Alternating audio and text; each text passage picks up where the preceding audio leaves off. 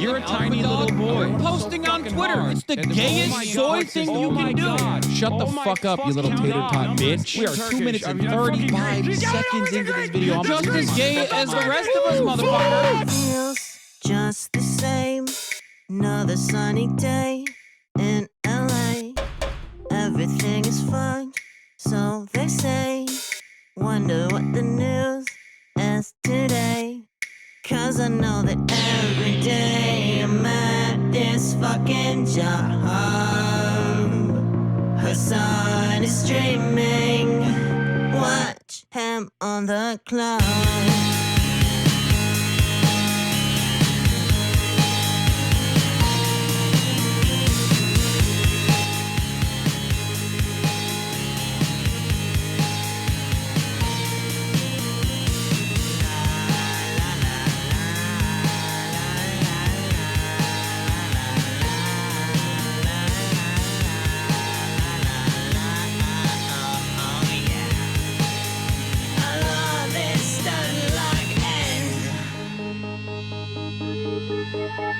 Listen, bro, the Lyra does not need this. Trans people love playing Hearts of Iron. Eating pussy is the basic bare minimum thing you can do. Where did they find these people, dude? And women want to have sex. Your job is posting. You're gay. Hump day.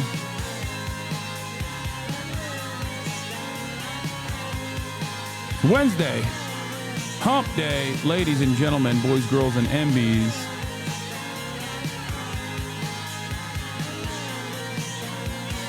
(2024) 11:15 p.m. or 12:15 p.m.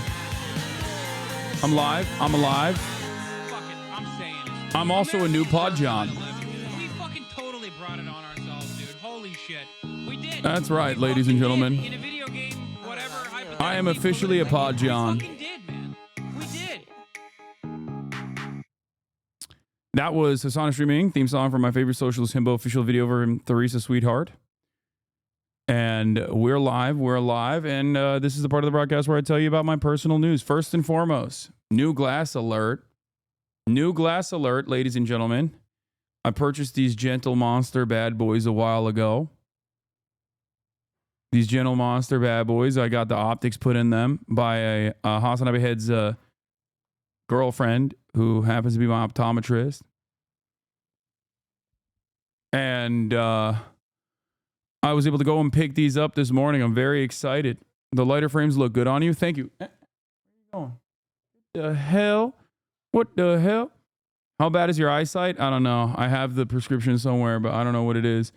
Anyway, ladies and gentlemen, we're live, we're alive, and it's going to be a good one regardless. This is part of the broadcast where I tell you about my personal news about what's going on in the world of Hasan, HasanAbi, Pike, in between the time period where I press the stop streaming button and press the start streaming button. Insane lineup, King? What do you mean? You look like you're ready to go to Korea with those frames? Thank you.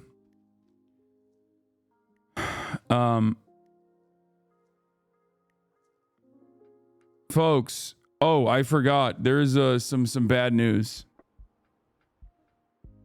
There's some bad news. I'm going to get to it in a second, but personal news-wise, ended the broadcast last night. Didn't really do much. Just went on a TikTok, TikTok journey basically last night. Woke up early in the morning, worked out. And the reason why I'm late today is because after that workout sesh, I got my new glasses. I have these in, this is gold, but I have it in silver frame as well. I have another transition lens glasses too as well. I got transition lenses. These aren't transition lenses, but anyway, I did all of that. And then afterwards, what did I do? I went to the Pod Johns. Okay. I went to the Pod Johns, Pod Save America. I went there to save America. And although the original conversation on the Pod Johns was supposed to take a 30-minute, it was supposed to be a 30-minute conversation. It took us 2 hours. We talked about so much.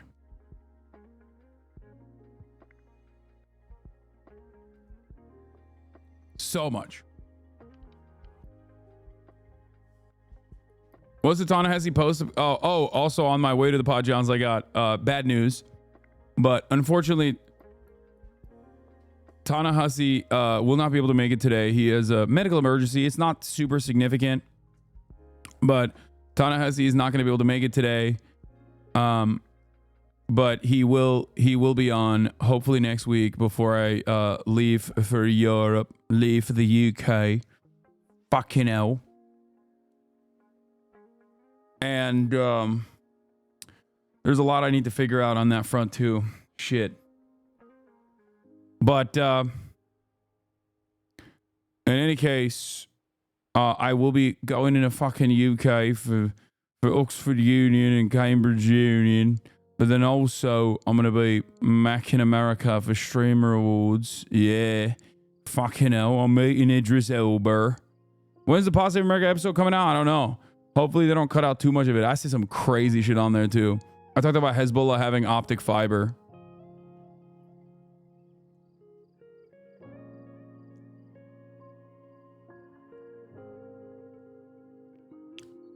But yeah, we like took a sidestep into Israel-Palestine stuff. It was me and John Lovett.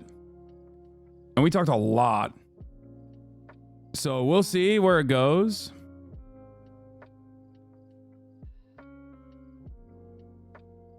Are you gonna do a talk in the UK? I'm not gonna do one talk in the UK. I'm gonna do 2 fucking talks in the UK. Peace. That's right. Going to fucking Oxford and Cambridge, yeah. Going to fucking Oxford and Cambridge. I'm in Cambridge, but they only allow members, and it's like £200. 200 fucking quid. That's crazy. It's mental, isn't it? Oh my god, I'm gonna do this nonstop. They made this just for you. Better story with the Yakuza mini games. What? This is a better dating sim? Okay, we'll look at it later. What are we doing in place of codes? Just regular old broadcast that I was gonna do anyway. Did you call the Pod Johns dumb piece of shit? No. Why the fuck would I do that? It's insane. Are you okay? No, I did not do that because I'm not a fucking freak.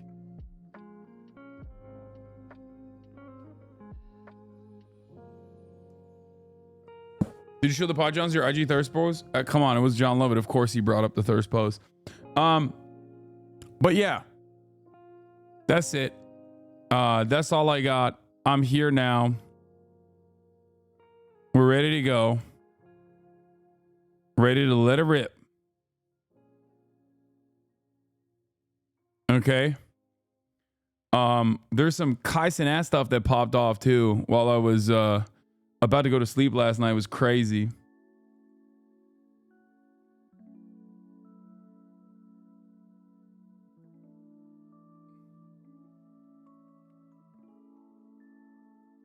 Ken Klippenstein pose. Okay, let's go. But yeah, bad news. I know. I'm cooked. Okay.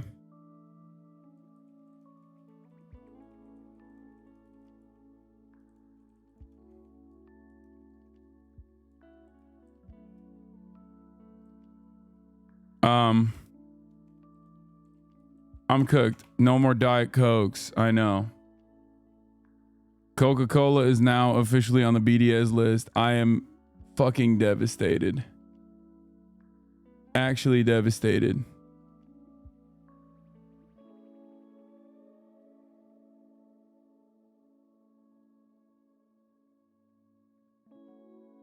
You know, Coke is officially on the BDS list. Lebanon x Israel ceasefire.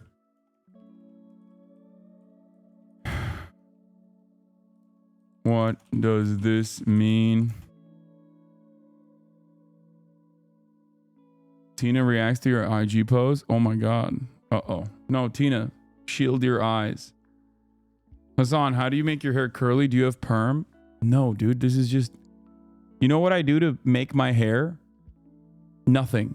I just get out of the shower and I towel it and then I just leave it like this.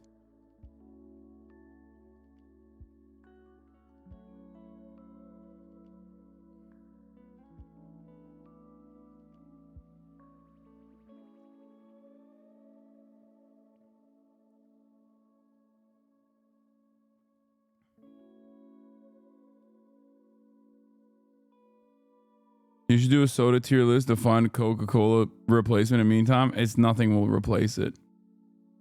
Nothing will replace it. Coke is officially on the BDS list. Lebanon Israel ceasefire. What does this mean? What else was I gonna talk about today? There's so much to talk about. Holy shit. What about RC Cola? Okay, guys, stop.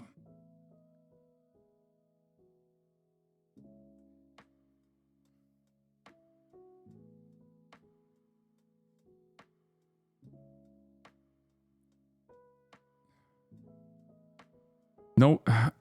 Okay. Coke's visual on the videos list. What else was I gonna say?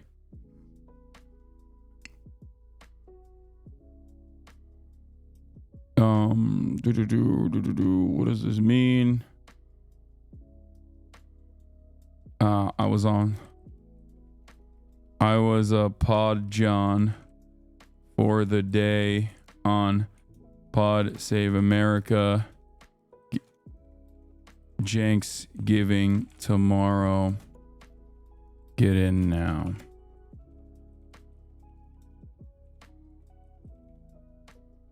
Okay, that's good. I thought Coke wasn't on the BDS list. Yeah, it is now.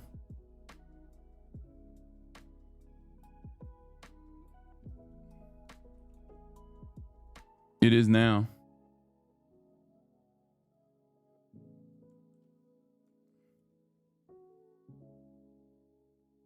We'll talk about that. Nor girl vindicated? That's so stupid. It wasn't before. Like, y'all are so dumb, dude. You can't fucking... Oh, God. I really... It's not retroactive, you fucking idiot. Like, it doesn't apply to previous incidents, okay? Please, shut the fuck up.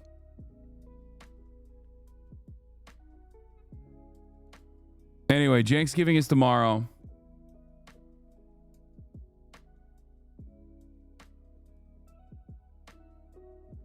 Something is ticking? What is that? What do you mean?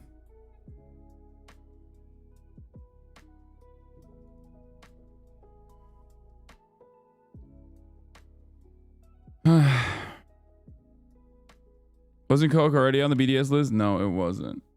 Hey, thank you, Themasius, for the playlist. Okay, we'll get started. But before Tina saw my Instagram post, oh no. Why? I open my Instagram and there's just Hasan. Why? What? Why? Why all that? It's too early. It's too early in the morning for that. Oh my God. Why is it the first image? Dude, I don't know what to do. You ever want to like people's pictures to be supportive, but then you also don't want anyone to think that you're like...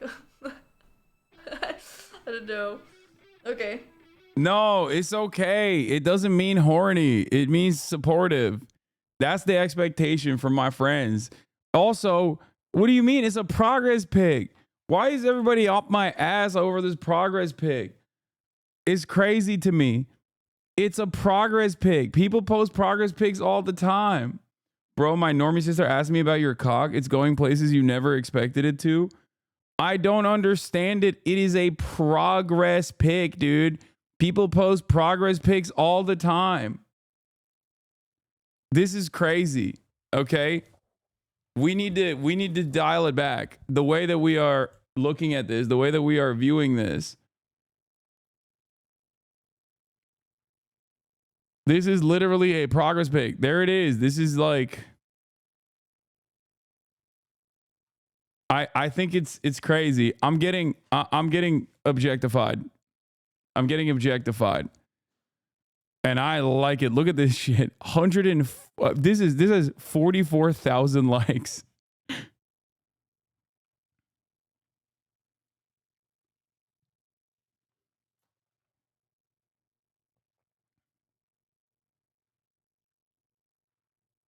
People that aren't in the gym life don't understand the progress pics. They're horny to post them. Wait, there's a funny thing that's come out of this, by the way. Apparently I landed on the natty or not. Apparently I landed on the natty or not subreddit for this. Hasan progress photo shows posted on a natty or not subreddit. Look at this.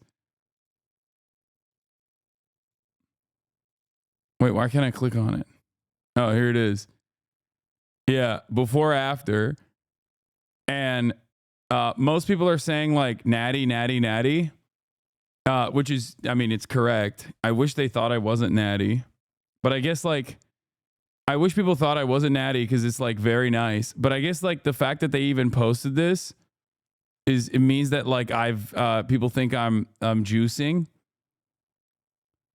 But I did see some of the comments that devolved into like, oh, this guy sucks. Oh, this scumbag. Why do people hate him so much? Because socialism is when you have no money and no house, but he has a mansion and money, so he's a hypocrite. Sarcasm. And then it's like a conversation about the classic people the classic people that are like, excuse me, socialism is when no house, no car. Like, these people just can't let it go, man. They can't let it go. It's like, dude, this is the natty or not subreddit. Can you please not tarnish the integrity of the natty or not subreddit? Why do you have to fucking pollute the airwaves with your nonsensical opinions about what you think socialism is? It's dumb.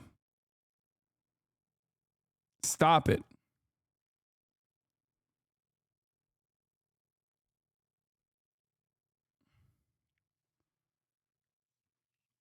Anyway, if Sam Cedar came to your house for a stream one day, would you make him take calls? It would be a glorious disaster. What? No. Anyway, this is an insane post. Trump make America great again. America Post Project 2025. This is creepy and gross. It's starting to set in that this was a rather controversial post.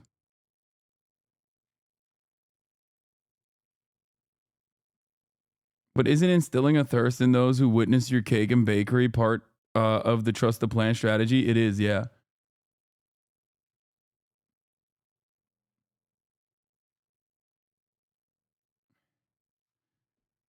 I sent in my best friend that I just got into your content. She loved it, Lamau. Nice.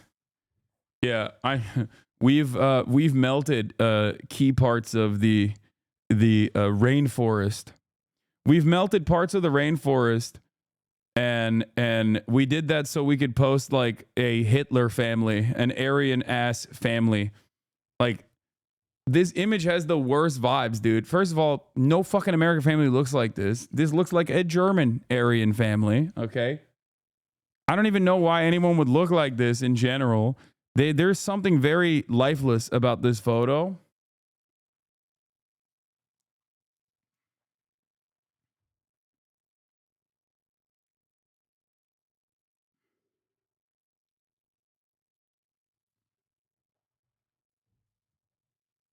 What is this? Your new podcast co-host is getting cooked? This is the voice of the future of America's working class. He will lead us to glory. Michael, you don't think this guy's the voice of the working class, do you? Does he use his platform to perpetuate the ideologies of the ruling class at the expense of the interests of working people? Not to be pedantic, but a 2.7 million house in WeHo and a 4.4 million house in Hancock Park are hit very different to someone who lives here, lol.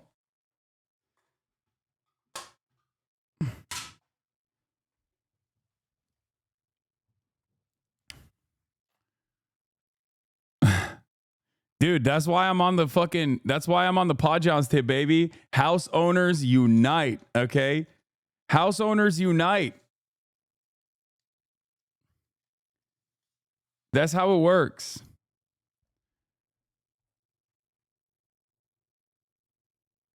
Lol, wait, did they say your house is 10 million? No, I think the new house he bought is like 10 million or something. I don't really give a shit. Of course the Podjohns have a massive house that is very expensive. I thought he was a director, not a podcaster. No, that's a different Jon Favreau. Podcaster Jon Favreau, and the Podjohns are former Obama administration officials, like speechwriters and staffers that got together and created the somewhat more progressive than mainstream Democrat podcast circuit called Pod Save America.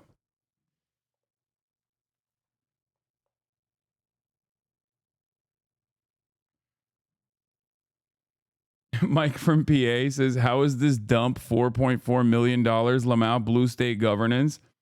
Yeah, that is pretty crazy. It's not a dump. It's a nice house, I think. It looks like a nice house. And I will say this about my own house as well. Like, my house in a normal housing market would be around, 700,000 max. You know what I mean? It is pretty fucking crazy how expensive it is. And that would still be on the expensive side, I think. Maybe cheaper. It just depends on which year which year we're talking about. Like what? Like yeah, my house. When my house in Texas, not near Austin, is $300,000, which is still a shitload of money, but infinitely more affordable. You know what I mean?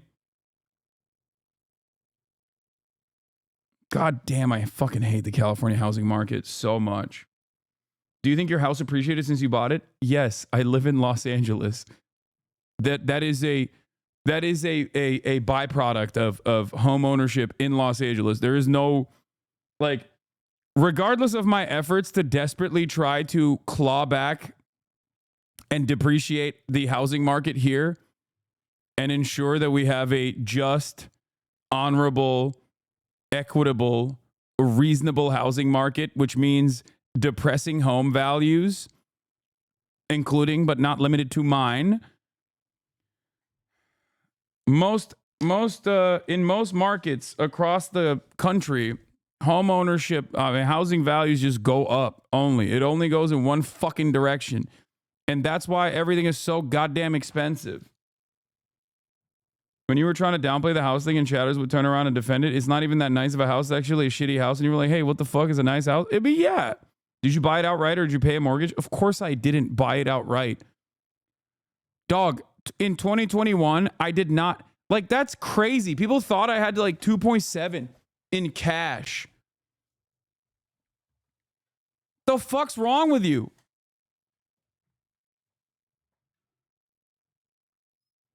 Ay, ay, ay.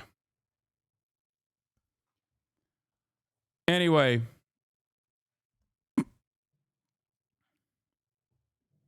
HasanAbi comes out.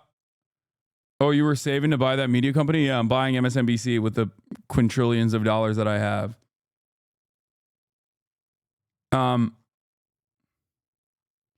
Yeah, my dad's a billionaire, so he bought it. Otaku auf Deutsch. Danke für die 25? No, how do you say 25 in German? I forgot. Thank you for the 25. 25. Okay, maybe 25. Okay, maybe I didn't get it wrong.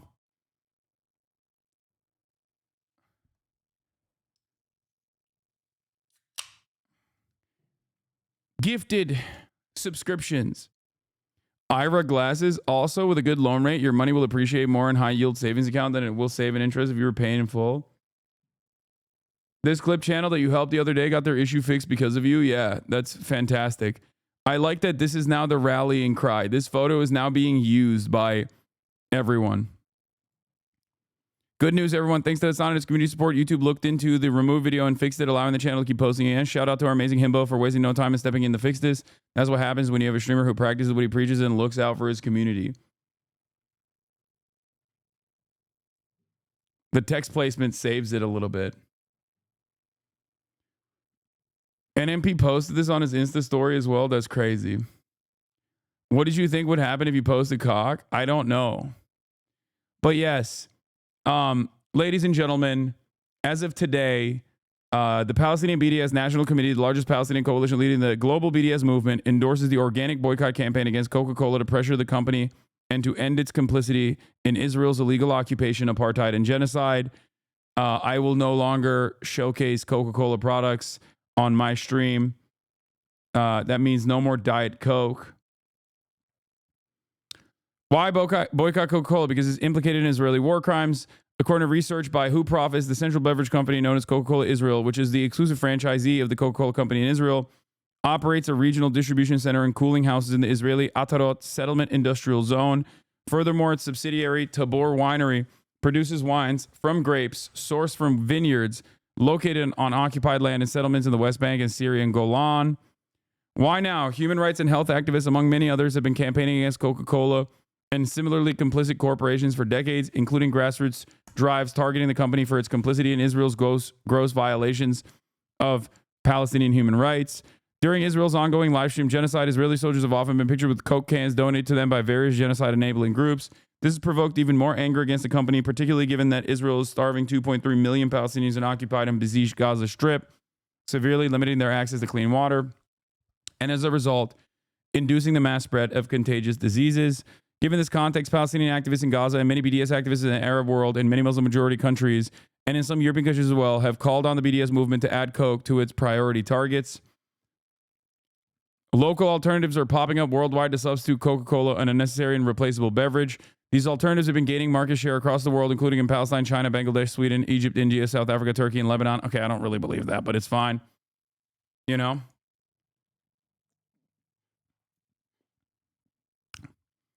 I guess Pepsi is fine for the time being, or Dr. Pepper. I don't know. Based on all this, giving Coke's large contribution, though, through business, as usual, in taxes to Israel's war chest during the genocide, the Palestinian BDS National Committee, BNC, the largest Palestinian coalition leading the global BDS movement, endorses the grassroots organic boycott Coke campaigns to pressure the company to end its complicity in Israel's illegal occupation, apartheid, and genocide. Dr. Pepper is a Coca-Cola subsidiary? Is it? No, it's not. The worst part about this is that these guys are these guys are like literally pretty straightforward and very openly exist to make sure that their boycott movements and movements are directed at specific targets. And yet, no matter what happens, okay? No matter what happens, motherfuckers will still go, oh, that means you can't drink whatever the fuck I've decided as well. Like, shut the fuck up. And given the nature of how a lot of these massive corporations exist, where in certain markets, please, can you guys shut the fuck up? Don't post this to me, okay? Excuse me, but you know, calm down. I'll try the Cola Gaza when I'm in England if they have it, but I'm just not gonna drink it, okay? Shut the fuck up. But there is a very clear and very deliberate reason why the BDS movement is very directed and hyper targeted, okay, towards a specific brand. It's so that dumbasses like you don't start chirping at people randomly for assuming that someone is doing something wrong, okay? The problem is you still do it regardless. You're like, well, I've decided that in the Venezuelan market, Coca-Cola actually owns a specific alternative, but only in the Venezuelan market. And if I catch you fucking drinking that soda, I'm going to kill you. Shut up. Just don't fucking, run around with Coca-Cola. That's it.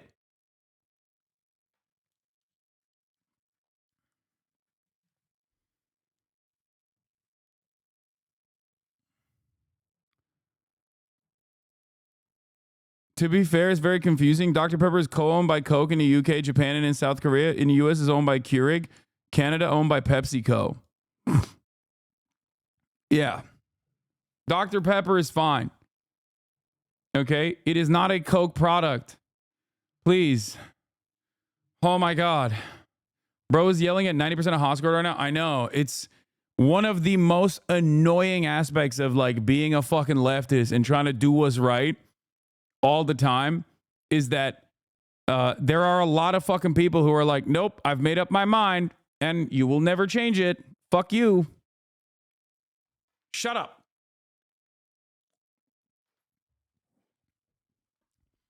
This is the intersection of all of the most annoying aspects of online commentary in general, is that the parasocial nature and the immediate feedback that chatters can get and also the idea that they can like finally enforce something upon their favorite content creators creates this unique space only in this specific hyper specific field where you're a political content creator who happens to live stream all the time, where people just go, oh, now my activism is about yelling at random content creators, like random political content creators, because I misunderstood the assignment given to me by the BDS movement. But yeah, it's not the end of the world, you know. It is what it is. Since you always say there's no ethical consumption under capitalism and that consumer activism doesn't work, why go through the pains of not consuming brands that support the IDF when realistically you might not affect them at all? Because pressure campaigns do work, especially when they're directed and targeted and have a very specific goal. That's the difference. It's like the Montgomery bus boycott, dude. Like, very clearly designed to reach a specific outcome. Do you understand? The Bud Light boycott is decentralized and was stupid. They didn't even know what they were angry about. They got mad at one can featuring Dylan Mulvaney's face. Yes, of course, there's a difference between that. Even if it was organized and even if it was very targeted, it still would have been bad, because why the fuck? They were boycotting it for bad reasons. They were boycotting it because they saw one fucking a trans influencer on one singular can. They got one canned. Okay?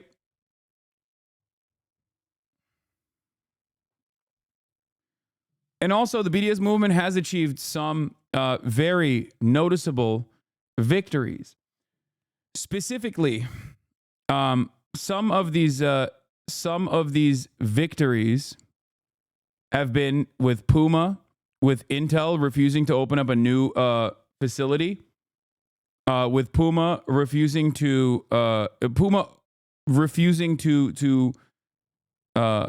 restart or continue their sponsorship of the Israeli Football Association.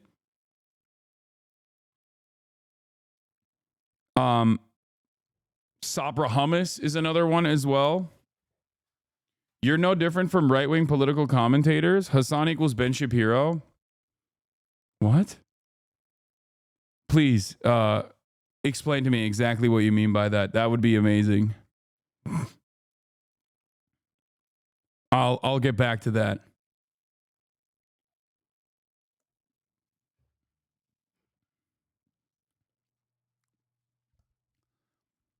But yeah.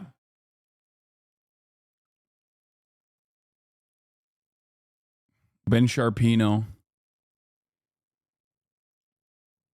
Why don't you pay attention to the ones who want you? What? I do.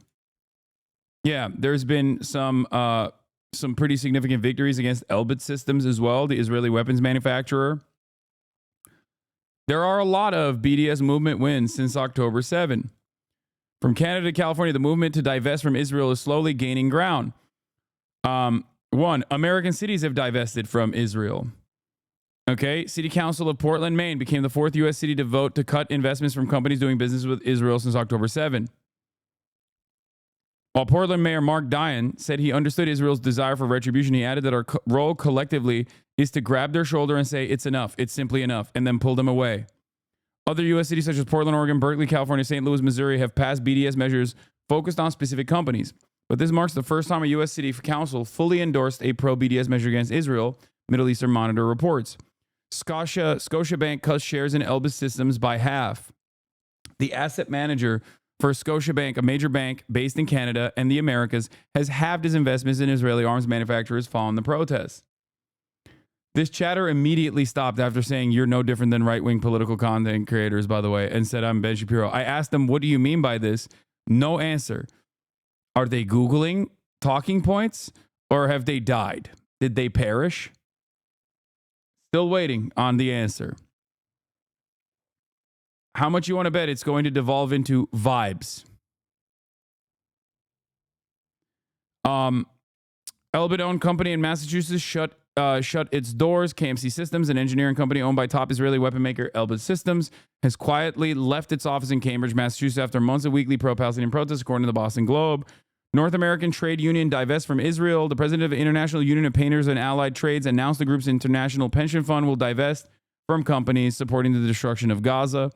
Canadian, Irish, and American universities have divested from Israel. San Francisco State University, Sacramento State University, Ontario Tech University, Student Union, Concordia University. Irish students forced Trinity College Dublin to divest from Israel. Puma is another one that we just mentioned. So there are some pretty solid dubs. I think like even Elbit Systems was actually denied entry into a weapons conference, which is pretty funny. You have Norway's largest private pension fund divesting from Caterpillar, which is on the boycott, divestments, and sanctions list as well. Caterpillar's on that list for the IDF-9 dozers that they have that are specifically designed for the Israeli occupying forces to use as they bulldoze over Palestinian roads and Palestinian homes.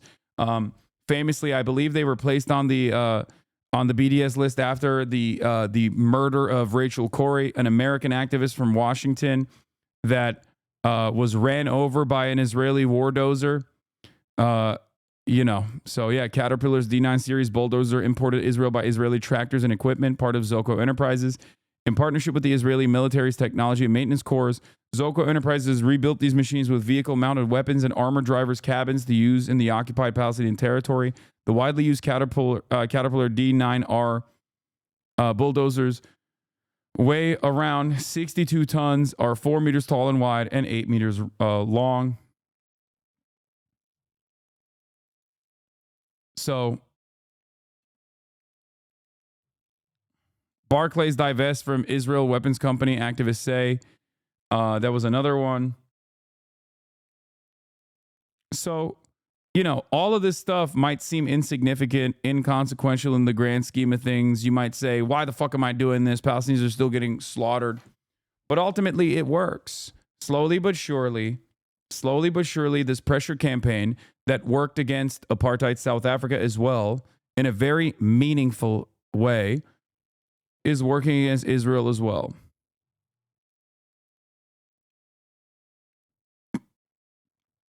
Yeah. And it's ironic because a big part of the process here for the BDS national campaign is to make it as easily digestible as possible. Wait, this guy got timed out because he wrote an essay. Right and left-wing political commentators on social media share many similarities. Oh my God, he chat GPT'd it. Oh my God. Dude, you're a fucking bot, brother. You're a bot. You don't have any convictions of your own. You literally went to chat GPT. Do you not recognize how sad that is? You let a machine fucking write your points for you. You don't have any firmly held convictions whatsoever. I want to have a fucking conversation here. How are you not embarrassed to admit that you went to chat GPT? I called it before I even read the full thing, and he admits it. They simplify complex issues, use emotional appeals, foster echo chambers, and emphasize polarization. Both monetize their platforms, selectively use facts, vilify opponents, and leverage memes or pop culture for engagement. Despite differing ideologies, their methods often mirror each other, driven by the dynamics of social media and audience behavior. Yes, it's ChatGPT, but it is what it is. That is the most pathetic thing I've ever seen from a human being. You literally went to an artificial intelligence chatbot, openly recognizing that you are less than an NPC. Okay? You are literally less than a video game NPC. You understand that, right? What a fucking intellectually incurious, lazy, idiotic thing to do. If you have an opinion, okay, if you have this firmly held conviction, you should be able to communicate exactly what it is. Maybe you're not going to be the best at communicating your perspective, but like, you should have some thoughts in there. You're a human being.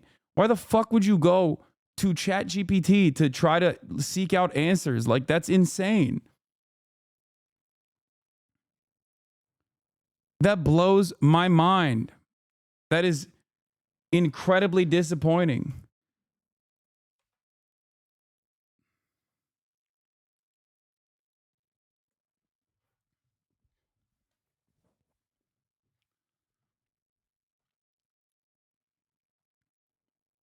Like, you're going to let a bot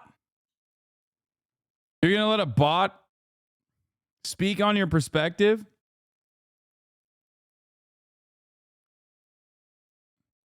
Yeah, this is the guy who wants to say I'm no better than the right wingers, by the way. The type of person that has no fucking opinions of his own. Head so goddamn empty that they rely on a fucking robot.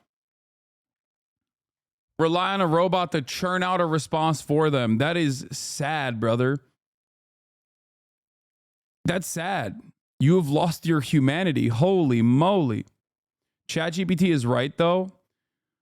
Oh, my God. We're so cooked. We're so goddamn cooked. Yeah, no, I'm not going to argue against a fucking robot, okay?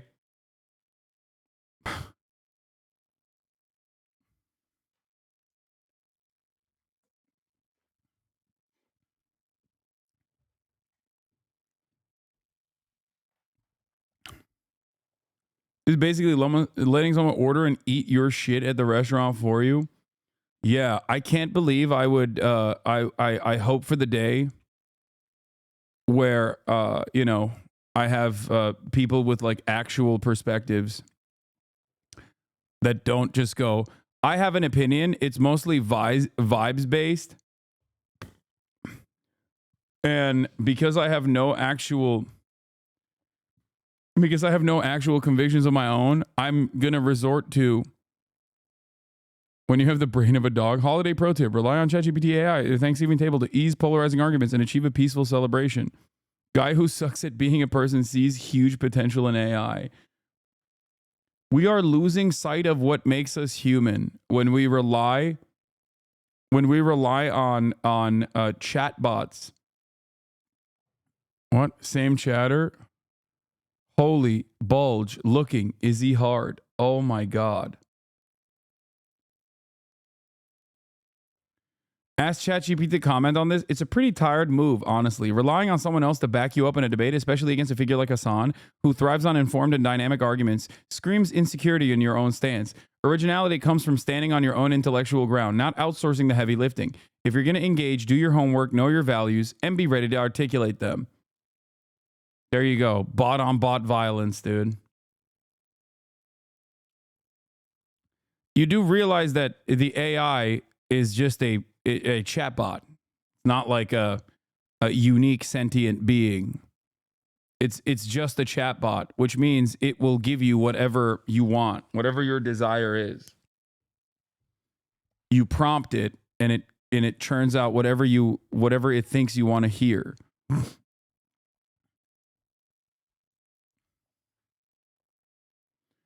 Ask ChatGPT how many R's are in strawberry. The answer it gives should provide some insight into how much you should trust this program for facts.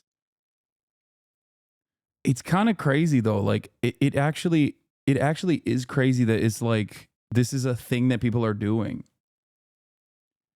And for the record, ChatGPT does have it maintains the political perspective of the people who created the fucking program. Like that is also true. So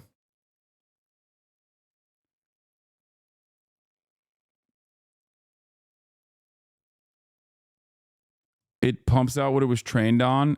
Yeah, there is a political perspective in there as well. It's definitely liberal, but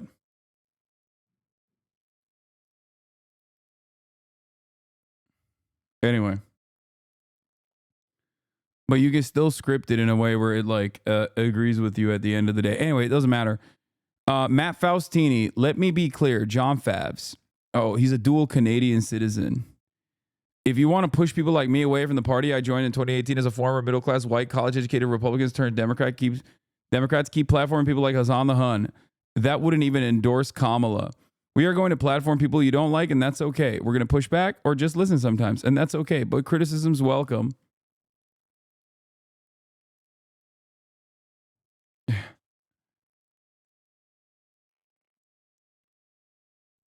Anyway. Some of the replies are salty. Harris campaign staff interview ran Tuesday. Hasan guest hosting the show today. Interviews with candidates like John Tester, Pat Ryan, and others ran before that. The goal is to hear a range of opinions about why the Democrats lost and how to fix things going forward. Whatever, cop. Terrible decision being involved at any level with Hasan, but you'll have to learn that yourselves. Are you surprised by how many people poorly reacted to the Harris campaign episode? I'm not surprised by that.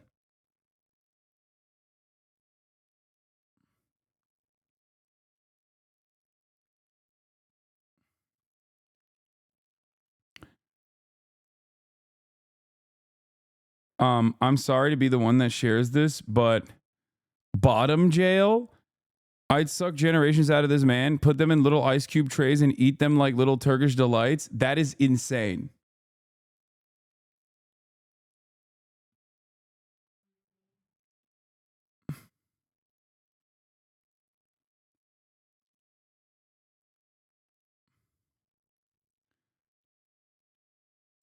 Hey, when is that episode out? I don't know. 23,000 likes. Probably soon. But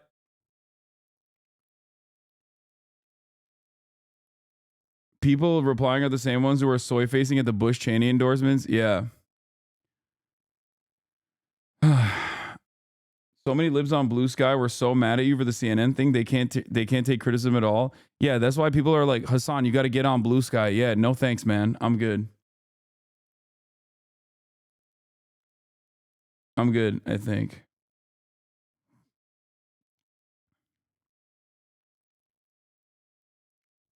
But I am excited to see how liberals react to me having this conversation where we did have disagreements. Like me and Lovett had disagreements at times as well. And they are hating on you on X, make it make sense. Yeah, I mean, I don't care. This is what's waiting for you on Blue Sky. Audiobooks audiobooks count as reading. Audiobooks count as reading. Audiobooks count as reading. Yes, but read also. Hey, friendo, some people can't read.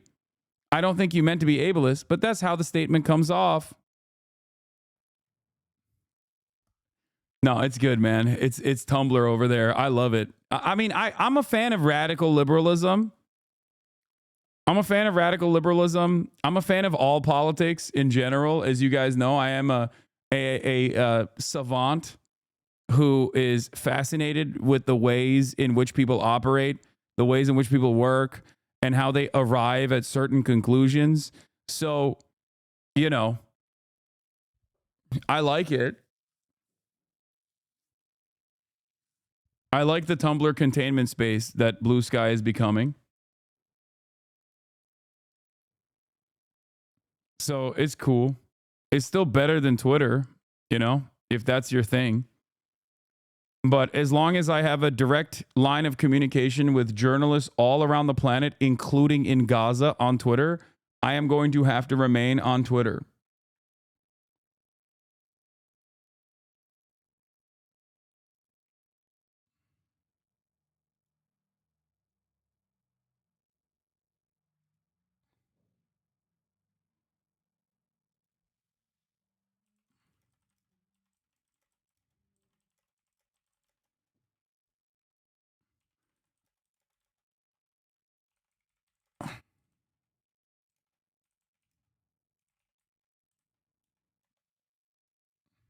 Anyway.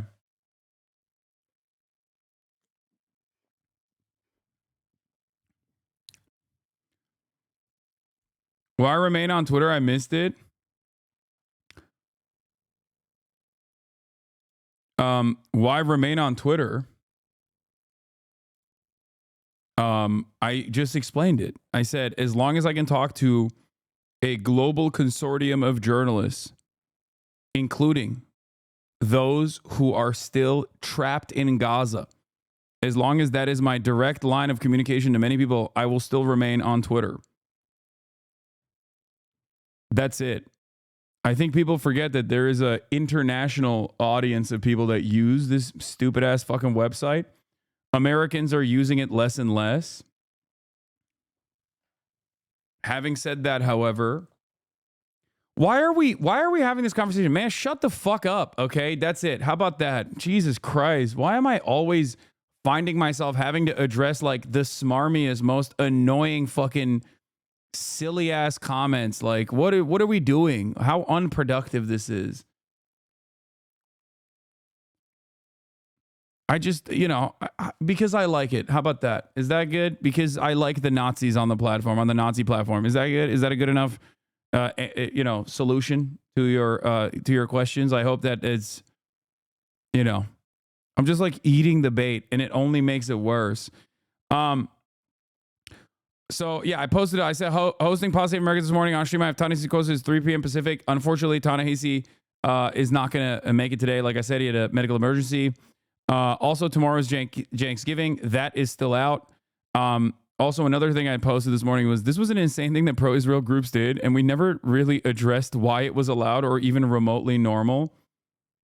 How many Twitter tabs we got open today? A lot. Okay. Also, yeah, I tweeted about Mesor Vault as well. Two conscientious objectors, Sol Behar Zalik and Iddo Elam, refused to enlist in the Israeli military army in protest of the war and destruction in Gaza and the ongoing occupation of Palestinian lands. And they are expected to be sentenced to military prison. What? Sorry for spamming. Speaking of money, I've been talking to my friends about you, and they keep insisting you have a billionaire dad, and they show this website as proof. Dude, you're doxing my fucking dad while also claiming he's a billionaire. I've never even seen this fucking website, but that is pretty funny. Unveiling his empire? Real estate and portfolio staple? He has none of this shit. What the fuck? This is an AI written website. Are you okay?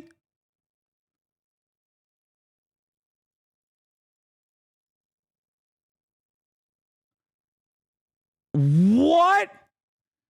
It says he has 5 billion.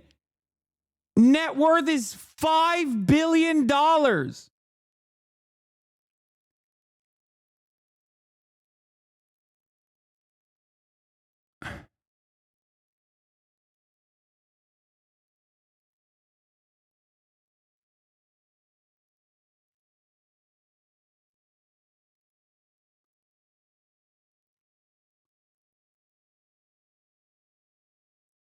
I take care of my dad, like financially, and my mom. This is news to me that this entire time he was hiding $5 billion of assets.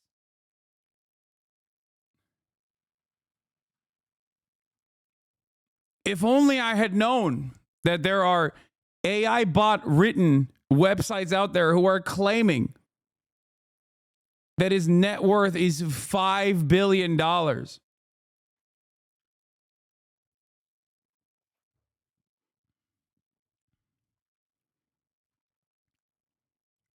Incredible. Hey, King, my mom saw you last night on CNN and asked me if you were Jewish. He looks Jewish. We're Jews, so this is a compliment. I like that.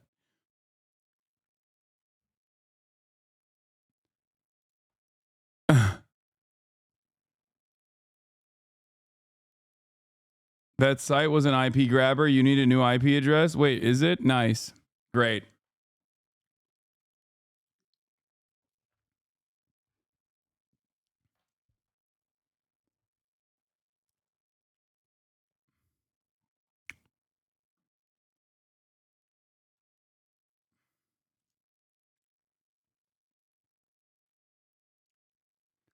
Amazing. All sites are technically IP grabbers, so I don't know how that works, but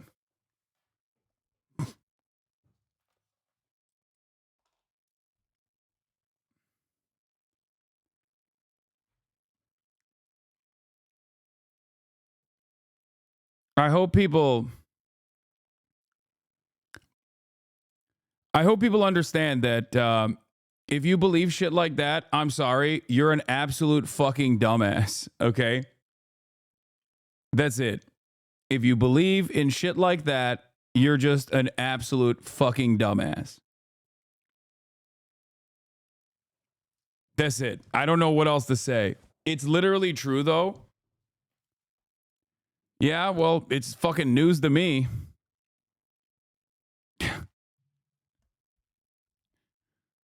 It is funny, though, that like people will be like, nah, actually it's true. You don't know. This fucking random AI website actually knows the truth.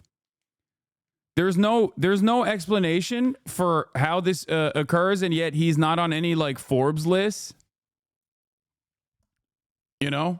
Because I feel like at that point, if you're a billionaire, you're gonna appear on some lists of the wealthiest people, right? Yeah, that would make him the second wealthiest person in Turkey. Wow. If his net worth, well, Murat Ülker, his name is Murat. My brother's name is Murat. Maybe there's a connection there. Yeah, this would make my father the second wealthiest person in the country. Do you understand how fucking stupid people are?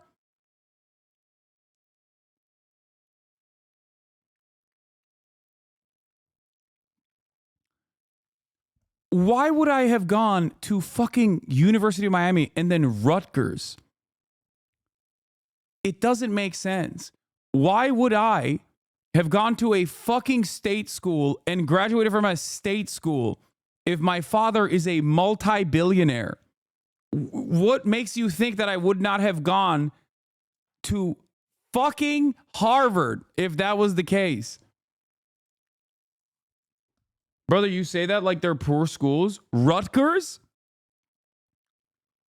I went to Miami with a scholarship, but Rutgers?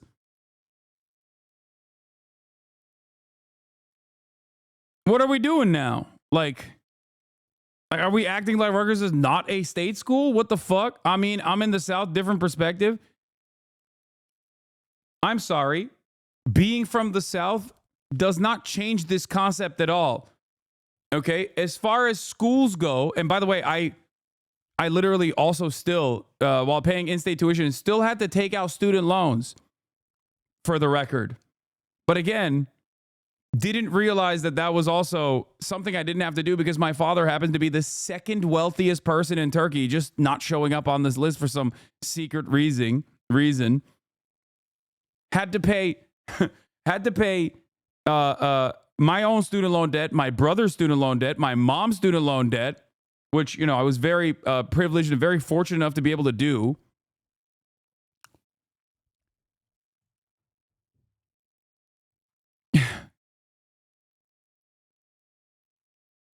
Wait, Rutgers is cheaper than my school? Maybe I'm a champagne socialist too? Yeah.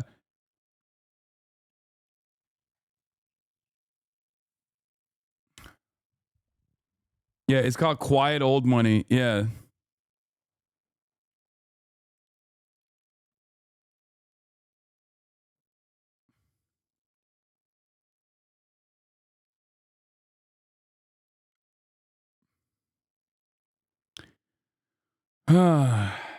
Anyway, what the fuck are we doing this morning? What a crazy way to start the day. Tyrell Lee, thank you for the 10 give this subs.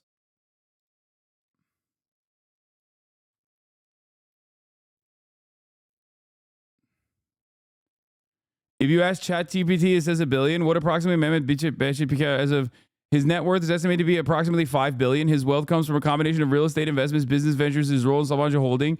He has made strategic investments in his properties, particularly in Istanbul and New York City, which have significantly contributed to his net worth. Yeah. He's a real estate mogul in both Istanbul and also New York City. You know what's really funny about the Sabancı Holding situation? He was the executive vice president. This is something I've talked about before, but of Sabancı, which is like a massive holding group. Other than Koç, it's like the second largest holding group in Turkey at the time. This would mean he's richer than the founder of the holding group. Okay?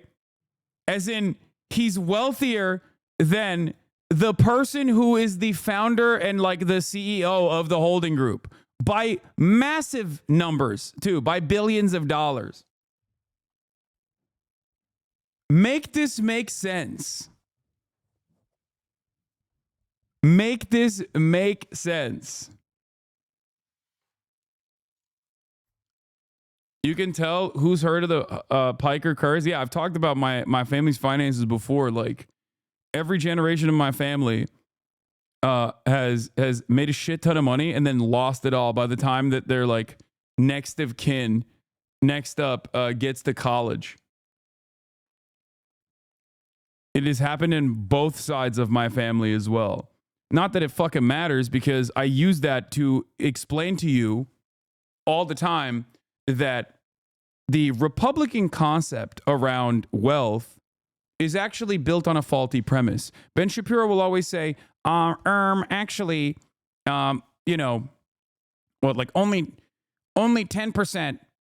Like, do you know how much money is passed down every year from one generation to the next? It's like 10%. You are lying, okay? You are lying when you say that. Because when you're rich, even if you fucking lose all that wealth by the time someone like myself, for example, I can speak from personal experience, when you grow up affluent, as I did, right? By the time you get to fucking college, even if you go to college in America where you get a fucking slate wiped, basically, because you have no network in the same way in the United States of America, I still did not have to work to you know, ensure that I took care of my family. That would have fucked over my schooling in the process. You know what I mean? There's a tremendous amount of different societal pressures that I did not have to withstand as a consequence of growing up affluent. Even if they had no money by the time I got to college, it still doesn't matter, right? Because I got a tremendous education. I'll give you one example, okay? Not a very good test taker. In Turkey, there's a lot of emphasis placed on tests. And you can go to some of the best public schools in the country. Some of the best schools in the country are public schools still to this day, right? But you have to be really good at taking these tests in both 8th grade and also, before you get to college. And because I, was dog shit in 8th grade in my standardized testing, okay, I was not able to get into very good high schools, very good public high schools.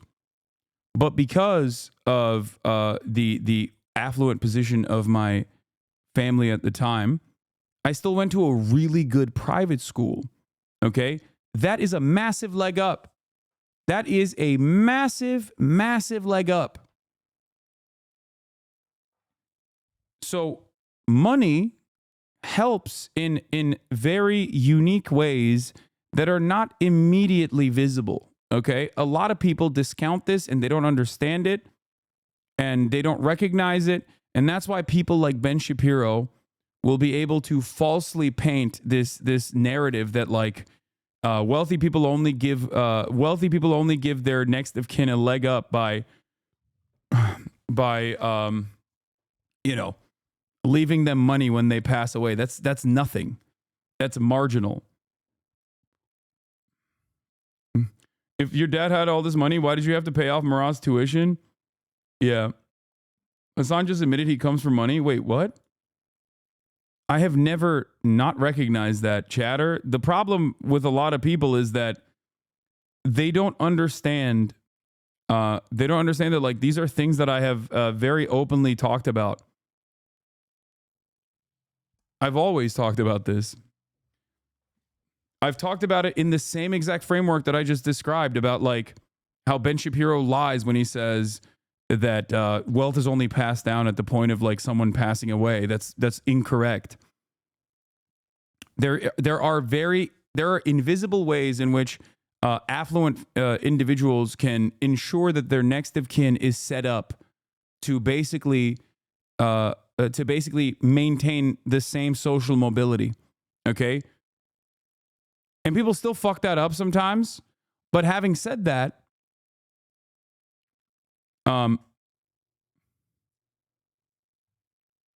having said that, the idea that like the idea that this is just a direct wealth transfer at the point of the person dying is silly. And regardless, my financial circumstances went from growing up very affluent to, no longer being affluent at all and having to take out student loans and do all this shit. But it doesn't really matter.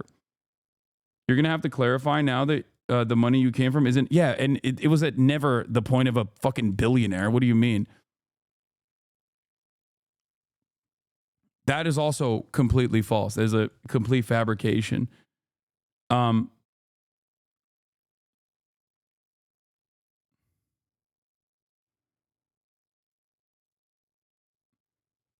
Yeah.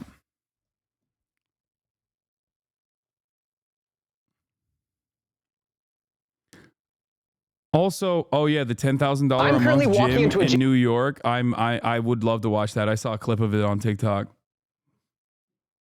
Affluent in Turkey, but not in USA, correct? Yes. You've talked about your privilege, your advantages, but you never act like you are better, as you want everyone to have access to good education and healthcare. Yes, that is the whole point. Also, people like lose their fucking minds over this shit, but like, yeah, my father's like circumstances do not have any bearing on my political commentary whatsoever. So that in and of itself is also so stupid. And it's just, I think, like a weird way to basically dox family members of a person that you don't like. But we've decided that, like, because the enemy is ontologically evil, me being the enemy, that's actually perfectly valid. It's weird. Like, it's kind of crazy that like that kind of behavior is not considered psychopathic and scary, and instead is considered like perfectly valid and normal and good. You know?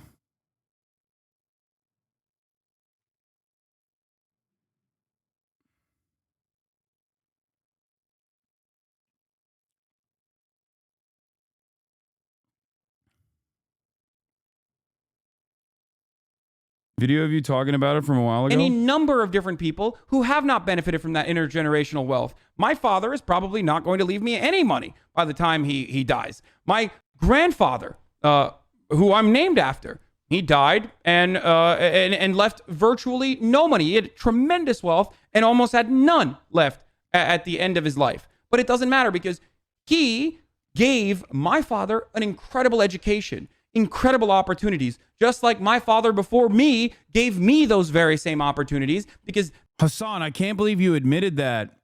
On this video with 669,000 views from June 15, 2020. That sort of privilege does not come in the direct form of financial compensation, you dumb f***. In reality, the best path toward wealth in this country is income mobility, not inherited wealth. This opened up a wealth. Wait, I don't even disagree with that. Income mobility.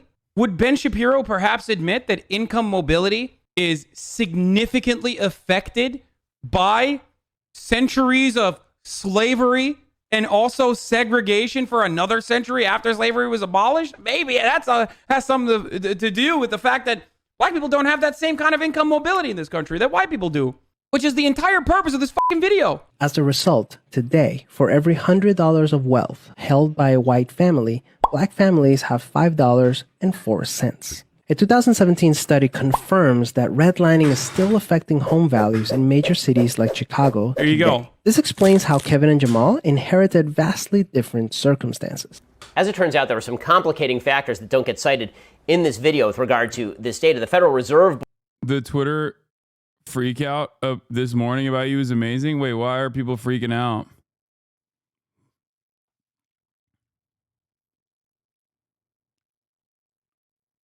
So it's really interesting. It's really interesting that people, like I said, don't know that these are all things that I've addressed a million times over. My Bubba grew up super wealthy as a pediatrician to upper class Izmir people and also lost it over his life. And at the end of his life, my dad was supporting him. Do you think there's something in Turkish culture that makes people easily lose it like that? Haha, I don't know. Probably not.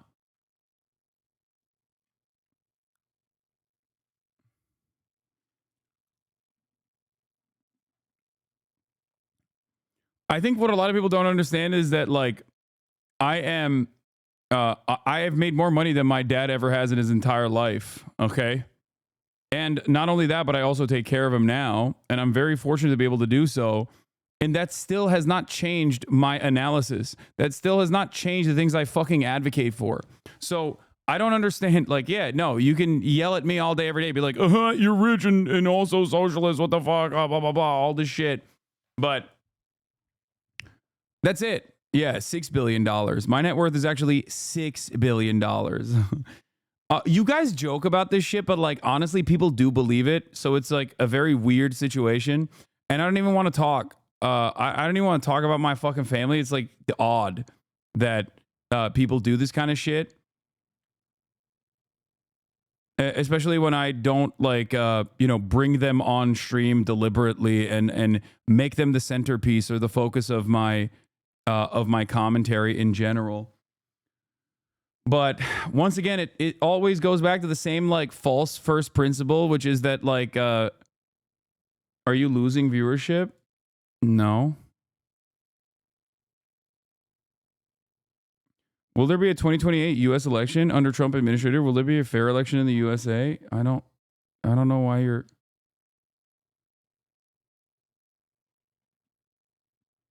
My family has 10 million euros, and this, in fact, informs my politics. It made me understand that other people should have the benefits I had. For example, I had a mental health crisis and was able to not work, stop university for a year, and go back home. Others would risk death or complete poverty in that position. Exactly. That's another thing. That is also another side of the story as well. Is like for example, my experience going from working for a company as a wage laborer to working for myself, in the process of still, making money from real estate that way would only put him behind Rick Caruso on the list of Forbes real estate billionaires from 2023, which is an insane claim to make. Yeah, people are on crack cocaine, I think. But look, the point I was trying to make is that like all of the opportunity that I've had, all of the privilege that I've had, I want others to be able to have that as well. I want others to be able to experience the freedom of not having to fucking worry about healthcare costs. That's it. That's what I advocate for. Okay. And I've never really personally hid my beginnings or anything like that. Not that it bears any basis on my commentary in general. And I think it's really weird, and it's a very odd way to just like try to open up a new vector of attack by just like doxing my family. What the fuck? It's weird and gross. I don't know how else to describe it.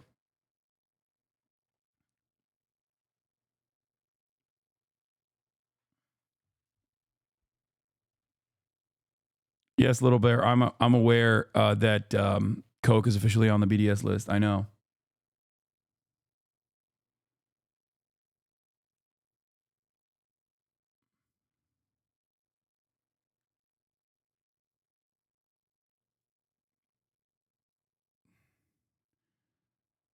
But yeah, apparently people got real mad at the it all comes from Destiny followers. Yeah, probably. 2 hours in and he hasn't covered news. It's an hour and 25. Okay.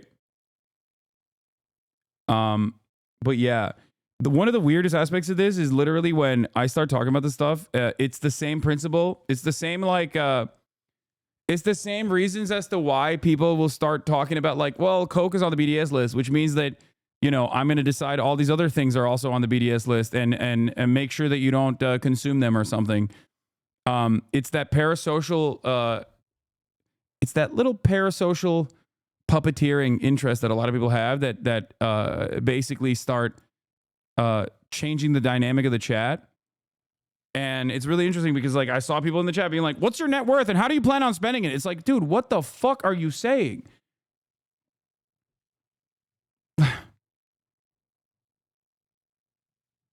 Anyway. Excuse me, can you please give me a financial accounting of all of your expenses right now so I can make assessments on whether it's moral by my standards or not? Is not a, this is a fucking ridiculous convo to have. It is. It's especially ridiculous because people will be like, ooh, he's hiding it. He's being sinister. It's like, dude, what are you talking about? I exhibit or I live under capitalism in the most ethical ways possible, okay? Within the bounds of reason. And people still fucking yell at me for leasing a goddamn dentist car like the Taycan or purchasing a house that I mortgaged so that I could live with it and welcome all of my family members and also people that from all around the world come and visit Los Angeles. And not only that, but even then people yell about that. Why the fuck would I constantly play defense on this shit? Yeah, whatever, dude. I'm caked up, okay? Focus on the argument. That's it. It's another way to just move the conversation away from that, to just like attack the person saying the message and not necessarily the message itself. Oh, there must be some inconsistency here. Okay?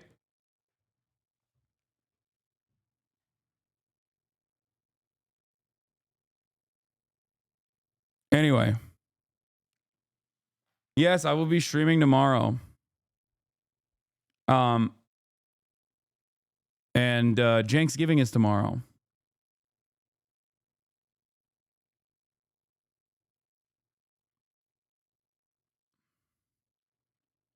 Yeah, every moment that you're like, oh, dude, I can't believe this house is fucking 2.7 mil, is a moment where you're not asking the question, why is that house 2.7 mil? That's, I think, a much more productive conversation to be having.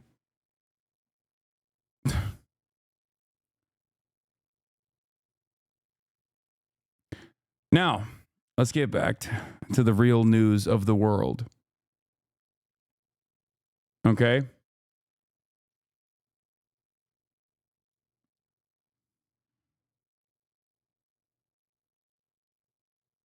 Released a temporary ceasefire between Israel and Hezbollah is in effect this morning after more than a year of cross-border fighting. Israeli airstrikes and Hezbollah rockets continued until shortly before the truce began. President Biden spoke about this deal, which was brokered by the United States. I applaud the crazy decision made by the leaders of Lebanon and Israel to end the violence. It reminds us that peace is possible. Say that again, peace is possible. Deborah Pata is in northern Israel. Deborah, good morning. A very good morning. Well, Lebanon is just over that hill, but here in Israel, Kiryat Shmona has been a ghost town for over a year. On our way in, we did see some shops reopening. We also heard 2 outgoing explosions, but nobody is saying the ceasefire has been breached. Israel and Hezbollah were exchanging heavy fire until the very last moments before the ceasefire began. Then, in the early hours of this morning, the guns fell silent. Now the tense 60-day wait to see if this holds. During this period, Israel must withdraw from Lebanon and Hezbollah retreat north of the Litani River while Lebanese troops and UN forces keep the peace. But if Hezbollah violates the ceasefire and tries to rearm, Prime Minister Benjamin Netanyahu said we will attack. And there is deep distrust on both sides. It's not safe to go home, said Israeli Eliyahu Maman, because Hezbollah can still harm us. I don't believe in this ceasefire, Beirut's Rima Abdelkalak said. Israel cannot be trusted. But that lack of trust has not stopped thousands of Lebanese civilians hitting the road down south, everyone desperate to go back home, despite warnings from both Israel and... Yeah, I wonder what the difference is because death and destruction is all they fucking know at this point, and they have no other options, so they're going to go back regardless. Lebanon, that it's still too dangerous. I wonder if they'll actually ask the Now, Lebanese this deal people. has revived hope for a Gaza ceasefire, but a former Israeli military intelligence officer told us he's convinced Israel will not be leaving the Palestinian territory for a very long time. Nate? Deborah Petta in northern Israel. Thank you. The major development in the Middle East, the ceasefire between Israel and Hezbollah, took effect overnight. I want you to take a look at new video coming in of people returning to their homes in southern Lebanon. What time is Coates coming? He's not coming today. He's sick.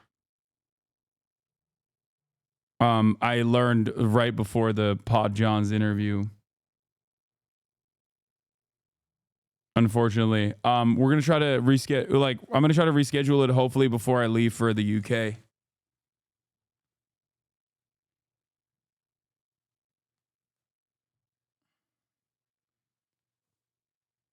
And I don't know when the Pod John's interview is gonna come out, or the Pod John's show is gonna come out.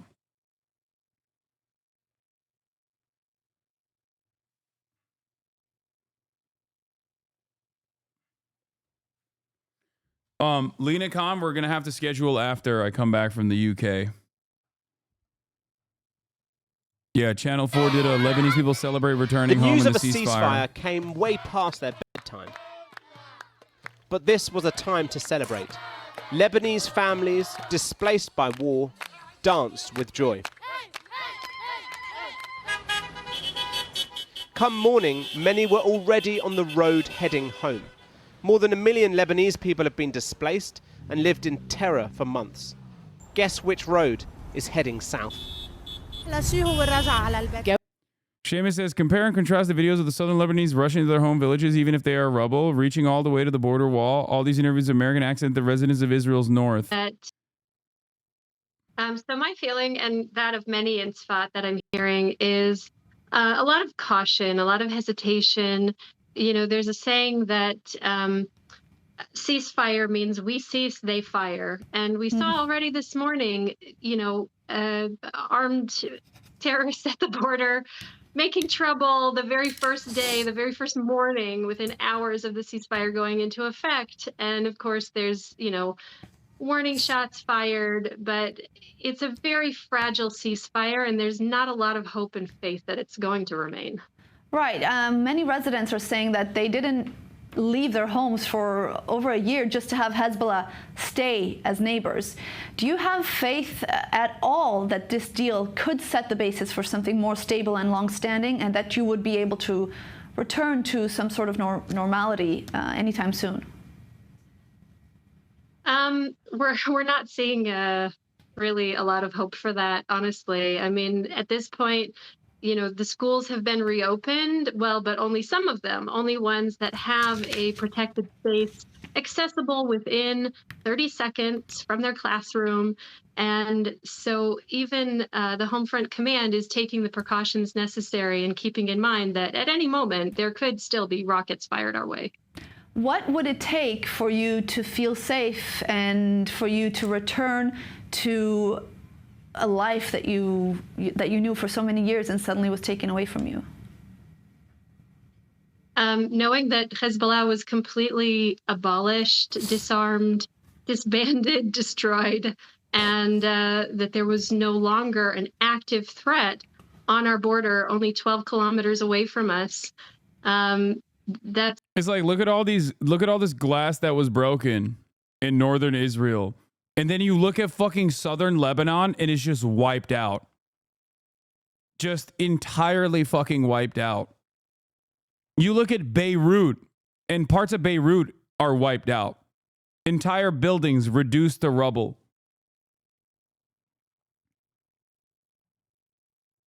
really anything short of that does not give us hope for security long term. But would that mean continuing the war as it is right now, or could some sort of ceasefire deal, a diplomatic deal, be enough for you? Well, you know, not so long ago in the past, we used to She grew up in Texas? say we don't negotiate with terrorists. And now, unfortunately, we do, but it usually... Well, that you know, that explains the Texan attitude. doesn't end very well for us.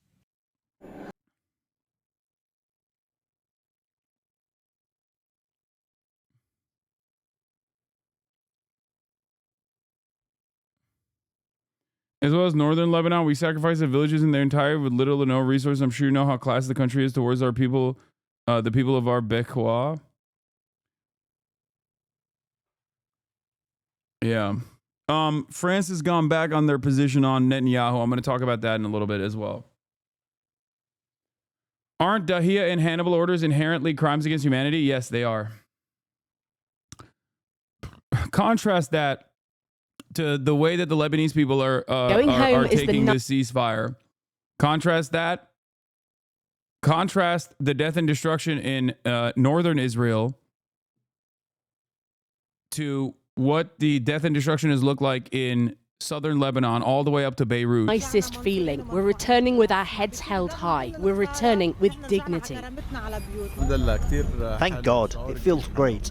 Thank God for everyone's safety. I hope Lebanon always stays safe. But some of the places they are returning to are still occupied by Israeli forces, who have 60 days to leave. And as people flooded back, Israel warned residents not to return to the border area.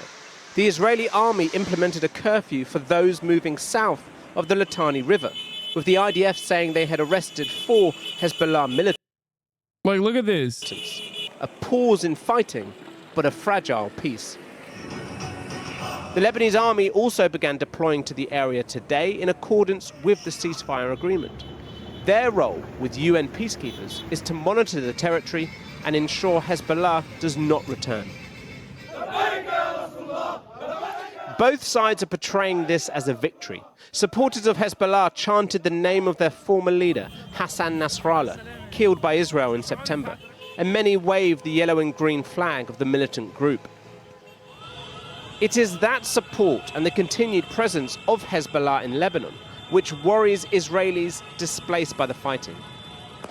Many of them, like Amichai, fear this is not the win that Benjamin Netanyahu boasted about last night and are fearful of returning home. A ceasefire is a big nonsense, in my opinion, because nothing has changed. Tomorrow, Hezbollah will go through the tunnels that haven't been found yet, and they will reach us and take us whole.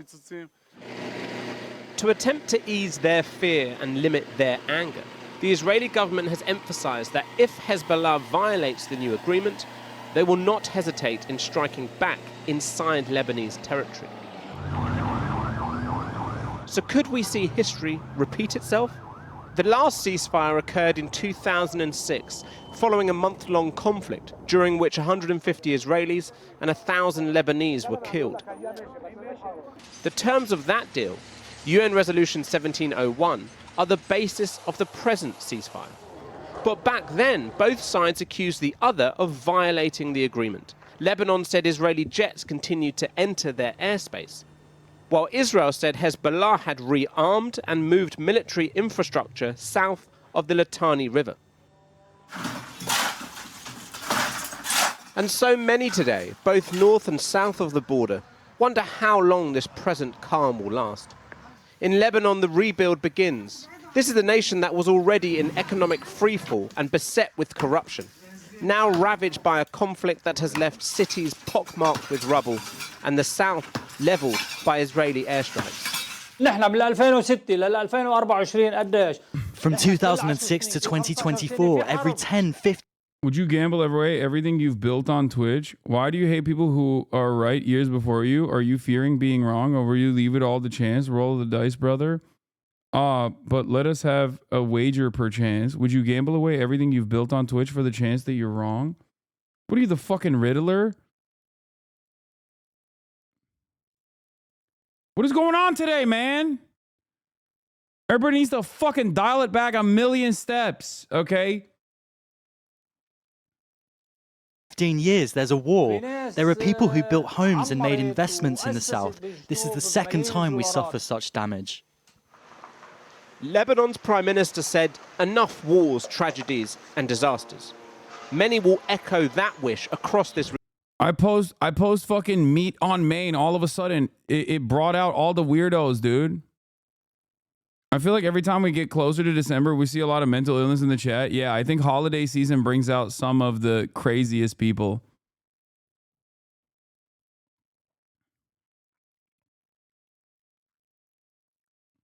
It's also the serialized, dedicated brigading coming from certain communities that are very upset that their daddy looks like you know, someone who has done really inappropriate things with minors in general, both in the past and continues to be like a fucking rapacious weirdo, and they don't like that, so they have to fight back to the best of their ability.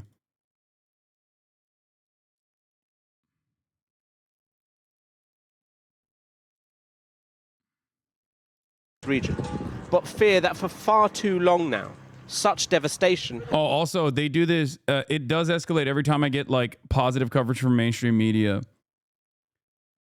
It's very weird. Yeah, Diddy Jeers.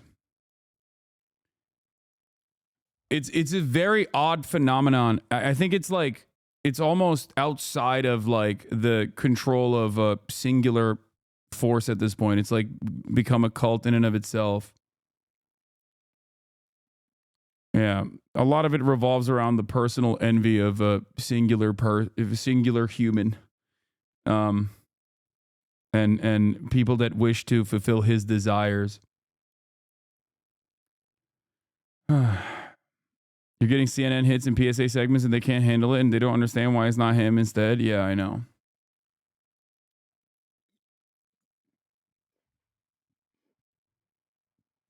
Has become synonymous with this land. Well, joining me from Beirut is the Lebanese-Australian journalist Rania Abizaid. Rania, thousands returning home. What are they telling you about the scale of devastation, what they're facing there? Yes, as you saw from that report, the Lebanese did not wait long at all to head back to their towns and villages, not only in the south, but also in Baalbek and in the Bekaa Valley. The ceasefire took effect at dawn, and very soon after that, there were traffic jams on all of the southbound routes as people headed home or to whatever remained of their homes. Certainly, the destruction is widespread. There was a report recently that said that up to 100,000 homes have been damaged or destroyed. This war. By the way, your CNN piece was just uploaded to the official YouTube channel. Let's go. Hasan is mostly right, except about adopting good policies. We're never doing that. Yeah, go show the support.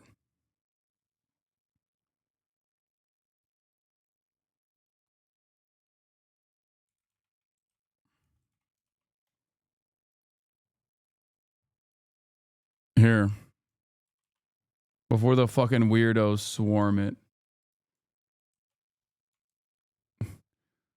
This dude is in like every fucking mention. I don't know how he figures it out. Everywhere. Anywhere that I'm mentioned, they swarm it. I think they're angry that the whole adpocalypse shit failed, and after a few days, an advertiser getting rich during Christmas. Yeah, that part of it is true too.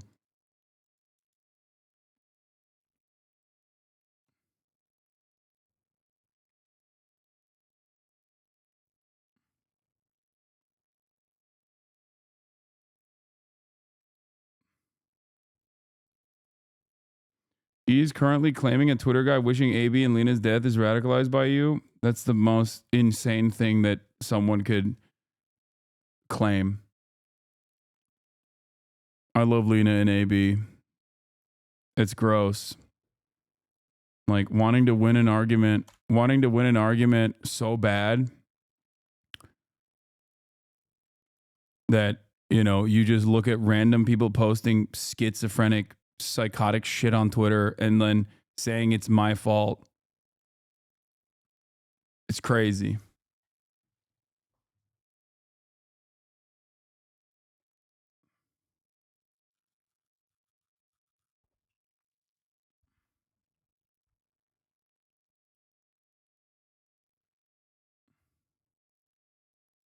killed more than 3,700 Lebanese. It wounded more than 15,000. So the devastation is vast, but so too is the ability and the desire of Lebanese to return home and to rebuild their lives. And are they worried about that rebuilding, given the sort of prospect of new outbreaks of violence loom heavily, but also how they're going to rebuild, what help they will have to rebuild? Well, that's the key question. Now, Hezbollah's leaders have said that they will help rebuild. They will help foot the bill for the rebuilding. But, this is not like 2006. Where's the money going to come from? The country has been mired in a devastating economic collapse since 2019, actually, and it is still feeling the after effects of that collapse in 2019. Certainly, geopolitically, the Gulf states are not as friendly. Many of the Gulf states are not as friendly to Lebanon as they were in 2006. And Iran is also sanctioned and has its own economic woes to contend with. So that's the big question about where the money is going to come from. And over it all, this nervousness hangs about how long this ceasefire will hold. What are your reflections on that? Well, it's a very fragile truce, and the potential spoilers are many on both sides of the border. You heard in that report that Netanyahu says that he thinks that Israel reserves the right to strike Lebanese territory if it thinks that Hezbollah is rearming or that its fighters are moving south of the Litani River. Now, these are very difficult things to verify, given that Hezbollah's fighters are clandestine, and its arming, its rearming is also sort of not. It's not that you don't see Hezbollah fighters in these areas. Lebanon fears that Israel may try and exploit that and violate Lebanese sovereignty. So it's a very fragile truce at the moment. So the Lebanese are certainly taking it one day at a time. And is there a lot of nervousness that Hezbollah will breach its side of the deal? Well, so far, its officials are welcoming this pause, this cessation of hostilities. They view it as a victory. They have said that they have, absorbed and endured devastating blows that Israel has unleashed on the group. So devastating that the former Secretary General of State Hasan Nasrallah himself described these blows as unprecedented and painful before he himself was assassinated a month ago. But Hezbollah's officials are presenting this as a victory because Hezbollah was not destroyed. It remained steadfast. It prevented Israeli soldiers from occupying and creating a new occupation zone in the south. And it says that it will help rebuild after this devastation. Rania Abizaid, thank you very much for joining us. Thank you. Well, President Biden says his administration will immediately try to secure a truce in Gaza, declaring he will make a push with regional powers to agree a deal which includes the release of all the hostages and the removal of Hamas from power. But is there any likelihood of achieving that? Jonathan Rugman reports. It's been a year since a brief truce in Gaza. In the words of President Biden, its people have been through hell. With over 44,000 Palestinians reported killed, most of them women and children. So, in the winter of his presidency, a final push for a ceasefire to follow that agreed over Lebanon. And Mr. Biden blames the lack of one on Hamas. And so now Hamas has a choice to make. Their only way out is to release the hostages, including American citizens, which they hold. In the process, bring an end to the fighting, which would make possible a surge of humanitarian relief. But these Israelis protesting in Tel Aviv last night blame their own prime minister. They want a deal to release somewhere between 50... Yeah, I wonder why. I wonder why the immediate family members of the hostages are still blaming the prime minister. Much to think about there. What's your take on the ceasefire, by the way? Is it a win for Hezbollah? I mean, I think ultimately Israel accomplished one goal, which is to decouple Hezbollah's actions from the ongoing genocide in Gaza. Okay? So I think technically, depending on how Hezbollah operates from here on out, they did accomplish that goal. But while they did that, what?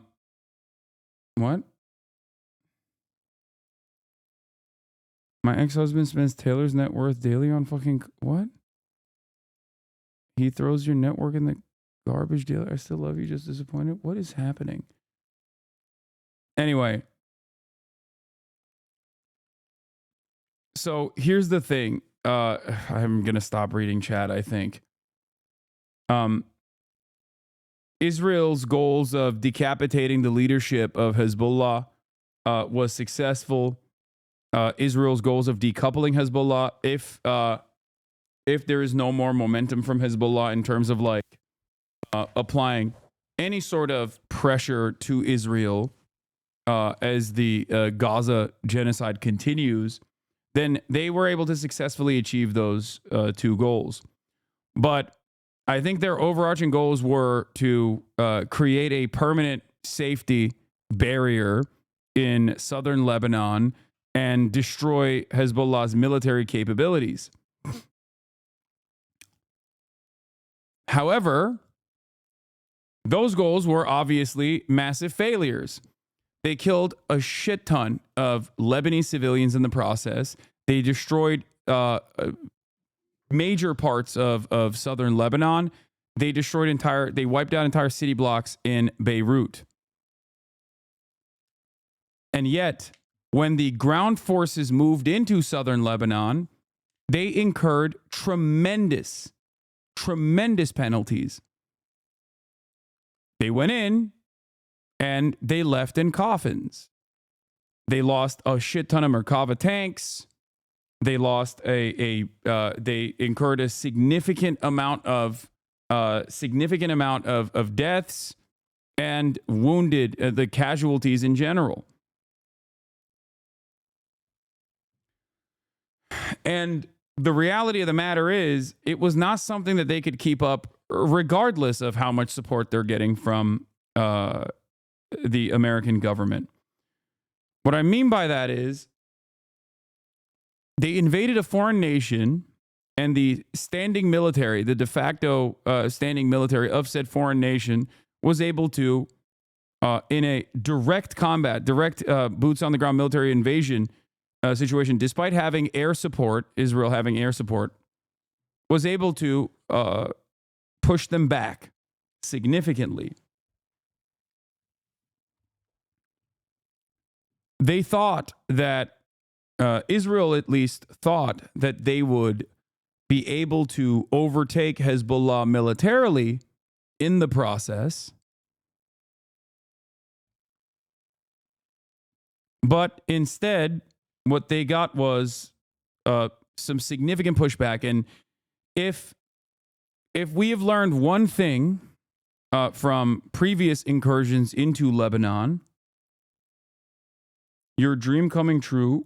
Romania is soon going to be a Russian colony. GG, easy. Why the fuck would you ever think that I would want Russia to colonize Romania?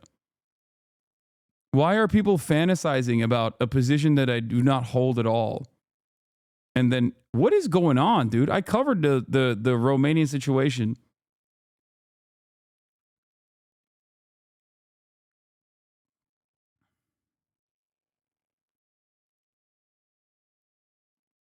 What is happening with the fucking chatters today?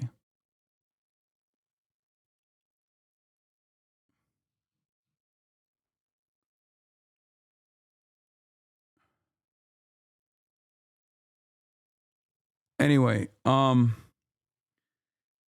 point I was making is,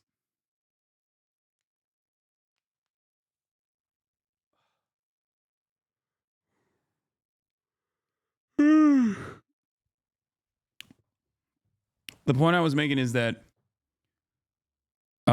Israel has time and time again shown everyone in the region that the only people that the only groups that they respond to are those that they cannot defeat militarily. They're showing that they only respond to violence. Look at the dynamic between Iran and Israel, and the way that Israel retaliates towards Iran, or even escalates against Iran. Look at the dynamic between Israel and Hezbollah, the way Israel has retaliated to Hezbollah, and the way that they have backed away from fighting Hezbollah. Now look at the way that they are operating in Gaza. Out of the three different groups, one is a state actor, the other one is a militia in a movement that is aligned with the state, and the last is basically a captive group, a spontaneous militia that arose from existing under Israeli occupation. Out of these three groups, of course, Hamas has the least amount of support, the least amount of military power, and is simply just a starving population fighting back against their brutal occupiers. And lo and behold, the Palestinians in Gaza are the ones that are getting killed the hardest.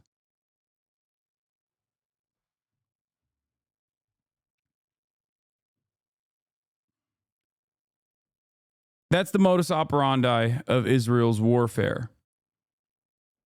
Anytime they get hit by anyone else, really, from the axis of resistance against Israel and American imperialism in the region, they literally turn around and make the civilian population of Gaza suffer the penalties. They get mad, they strike against those who they have the capability of striking at. That's it. That's it.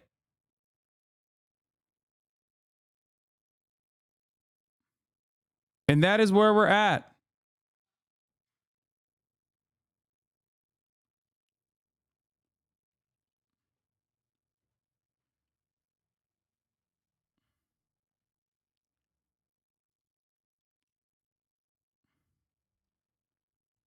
This is a reality that that also dictated the evolution of the Palestinian resistance in general. While Palestinian political movements were trying to negotiate with Israel to the best of their ability, those negotiations in the so-called peace process only basically created political cover for Israel to continue its settlement operations and the partitioning of occupied West Bank, Palestinian territory that Israel is illegally occupying. In that process, in that same exact time frame, the similar initiatives were made, military campaigns were conducted against Hezbollah in Lebanon. And Hezbollah was able to militarily purge Israel from its national boundaries and reinforce its sovereignty. Hezbollah gained a lot of momentum and popularity in the process time and time again.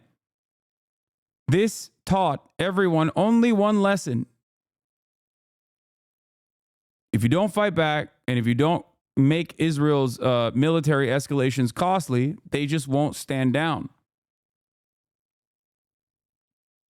What are people supposed to do? What lessons are they supposed to learn? When this is the only thing that Israel shows everyone in the region, this is what they do. Why are you allowing hateful symbols in your chat? What are you saying? Man, shut the fuck up. Shut up. Shut up. Yeah, hateful symbols like the Palestinian flag and people saying free Palestine. I got it. God damn. Sub only mode? That guy was a sub.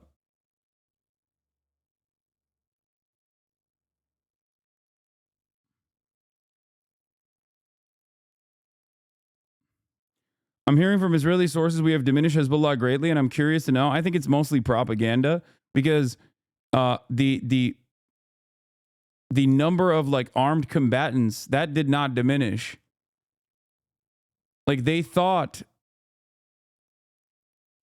that they would be able to, you know, trot through southern Lebanon with ease once the leadership of Hezbollah was decapitated in the terror attacks that Israel conducted with the pager bombings. But it didn't happen. It didn't work that way at all. It was a demonstrable failure. So, you know, there is what Israel is saying, and then there is the reality on the ground.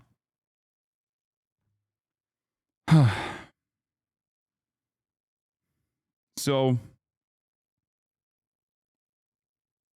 in this campaign that they where they moved in the Israeli campaign towards Lebanon,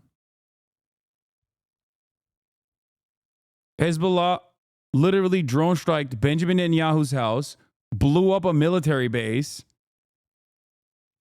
and also continued its bombing campaign into Israel, and simultaneously destroyed a whole bunch of battalions in southern Lebanon. How is that in any way, shape, or form a successful military incursion? The only W's that Israel can always fucking mark up are W's from above. They obviously have superior military power in the air.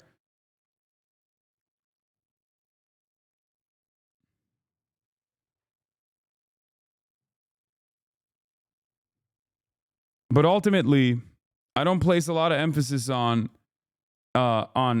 reporting like this. Still counting his dead, Hezbollah faces a long road to recover from war. Beirut, with the bodies of his fighters still strewn on the battlefield, Hezbollah must bury his dead and provide succor for its supporters who bore the brunt of Israel's offensive. Hezbollah believes the number of its fighters killed during the 14 months of hostilities could reach several thousands, with the vast majority killed since Israel went on the offensive in September, 3 sources familiar with the operation say. One source said the Iran-backed group may have lost up to 4,000 people. What is the source? Well over 10 times the number killed in its month in the 2006 war with Israel. You know?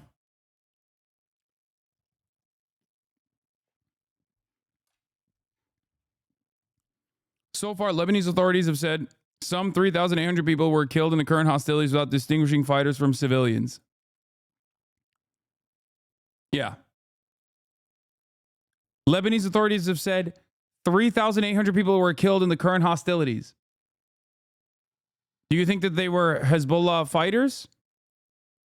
And if they were Hezbollah fighters, how the fuck were they able to mount a decent defense in southern Lebanon if that was the case?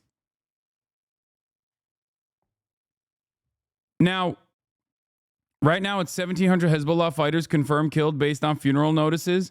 That part I believe for sure. If it comes from Hezbollah as a source, they always will, they always will recognize that if their fighters are killed, they'll say it. That seems like a much more reasonable number. And even then, yeah, Hezbollah does not hide their dead. They don't hide the number. Elent News says, but it's important to remember they have 50,000 fighters. Yeah, but that's my point. Like, Israel killed, just like they did in Gaza, a majority civilian population, and they're trying to lick their wounds and say, no, this is a dub. Part of the reason why they're trying to do that is because there's a lot of internal pressure from Israeli society and even members that are in the opposition in the Knesset against Benjamin Netanyahu's war cabinet and Benjamin Netanyahu's governing coalition that want more escalations in Lebanon.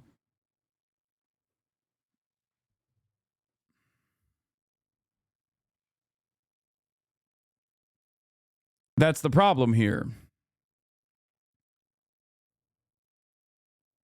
That's it. With the ceasefire taking hold on Wednesday, Hezbollah's agenda includes working to reestablish its organizational structure fully, probing security breaches that helped Israel land so many painful blows, and a full review of the last year, including its mistakes in underestimating Israel's technological capabilities, 3 other sources familiar with the group's thinking said. For this story, Reuters spoke to a dozen people who together provided details of some of the challenges facing Hezbollah as it seeks to pick itself up after the war. Most people asked not to be named to speak about sensitive matters. Hassan Fadallah, a senior Hezbollah politician, told Reuters the priority will be the people. To shelter them, to remove the rubble, to bid farewell to the martyrs, and, in the next phase, to rebuild. Israel's campaign is focused largely on Hezbollah's Shiite Muslim heartlands, where its supporters were badly hit. They include people still nursing casualties from Israel's attack on its mobile communications devices in September. I have a brother who was martyred, a brother-in-law who was wounded in the pager attacks, and my neighbors and relatives are still all either martyrs, wounded, or missing, said Havra, a woman from South Lebanon with family members who fight for Hezbollah. We want to collect our martyrs and bury them. We want to rebuild our homes, said Havra, who stayed in her village until she was forced to flee by the Israeli assault in September. She declined to use her full name, citing safety fears. The Israeli offensive displaced more than 1 million people. The bulk of them are from areas where Hezbollah has sway. Wow, Reuters interviewed a terrorist. First of all, that person is not a fucking terrorist, okay? I know what you're trying to say. You're trying to defend me to be like, oh, dude, someone is someone who lives in southern Lebanon who is a Hezbollah supporter who has family members who are in Hezbollah as like militants is a terrorist. That designation doesn't hold in this circumstance. That person is not a terrorist, and neither is like the Yemeni teen that I interviewed.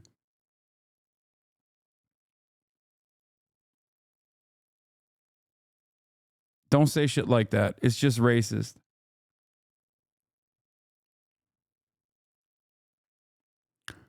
A senior Lebanese official familiar with Hezbollah thinking said the group's focus would be squarely on securing their return and rebuilding their homes. Hezbollah is like a wounded man. Does a wounded man get up and fight? A wounded man needs to tend his wounds. The official expected Hezbollah to carry out a wide-ranging policy review after the war, dealing with all major issues. I don't like the phrase Hezbollah supporters. They might be, but it is as if that gives a clear reason for Israel to bomb them. You're absolutely right, by the way. That is why the article is presenting them as that. The notion that people like that support the regional party that is offering civil governance to them, that is from their own sect, their own background, is worthy of death and destruction is a really stupid one. And the reality of the matter is, I don't agree that American Republicans also, I don't believe that American Republicans in like right-wing enclaves in the South or anywhere around the country for that matter deserve to be fucking bombed into oblivion. Just because I disagree with the right wing and the American Republican Party and its supporters does not mean that I think it is valid for them to be destroyed militarily and have their children be slaughtered and have their homes be bombed into oblivion. If you can make that distinction,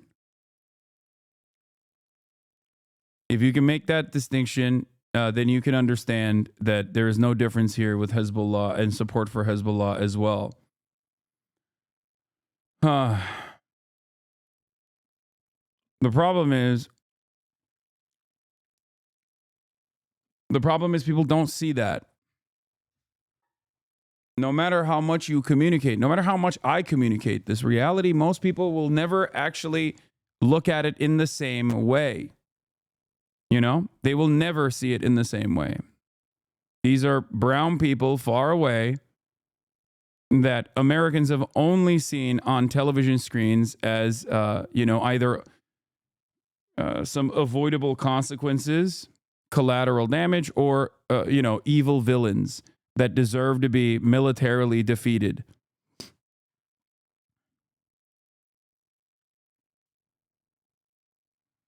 Just remember that.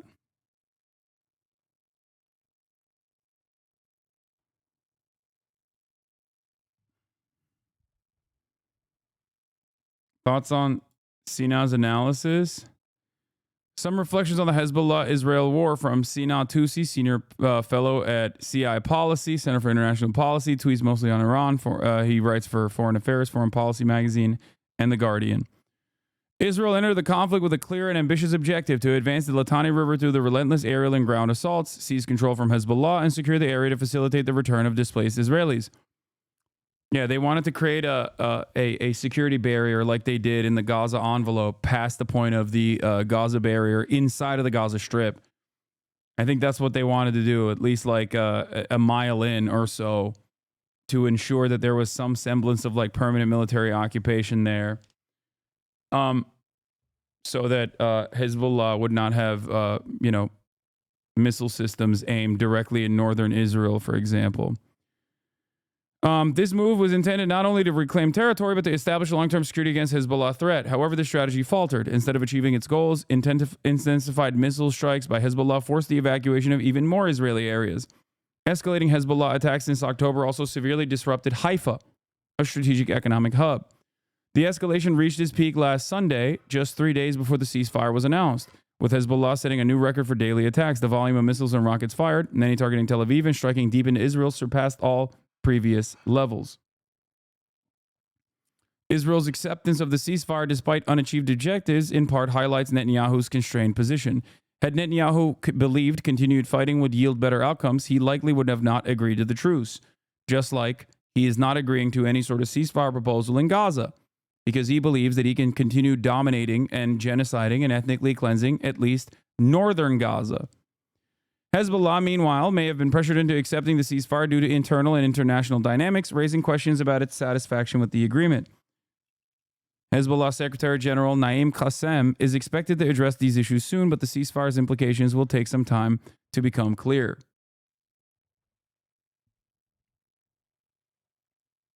That's where we're at.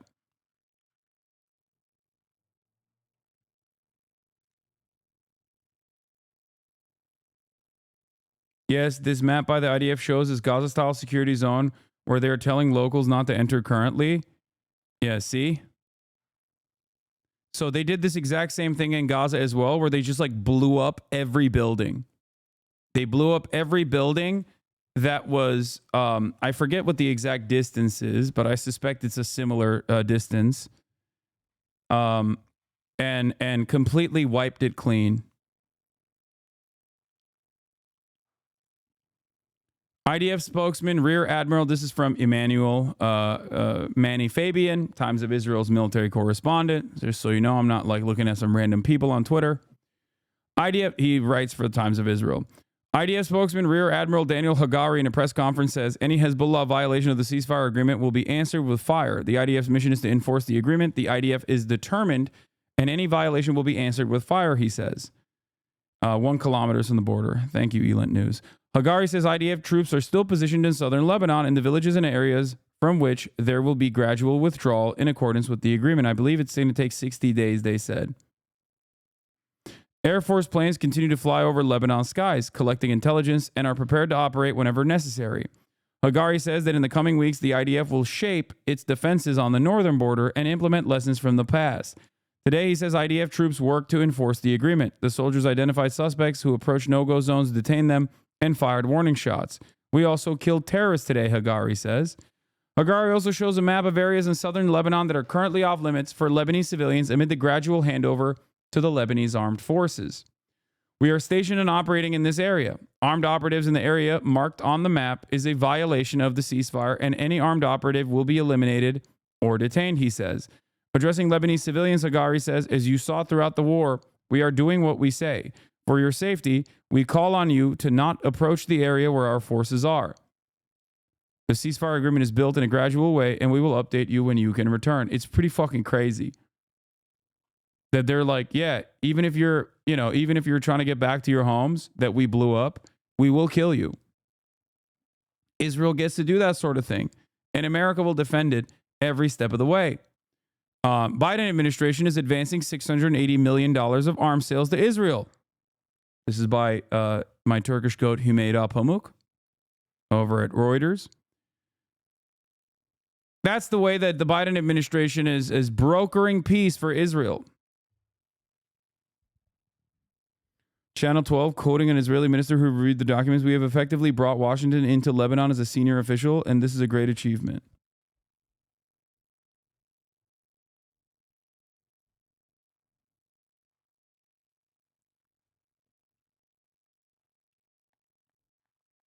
This map is bullshit, Lamau. I have family who returned to their homes beyond that map.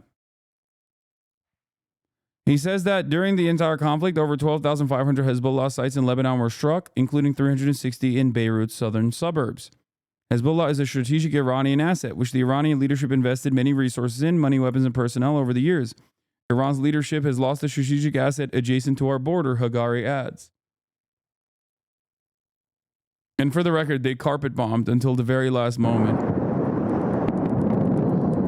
If you already agreed to a ceasefire and you're carpet bombing civilian areas because there are a few hours until the ceasefire kicks in, you are so far gone around the moral bend, it's hard to see how you come back. This is just killing for sport. It's true.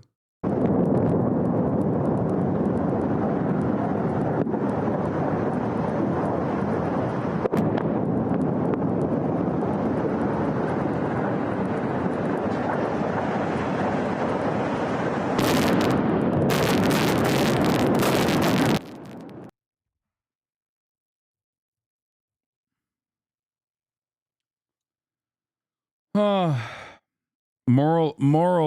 nation, most moral nation. You know how it is. So yeah, Lebanon's economy is already in the pooper. This was part of the reason. What? Ethan is mad and saying shit about you being pro-terror because the Pod Save America guys are talking to you.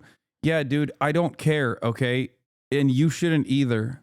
Please stop informing me on every little thing that Ethan does. I let him chirp into the fucking void, okay? An increasingly smaller audience of his core fans that leave because he can't just like stop his obsession. I'm sure he will love the new audience that he cultivates on this fuck Hasan train. Okay? This is beyond drama.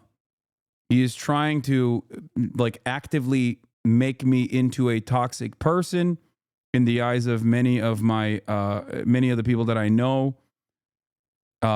Especially because it's, he just, I guess, misunderstands my position. I don't know what it is. It doesn't matter, okay?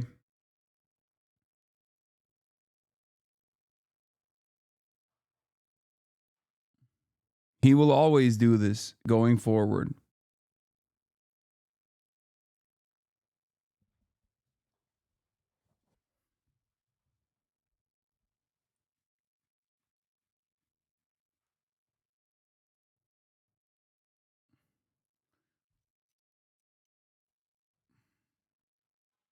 Let's continue. 50 and 100 hostages still thought to be alive inside Gaza. And they claim Benjamin Netanyahu won't compromise with Hamas in case his coalition government then collapses. You know he's probably making an H3 video on you eventually, right? Yeah, I think if he utilizes his nascent channel that he hasn't used for anything, specifically to like present me to this massive audience as like some terror supporter, I think that will probably backfire on him. Yeah. That's it. That's all I have. There's not much I can do about it.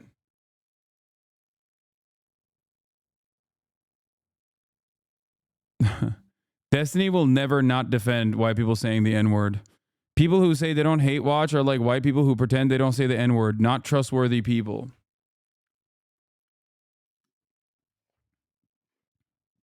From November 17th, 2024. Wow.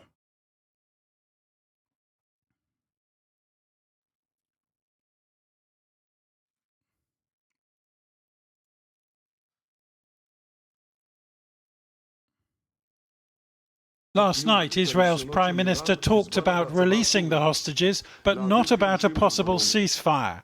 His political allies can barely stomach yesterday's truce with Hezbollah, and they want Hamas completely defeated before any hostage deal. But despite Gaza's growing humanitarian crisis, this crowd is waiting for bread, and the yearning of Palestinians for peace. Hamas may have little incentive to stop fighting, if the alternative, a ceasefire, means giving up power. So perhaps it's no wonder Keir Starmer and others are cautious about any optimism over Gaza. We must seize this opportunity to build trust, de-escalate tensions, and push for a wider ceasefire. Those against? At the UN Security Council last week, the Americans themselves voted alone against a resolution demanding a ceasefire, claiming that it suggested that a hostage release might not happen until after the truce. It was the fourth time the US had sided. Do you think Hamas has the rush to negotiate with Biden now that Hezbollah can't interfere and before a Trump presidency? Brother, what are you talking about? Hezbollah has offered like 39 deals that America has actually voted in favor of and have claimed was Israel's ceasefire negotiations time and time again. This is not up to, sorry, Hamas has done that, not Hezbollah. This is entirely in the hands of America forcing Israel to actually concede on the ceasefire deals. Hamas on October 10th already had a condition set for voluntary transfer of all the prisoners that Israel has. No, like there seems to be even more pressure on Hamas. Dude, what are you talking about? Wake the fuck up. What do you mean pressure on Hamas? What are you saying? What are you saying?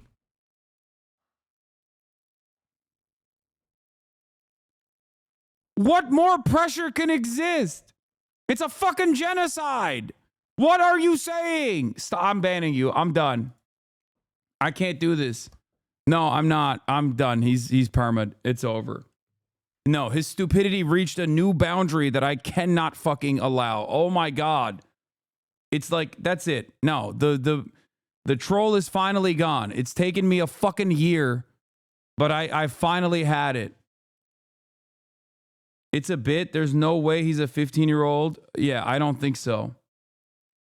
There's no way. I'm done. It's been a year. I've been so charitable to Charitable Chinchilla, formerly known as Neek Skid, in the chat. They legitimately say the dumbest shit.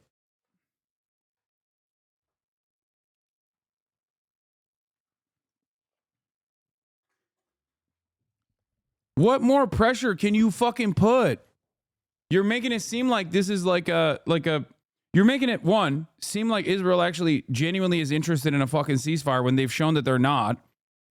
And two, that like the military campaign that is a genocide is actually some way of implementing pressure on Hamas to concede to the negotiations when Hamas has already said yes to the fucking ceasefire negotiations. They wrote the ceasefire negotiations. The entire world voted on the ceasefire negotiations. The only party that is not interested in the ceasefire negotiations is the party that fucking executed the principal negotiator, Ismail Haniyeh, in fucking Iran.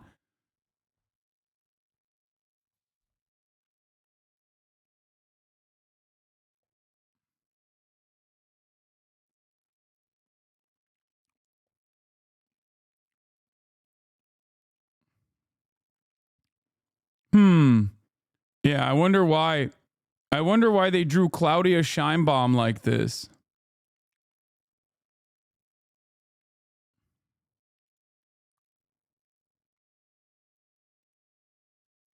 Are people still unaware that Gaza is systematically leveled? No. No. Charitable Chinchilla, formerly known as Neek Skit, knows what is happening in Gaza. He's in the chat long enough to know. He's seen it. I don't think they're being stupid. I think they're just like voluntarily trolling. And usually I don't ban people for doing that as long as they don't like piss me off. But it's gotten to a point where, you know, this is it. You know, I can't repeat myself over and over again that many times. With Israel in this chamber. And Mr. Biden has given Israel pretty much all it's asked for in military as well as diplomatic support. In the meantime, many in Gaza feel forgotten, fearing that a ceasefire in Lebanon will enable the Israelis to escalate their bombardment here. I mean, I don't know how much more they can escalate. That's another thing that I don't know. Like, how are they going to escalate further? They've already wiped out everything. Our chief global affairs correspondent, Martha Raddatz, is tracking the very latest for us. Good morning to you, Martha. Good morning, Robin. I'm relatively new here. Can you please explain why you don't support a two-state solution? What you think the better alternative would be? I'm a believer that there is already a singular solitary state there. It's just a state that exercises sovereignty over 5 million Palestinians. Is the state of Israel, and it's conducting an apartheid state. It's maintaining an apartheid state, and that there is no real world in which 750,000 Israelis that live illegally in occupied West Bank and East Jerusalem would be forcibly removed from their homes in order for there to be a real two-state solution where the Palestinians have sovereignty. So I am in favor of ending the apartheid.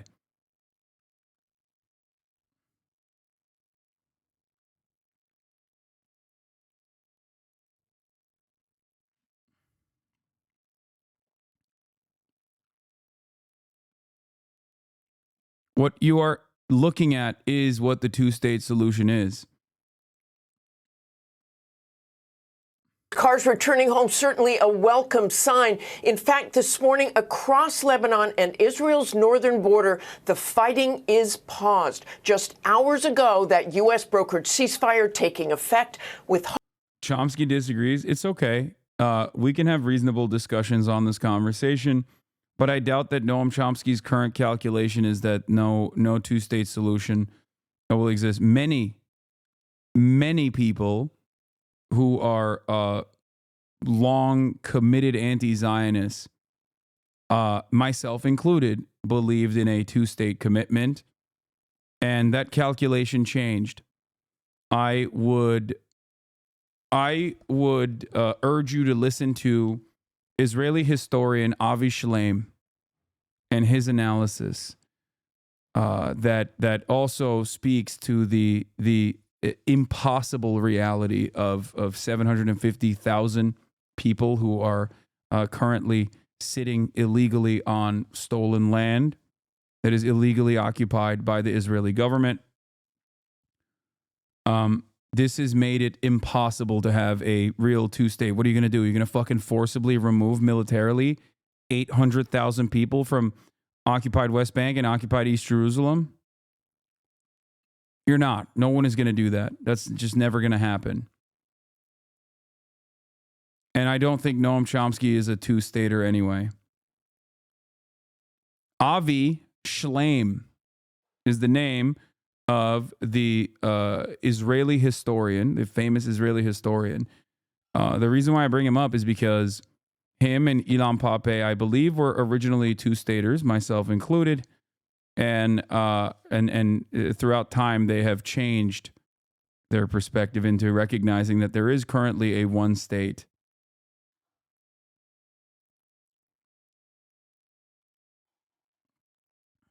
Hopes it will be permanent.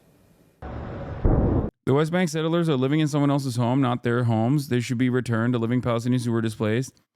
What you're saying is mostly true for occupied East Jerusalem and somewhat true for the West Bank, but no, it's not entirely true. The overwhelming majority of the West Bank settlements are actually newly formed settlements that they built on top of Palestinian homes and farms that they destroyed many years prior.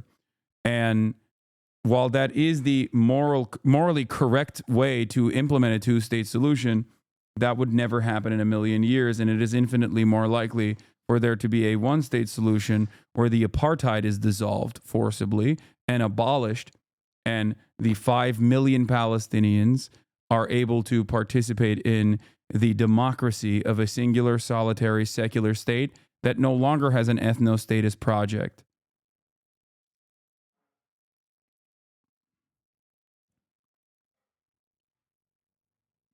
I think that is not as unreasonable as the demands being made about a one state. How Avi Shlaim moved from two-state solution to one-state solution.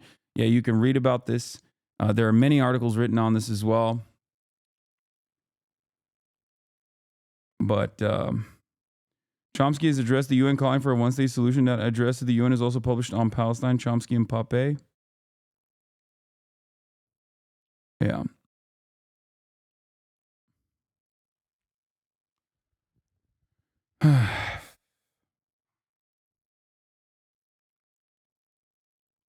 Yeah. The method is South Africa.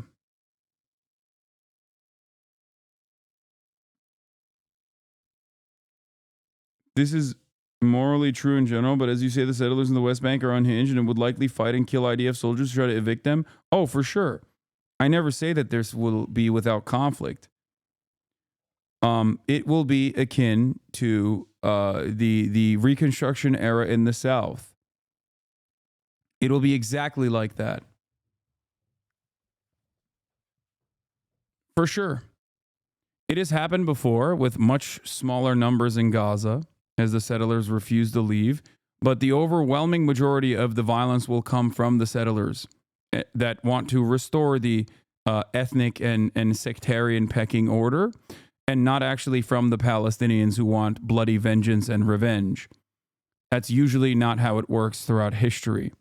Reconstruction in the South failed. You're right. I agree. I know. Having said that, however, the current situation, or even the Jim Crow South situation in the United States of America, is still better than the conditions that are the conditions that Palestinians are subjected to as it stands. Now, that doesn't mean that that's where it ends, and that's not the final mode of existence for Palestinians, but it is objectively better than genocide.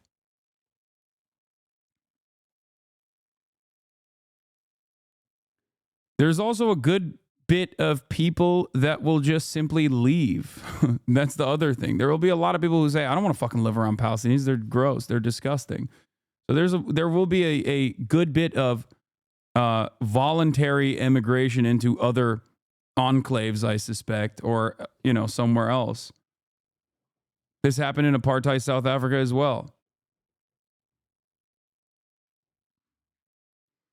I can't believe that in the year 2024, I'm over here advocating for no ethno state, and people still say, "Nah, dog, you're fucking stupid."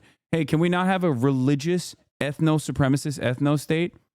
That seems like a remnant, a relic of the past, and people are like, "Nope." Actually, that is a controversial position. You are anti-Semitic. How dare you say such things? Can we not have like a country bouldering toward, country that is firmly in the grips of fascism at this point, not even bouldering towards fascism, let's be real, that wants to maintain a demographic, ethno-supremacist, religious state? That seems kind of crazy.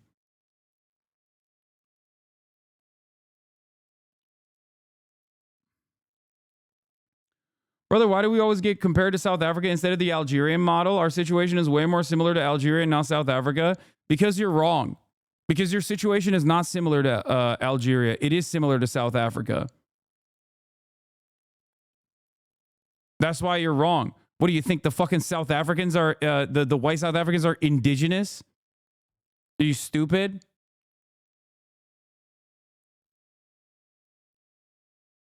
That's why. You can fantasize about purging all Jewish people from that area as much as you want, but it's never going to fucking happen. And not only is it never going to happen, but it's not even just to begin with. Like, that's ridiculous. The solution to this violence, this subjugation, is not more fucking violence directed at random people. It's also never going to happen. So you're just fucking yelling you're yelling into the void.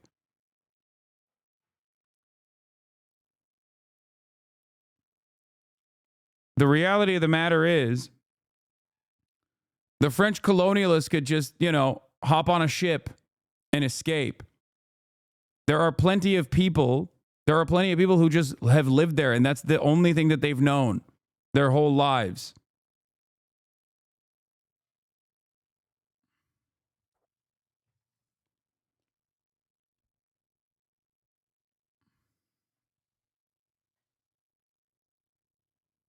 I don't get it either. Not trying to be antagonistic, but aren't Nazis, Germany, and Algerian outcomes equally as likely to happen as the South African outcome? No, I don't think the South African apartheid abolition outcome is that unlikely. I think that it is very likely. It is more likely to happen in my lifetime than I ever thought it would be.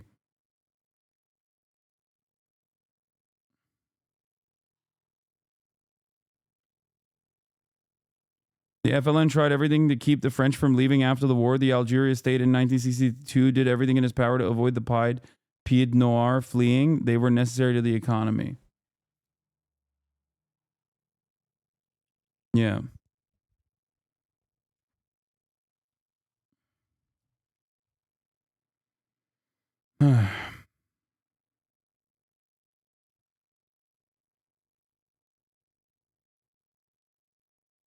Yeah, during the South African apartheid, people did advocate. Did people advocate for a multi-state solution with the Bantustans in the same way? Yes. On one state is much more likely, as you say, the former Mossad head said the settlers literally killed the idea of a Jewish state when they set up in the West Bank. There was no other way of bringing that land into Israel in the 21st century without full annexation and international pressure in the long term to accept all the Palestinians there as full citizens, thus making it a 50-50 Arab-Jewish population. Yep. That's the other side of the irony of the Miriam Adelson push. for Donald Trump to permanently annex the West Bank. You permanently annex the West Bank, all of a sudden, there's no more illusion to what Israel is doing, okay? It is now officially firmly an apartheid state. These people are so fucking hungry for more land acquisition that they do not realize that either you do a permanent Holocaust on the 5 million Palestinians and maybe even the 2.5 million that are living in Israel proper right now, or you are forced through international pressure to basically make them second-class citizens under Israeli rule. There's just no other way out of it. That's it. And if people think that they can maintain an apartheid over 5 million people that they enforce sovereignty over in the same way that they're doing in the West Bank right now in a holding pattern, they're fucking wrong.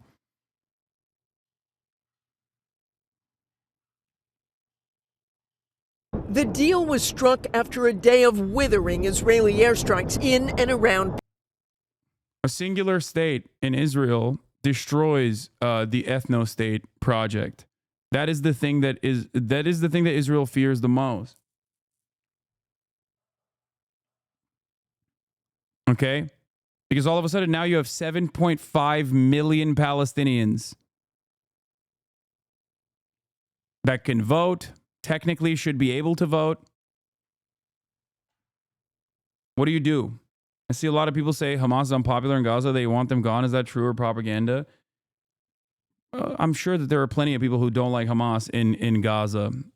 It doesn't really matter in this situation. They are more popular than they've ever been, and they're incredibly popular in the West Bank. I was asking a genuine question. I don't understand why I'm getting shouted at. What? No, I don't think so, but we can't frame the Palestinian issues as apartheid only. No, the reason why I frame the Palestinian issues as apartheid is specifically because, well, first of all, there's a genocide going on, okay? It's not just apartheid. But the reason why I frame it in that is because I'm talking to a Western audience that understands the concept and the immorality of apartheid.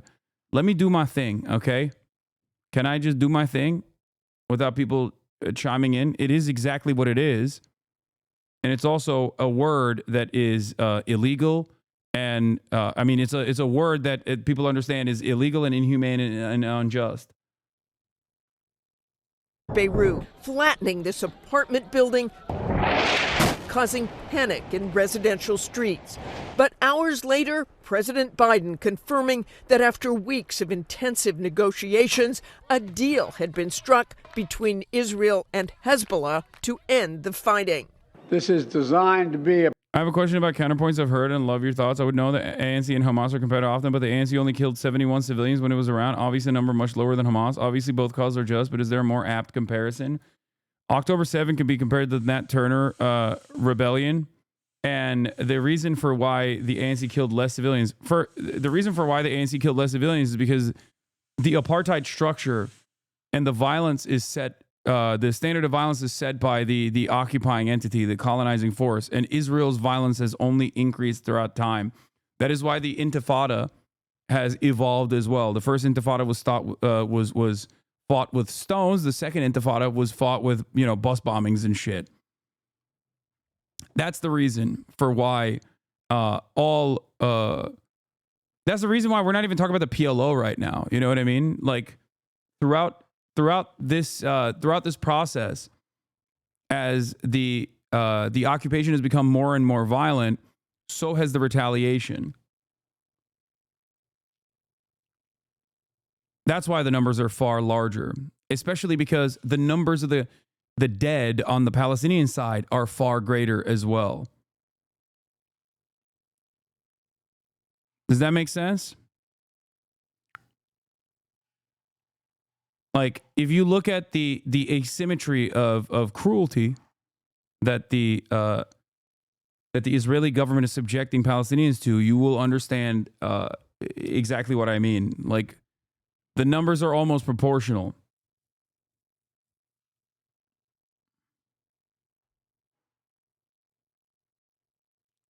A permanent cessation of hostilities. What is left of Hezbollah and other terrorist organizations will not be allowed. Under the agreement, Hezbollah and Israel will observe a 60-day truce. During that period, Hezbollah fighters will move north away from Israel's border, and Israeli troops will gradually withdraw from Lebanon. In the last few months, the exchange of fire has left more than 3,000 dead in Lebanon and at least 70 Israelis killed. In addition to relentless aerial and ground assaults, Hezbollah leader Hasan Nasrallah was assassinated, and exploding pagers took out hundreds of its fighters. But the return fire from Hezbollah left some 80,000 Israelis in the north displaced, leaving Benjamin Netanyahu under extreme pressure to make it safe for them to return. In a late-night address, Netanyahu thanking President Biden for brokering the ceasefire and yet vowing to strike Lebanon again if Hezbollah breaks its part of the deal. Secretary of State Antony Blinken says the ceasefire in Lebanon could help end the conflict in Gaza, since Hamas will no longer have Hezbollah's war to distract the Israeli forces. Michael? We sure hope that's the case. Martha, thank you so much for that. For more on the U.S. brokered ceasefire deal, we spoke earlier with White House National Security Advisor Jake Sullivan. Great to see you, Gail. This deal has been in the works for months now. What made the timing perfect for right now? Well, first, Gail, Israel achieved its military objectives. Hezbollah, the terrorist group, has been badly degraded. And so after weeks and months of relentless American diplomacy led by President Biden, driven by our envoy Amos Hochstein, coordinated out of this building behind me, we were able to broker this ceasefire. And it means the tens of thousands of Israeli citizens and hundreds of thousands of Lebanese civilians will be able to return to their home. And it's designed to be a permanent end to this war. But are you concerned about the longevity of this ceasefire? Well, one thing that this deal does is it ensures that Hezbollah cannot rebuild the terrorist infrastructure in the south that threatens Israel. Now, yeah, Israel's already trying to deport the Palestinian citizens of Israel. I don't believe Israel will be ever interested in ending the apartheid without interference. Yeah, I never said that there won't be interference. There needs to be interference, and there needs to be a tremendous amount of international pressure, and it's getting there. So the pressure keeps mounting, and that's why I always repeat that you must never stop. You must never cave to nihilism. You must never cave to pessimistic thoughts and think, oh, all of my effort and all of my support is for nothing. Palestinians still keep dying. They want you to stop. It would be great if you just went back to business as usual. Okay? Oh, wow, optimism from Hasan. This is one of the things that I've always maintained a healthy dose of optimism on, because I understand the dynamics a lot better than many people who only after October 7 learned about the process, learned about the truth. If you've been at this for a very long time, even in a sea of death and destruction, what? By the way, Ethan had Boner Box on, and he talked about how it's American leftists, or as he said, commies and tankies such as yourself in this community, use free speech as a loophole to try and erode and destroy the country from within. That is hilarious, because it's literally Nazi shit. That's what the Nazis said about the Judeo Bolsheviks eroding the beautiful, bountiful Western civilization. Enemies from within.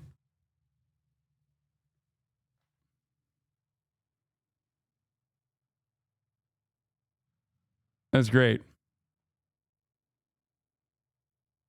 Yeah, that's what Donald Trump said too.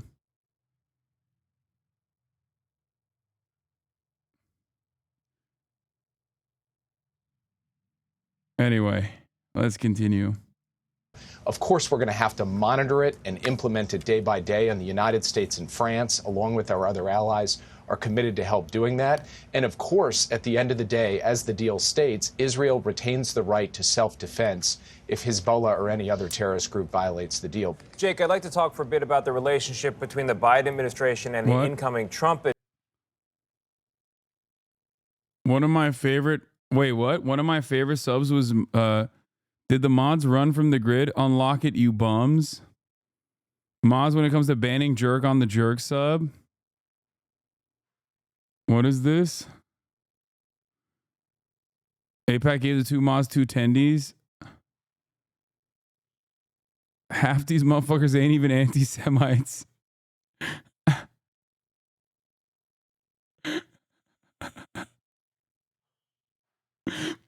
I can't tell if he's disappointed. That's funny.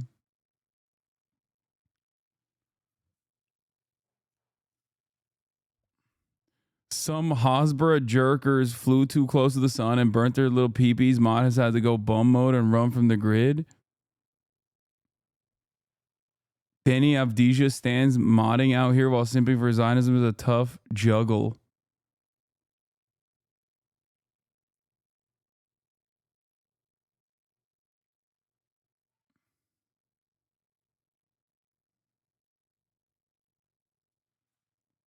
What is this? Bailing a dozen incarcerated people out of prison industrial complex, taking them on party boats for TikTok views, the content creation I can get behind. Wait, what?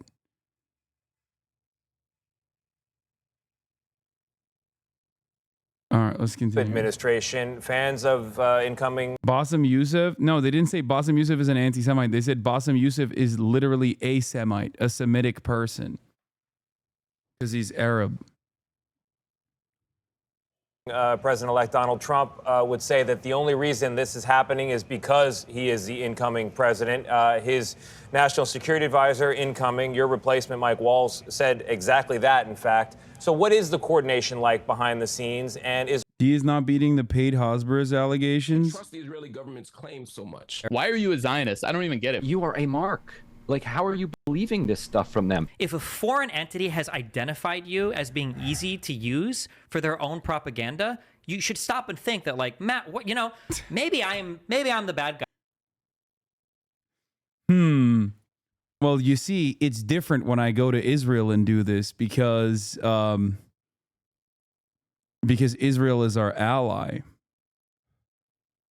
Right now, or maybe my talking points, maybe my media, whatever I'm trying to send out to the world, right? However I'm reporting on things, whatever messages I'm pushing, the statements that I'm making, maybe it's not a good thing if they happen to wholly and completely align, right? Like maybe that should be cause for concern, no? If it came out that me and 5 other Okay, to be fair, some of the people that he's talking to in this video are literally much better voices than others. Like you can't fucking put Yosef Haddad on there with like who's awful with like some of the other people. commentators were getting paid by people who were taking money from Oh God, Benny Israel Morris. to promote Jewish interests in the United States.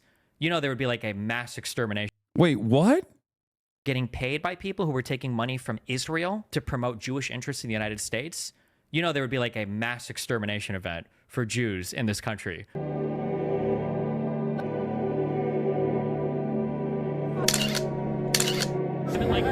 Like any culture at all. Like, you should go party more. Yeah, we'll think about it. I'll think about it.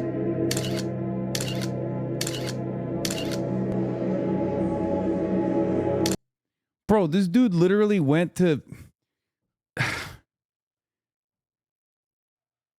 This dude went on a fucking Nazi government sponsored trip to the fucking occupied Polish territories, like basically. I don't know if they actually paid him or not, for the record. I'm just saying, like, it would be equivalent to that and being like, hey, man, well, I met some naysayers and also a lot of people who are paid propagandists. Like, Elon Levy is like the fucking Joseph Goebbels for Israel. What the fuck? How is this any different than Jackson Hinkle going to fucking occupied Ukrainian territory? That's what's so stupid about this. Is like, I shit on Jackson Hinkle for doing that, and I shit on Destiny for doing this.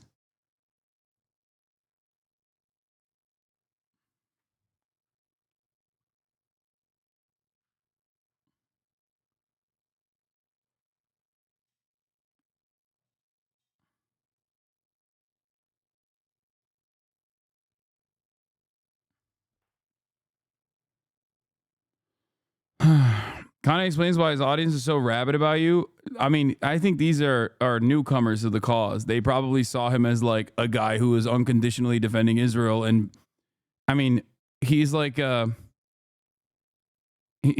probably a little bit more. If you're a young dude living in Israel, you know, who are you going to go to? Fucking Alan Dershowitz? No, Destiny's a little bit better, even if they are very aligned on a lot of things, you know? Being a spy is at least kind of cool.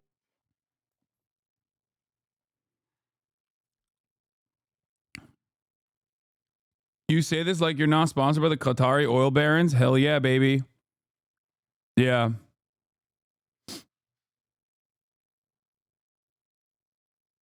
What? IC prosecutor Karim Khan announced an application warrant for the arrest of Senior General and Acting President Min Aung Hlaing, Commander-in-Chief of the Myanmar Defense Services. Oh, I didn't know the president of Myanmar was Jewish. Yeah. These guys, man.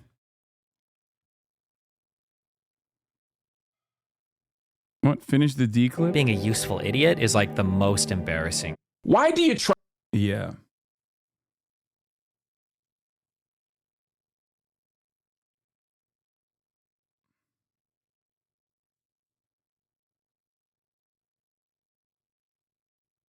Is why he started defending Israel. He originally was a defender of Palestine, but triangulated towards Israel because of your position. Is very transparent, and he doesn't give a fuck about Israel, Palestine. Yeah, I know.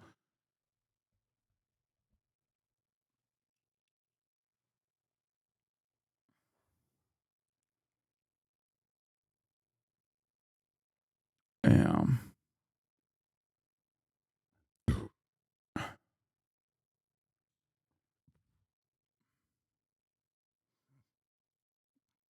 Conservatives are so dumb. Yeah, I saw this earlier today. It is just straight up Nazi propaganda.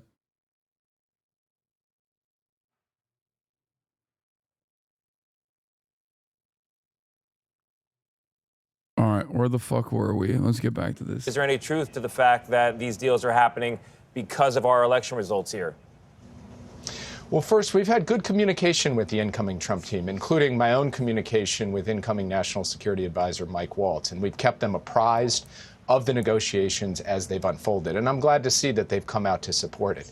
Second, I'm not here to report on credit. I'm here to report that today, early this morning Israel time, this ceasefire went into effect, and I'm here to explain that it went into effect because of relentless diplomacy carried out by the Biden administration, led by President Biden himself. And of course, what we're looking to do is to hand off a situation where our enemies are degraded, where the United States is not dragged into a war in the Middle East, and where Israel's security is assured. And we believe we'll be able to make that handoff to the new Trump team on January 20th. I hear you, Jake, but how do you feel about the incoming Trump administration saying, back to Tony's point, this is only happening because Donald Trump is a president-elect? I'm curious how you feel about that, knowing all that you know and how this game is played. Well, for a lot of days, Gail, you know, we were told by very smart people in the region, in the media, this deal couldn't happen until after January 20th. It just couldn't once the election had happened. Well, the deal has happened. And it's happened because President Biden directed his team to roll up their sleeves and do the work. And it happened also because the United States over the last many months at critical moments has positioned U.S. military assets and capabilities to help deter and shape the decisions of our adversaries. And so we're proud of what we've done. I really don't want to get into a back and forth with the incoming team because my job as National Security Advisor is first and foremost defend the country, and then second, ensure a smooth transition to the new team. I intend to do just that. All right, Jake Sullivan, thank you. Don't you know American foreign policy is uniparty, please? Several numerous bomb threats made against Donald Trump cabinet nominees, FBI says. Damn.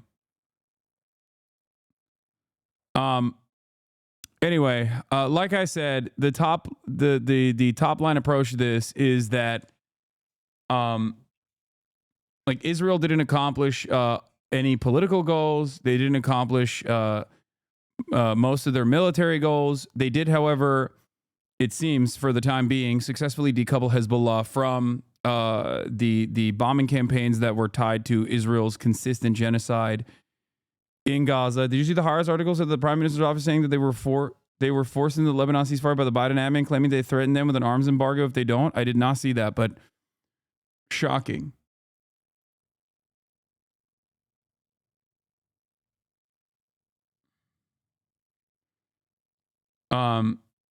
Overall,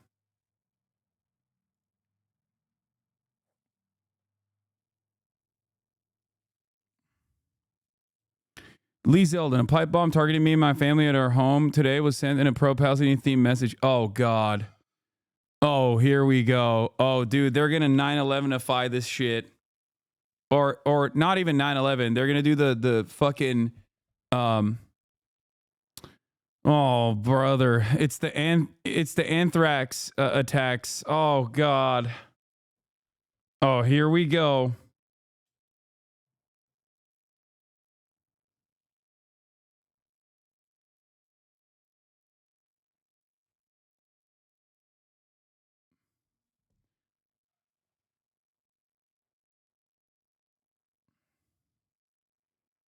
Yeah, that's 100% why they're saying they achieved their goals, because the main goal is to decouple Hezbollah and Gaza. No, that wasn't the main goal.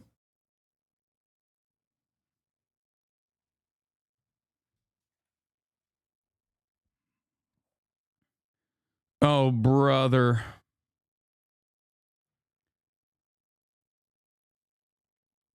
Oh, by the way, Lady G is in Israel. At the King David Hotel, as a matter of fact, in Israel. Let's see what he had to say in Israel. This is his 8th trip to Israel since the 7th of October, 2023. Let's take a look at what Lady G had to say about Israel. Am Israel high?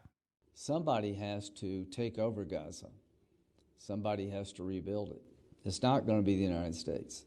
We're not going to rebuild Gaza, and we're not going to take it over because we would fail. I love staying here. Well, I am back.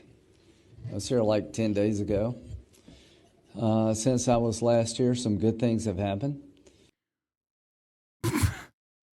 It's also wild to say this at the King David Hotel, by the way.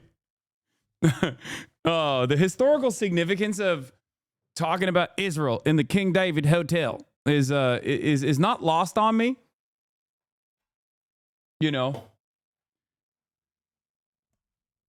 For those of you who don't know, King David Hotel was I think an unofficial headquarters of the British Empire for some time, and it's one of the most famous terror attacks that before Israel existed. One of the first very famous terror attacks that Zionist militias engaged in, Zionist terror cells engaged in, where they killed, what was it, like 60, 70 people in British Mandatory Palestine. Yeah. 91. Yeah. British administrative headquarters for Mandatory Palestine, housed in the southern wing of the King David Hotel, Jerusalem, was bombed in a terrorist attack on the 22nd of July, 1946 by militant right-wing Zionist underground organization Irgun during the Jewish insurgency. 91 people of various nationalities were killed, including Arabs, Britons, and Jews, and 46 were injured.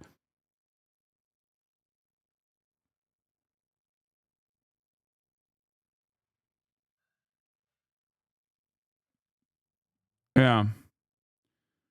Irgun committed the attack in response to Operation Agatha, known in Israel's Black Saturday. British troops had searched the Jewish agency on 29th of June and confiscated large quantities of documents directly implicating the Haganah in the Jewish insurgency against Britain. The intelligence information was taken to the King David Hotel, where it was initially kept in the offices of the Secretariat in the southern wing. The Irgun was determined to destroy that wing of the hotel in order to destroy the incriminating documents.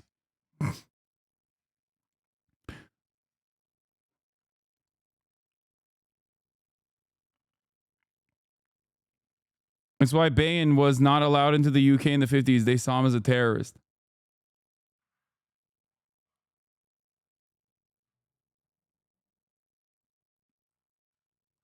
Pete Hegseth has also given a conference at King David Hotel before. The ceasefire in Lebanon is a good thing, in my view.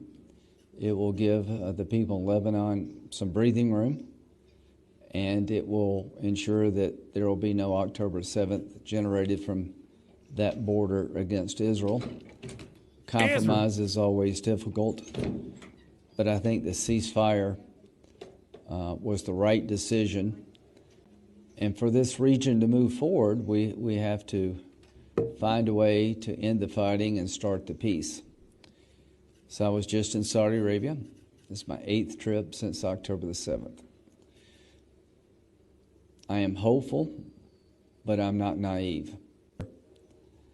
These military operations have not only made Israel safer, but I think has created a pathway to peace that did not exist before. So whether or not we can get there or not, regarding normalizing between Saudi Arabia and Israel, is yet to be determined. There are a lot of hard decisions to be made on both sides, but I believe trying is worth it. My belief, and this is just me, I'm not speaking for my government, I'm certainly not speaking for Israel, that the only way to defeat Hamas permanently is to transform the Palestinian society that led to Hamas. Military conquest, I don't think, will be the answer. The military destruction of Hamas is real and was necessary.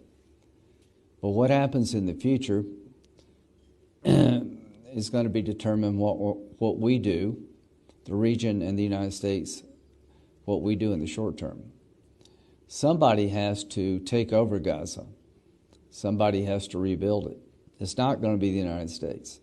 We're not going to rebuild Gaza, and we're not going to take it over because we would fail.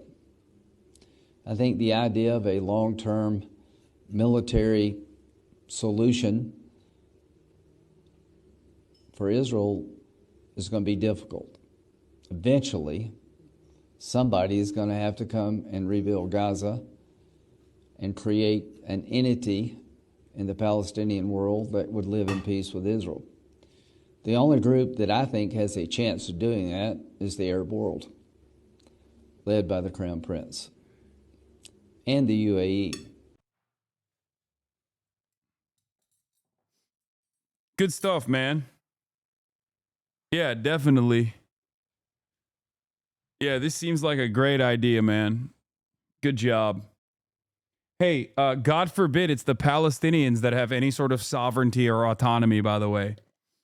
Yeah, we gotta give Gaza to the Saudis. What an insane way to speak about 5 million people, 2.5 of them in Gaza right now.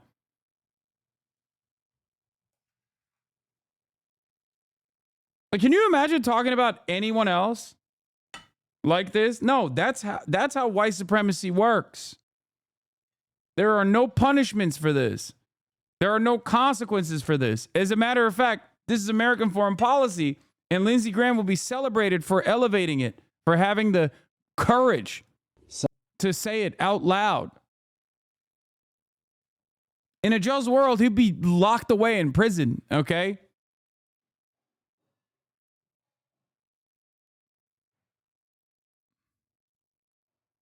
What a crock of shit, dude. Oh my God. Anyway, let's move on to the bomb threats. Nominees for Donald Trump's incoming administration have received threats, including bomb threats. According to a spokesperson for the president-elect, the FBI said it has been made aware of the threats and is working with its law enforcement partners. Let's find out more from our senior North America correspondent, Gary O'Donoghue. What are we hearing about this, Gary? Well, Jane, the FBI are telling us that there have been numerous, what they call numerous bomb threats and swatting incidents at a number of addresses connected to incoming nominees and appointees to the Trump administration that will take hold of the administration in January. We're hearing that Elise Stefanik, now she's a senior member of Congress who's going to be the nominee for the UN ambassador's job. There was a bomb threat at her home in New York, which they learnt about while they were driving back for Thanksgiving, which is tomorrow. We're understanding from some other media sources that Pete Hegseth, the incoming nominee for Secretary of Defense, could have been one of those threatened, and also Howard Lutnick, who's the nominee for the Commerce Secretary. Now, bomb threats, swatting incidents. Swatting is where police call, or people call the police and send them round to someone's house, usually armed to the teeth, because they say there's some. This is so funny. Having a British man explain how violent of a military force the American police is on any given Sunday is such a funny thing for me. It's like, this is a normal part of American process. In the United States of America, people that don't like you can just call the cops on you to go to your house and try and get you killed.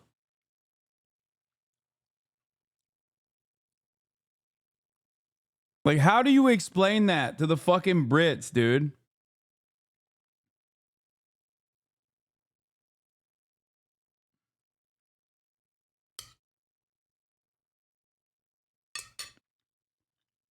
Kind of threat or incident going on there, and they have proved deadly in the past when police turn up. So these are incredibly serious incidents which the FBI is investigating, and bear in mind there seems to have been a whole bunch of these over one particular night, and that would be particularly concerning because that suggests some kind of conspiracy.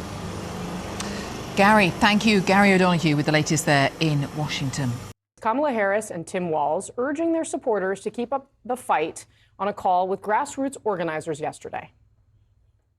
I know this is an uncertain time. Yeah, Lee Zeldin is saying it's like pro-Palestine themed messages. We'll see more. I'm clear-eyed about that. We'll learn more about it soon. And it feels heavy. And I just have to remind you, don't you ever let anybody take your power from you. You have the same power that you did before November 5th.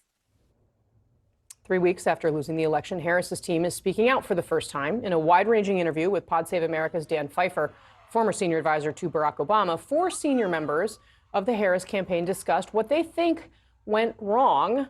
One major hurdle, they say, they only had 107 days, and they say that impacted decisions like the number of interviews she could do.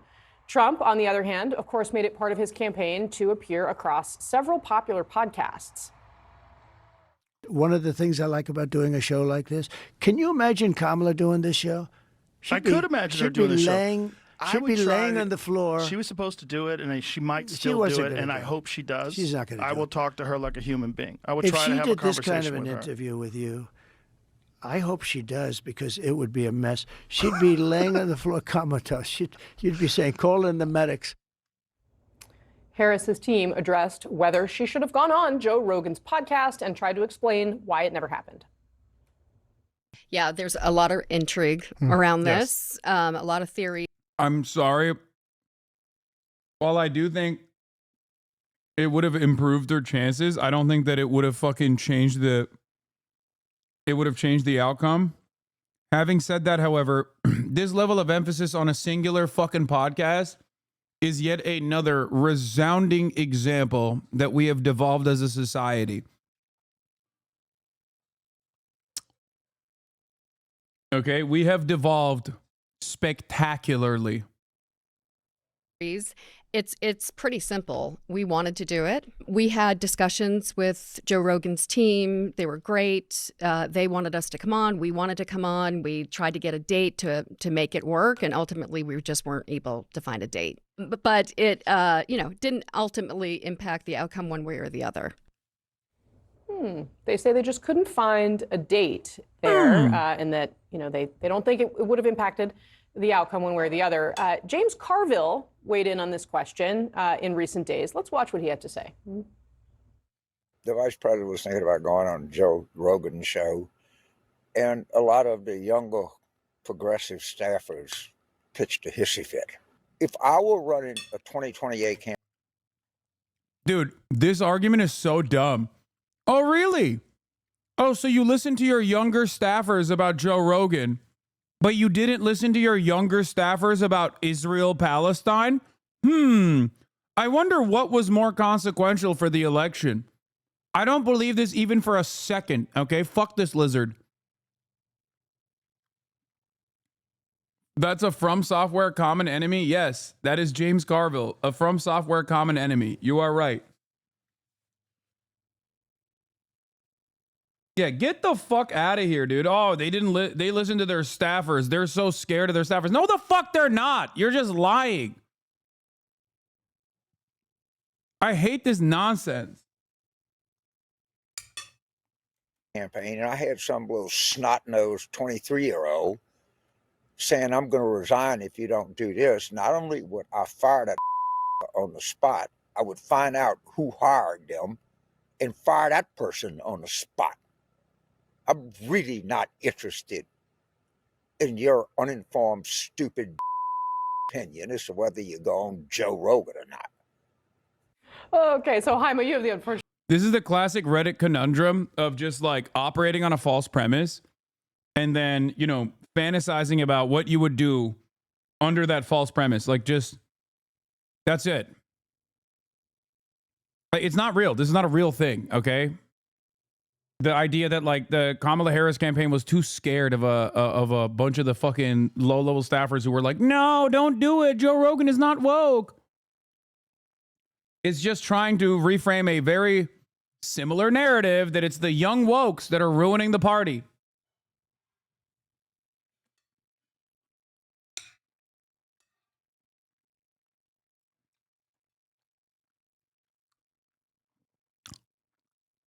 Wow.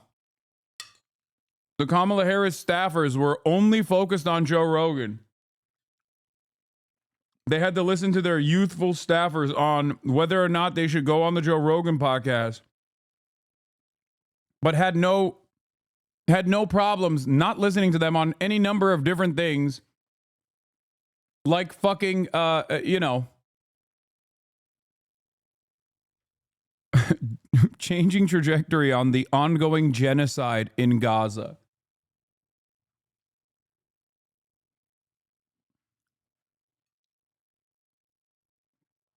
Feelings on Coca-Cola now being BDS. I've already covered this in the morning. I'm heartbroken, but hey, I will, you know, if this is a successful pressure campaign against Coca-Cola, then I'm all for it, you know? I will abide by it.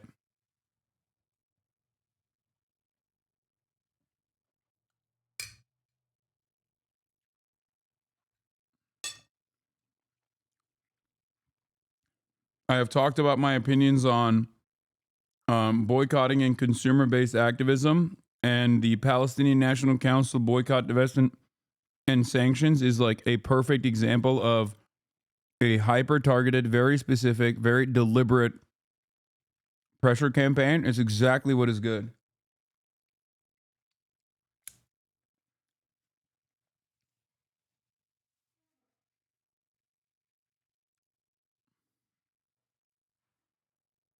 It's great.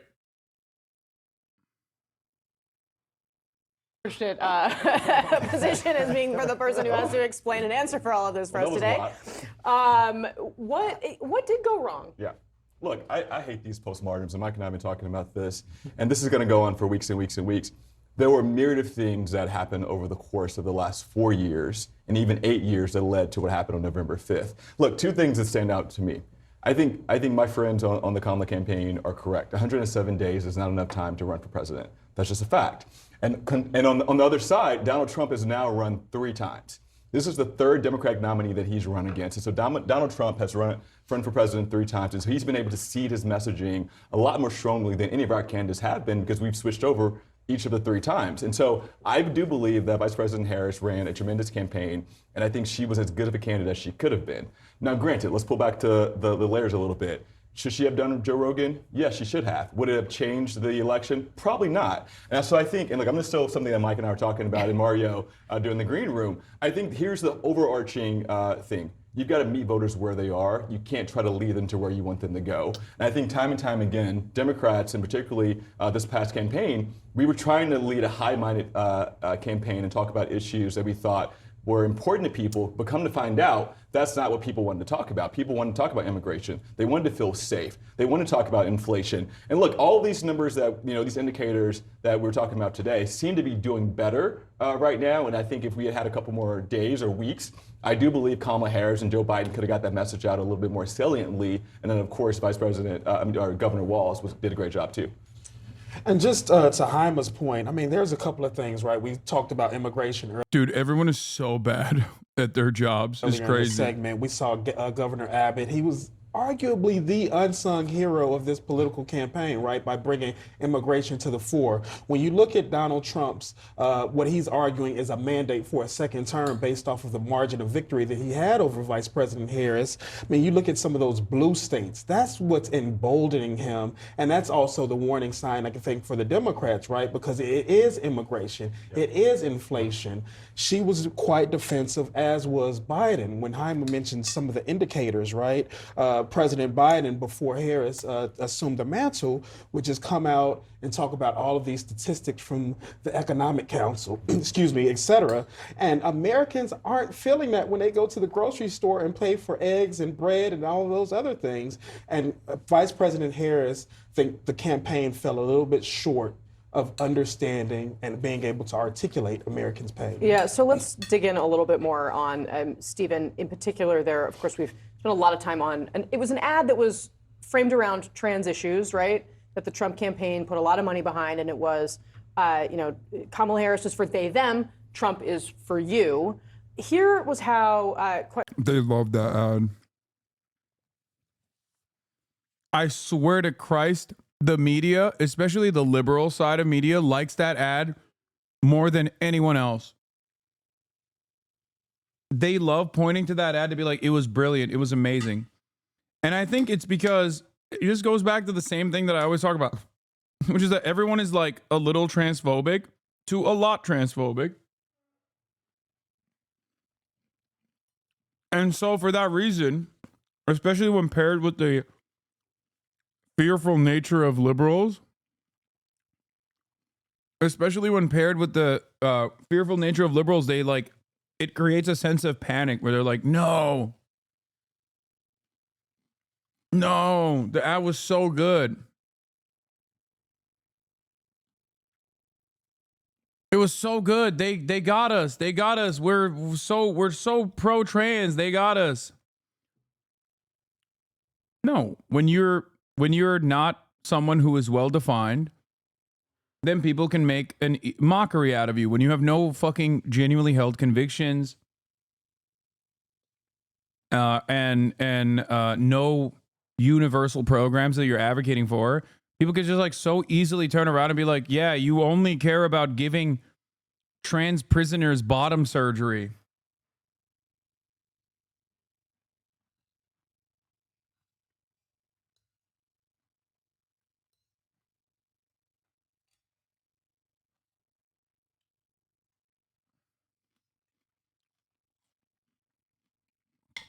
It's so stupid.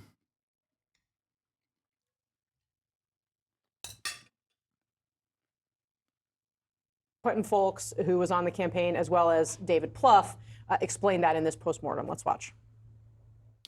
Obviously, it was a very effective ad at the end. I ultimately don't believe that it was about the issue of trans. I think that it made her seem out of touch. And it was sort of a pseudo-economic ad underneath it. At the end of the day, we were spending a lot of time with voters in these battleground states, both quantitatively and quantitatively. And this trans ad was not driving vote. So he says the ad's not driving votes, but when you listen to what Quentin said there,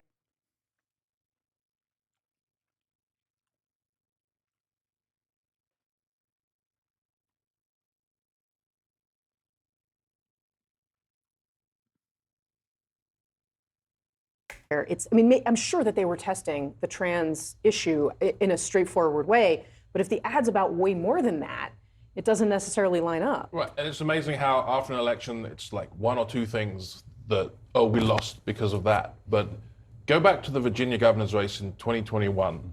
The issues in that race were inflation, trans kids in sports, and immigration. Even Dude, that's crazy. My man is pointing to a special elections in a governor's race. Like, it is perhaps the worst example. You might as well be talking about an election in fucking Zimbabwe to try and derive any sort of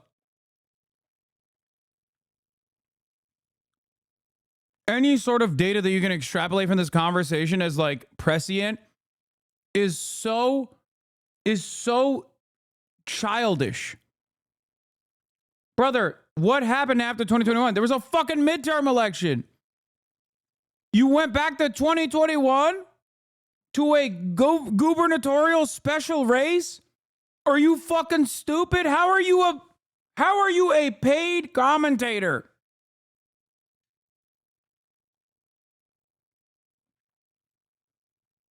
Red states have blue governors. Blue states have red governors. People have a much closer relationship with their governors. Okay? It bears no basis on a broader political conversation in general. Mark Robinson, for many different reasons, lost the gubernatorial race on the same ticket where Kamala Harris lost. Okay? Andy Bashar is a Democrat and one of the most popular governors in the nation state. And Andy Bashar is a pro-trans Democrat in Kentucky. Yeah, Vermont reelected a Republican governor by a landslide. This is just how it is. You can't extrapolate. You can't use governor races as a serious metric for anything, especially a special election. That is just the gubernatorial race. Oh my God, you're so fucking stupid. Even in Virginia was an issue.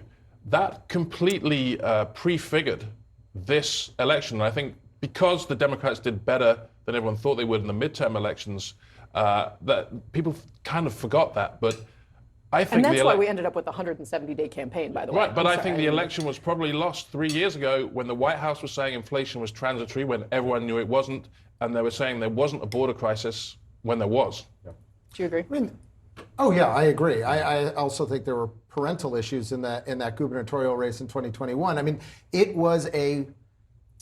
Let me put it to you that there's so many places I could go with this, but let me just put it in this context. When you have the they them was the important line in that ad. It had less to do with the transgender issue and more with the they them, the wokeness. When you juxtapose Vice President Harris and Beyonce against Donald Trump at either McDonald's or wearing an orange vest in a garbage truck. Donald Trump's a billionaire, brother. What the fuck are you talking about? So, like, I know for a fact that he would be ripping into Kamala Harris if she also did the same dumbass thing that Donald Trump did by, cosplaying as a regular layman. Everyone would rip into her.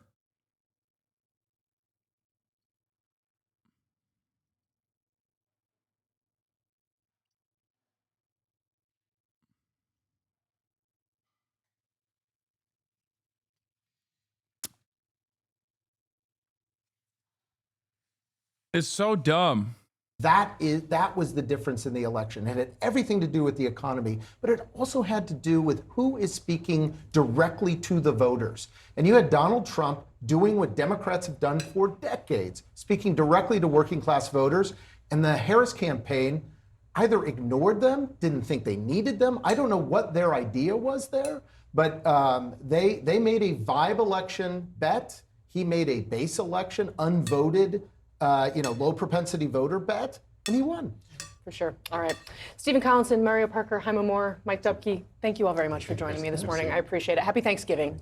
So when you want to give like an interview after, give a postmortem, you think you would go to a traditional media outlet? That way they can ask some, Kamala campaign blames bad question for interview snafus.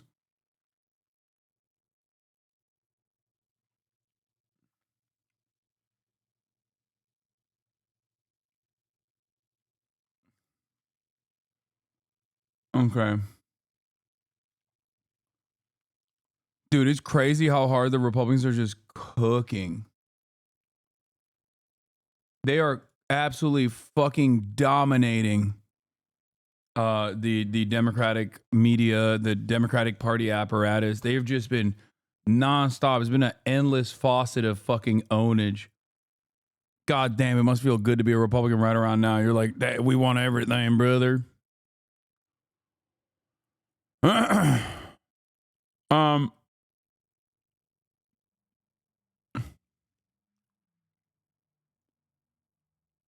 Where was I? Oh, Adam McKay, this timidity, lack of situational understanding, and deference to power is the reason why people like this are hired in advance in the DNC ecosystem, legacy news, corporations, etc. Select schools, communities, and mentors cultivate this nibble around the edges approach. And in the face of an act of genocide, climate collapse, and widespread economic predation/corruption is absolutely killing us. Also, I just found out that Adam McKay actually follows me on Twitter. Watch this space. Got to get him on the broadcast, I think. It's so funny that I use his movies so much.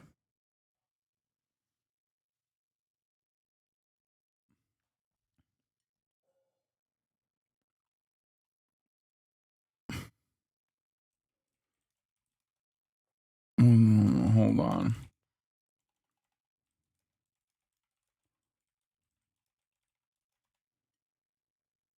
He saw your Schmeat yesterday. Have some shame. Maybe that's why he started following me. He was like, man, he's like, look, ultimately, I don't really care about a man's Schmeat, but like he has a respectable one, which is worthy of a follow. Like he's like, it doesn't tickle my fancy in like a gay way, but I respect it in like a manly way. Tough questions. Instead, the Obama crew that ran Kamala Harris' campaign went to the Obama Bros, which were the speechwriters, the comms team. Pod Save America. Pod Save America, and this is what they had to say. Dude, Pod Save America's they're eating it from every side, by the way. That's so funny. The left hates them because they're like, oh, you guys are establishment shills. And the right obviously hate them also because they're like, you're Democratic Party establishment shills. And the Democratic Party establishment hates them because they're like, oh, you're not loyal enough. Even though they have been. And they haven't really gotten enough in return for that loyalty either.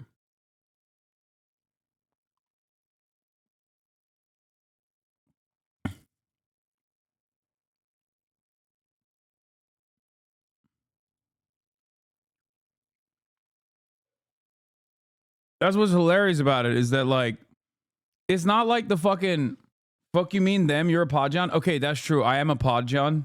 I'm a Podjon now. Okay, so put some respect on it.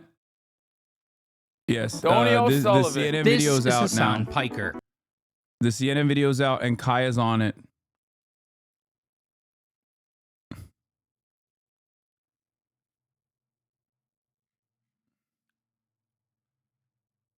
That's right. Kaya is on the main stage.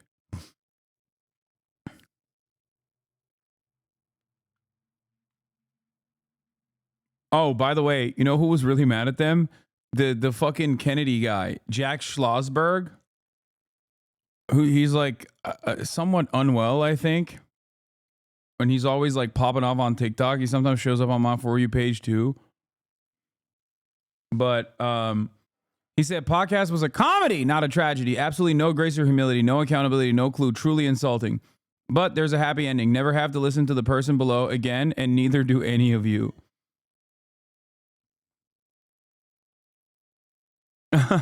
Crank T. Nelson says, Jack, I'm afraid you are very mistaken about the nature of the Democratic Party if you think we won't hear from election losers again. Yeah. The IRS just said it wants $20 billion more money. Do you think this budget should be increased, same, decreased, deleted? What?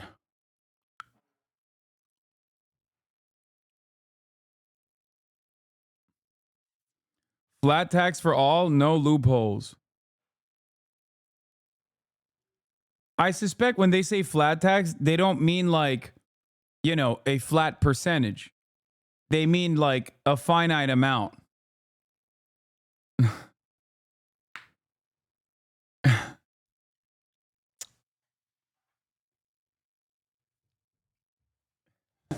they mean like, everybody pays like $1,000. I don't know.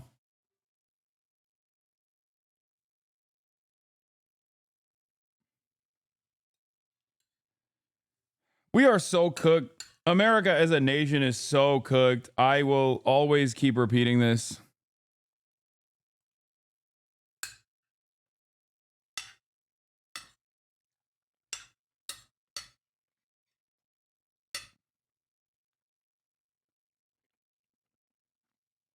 Oh, Kamala Harris was refused by Sean Evans, by the way,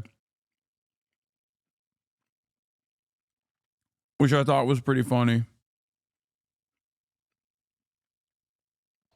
We would do an interview, and the questions were small and processy and about like dumb. Just dumb. They were not informing a voter who was trying to listen to learn more or to understand. That does a disservice to voters, and being up against a narrative that we weren't doing anything or we were afraid to have interviews is complete. And also like took hold a little bit, and we just gave us another thing we had to fight back for that Trump never had to worry about. Well, I mean, look, everyone could look back. This is the time to be honest. This is the only time. You have nothing to lose. That mode of midterms. But when she says she blames the people for asking small questions, that is the funniest thing I've ever heard in my life. I blame the friendly questions that we got from friendly journalists. Layups. Where 77% of all the your coverage was positive. Where something like 85% of all Trump's was negative. And you blame the questions. Dude, you want to know something crazy? Fox News is 100% right. Like, I hate that I have to give it to Brian fucking Kill Myself of all people. Okay? It makes me want to say, I'm Brian Kill Me. But they are 100% right with this analysis. Like, he's on the money. He's like, what are you now complaining that they were too nice to you? What the fuck?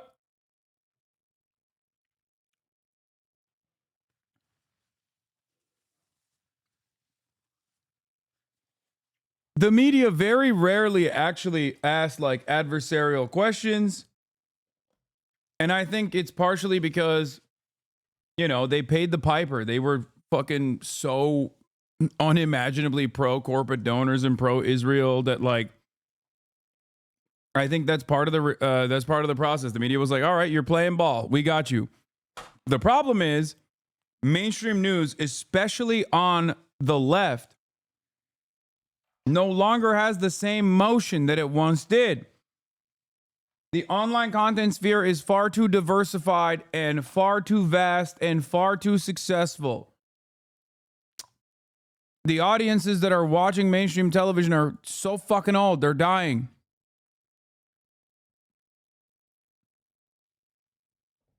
And what is she going to do? Come on my show? I would have asked some big questions. No small ones.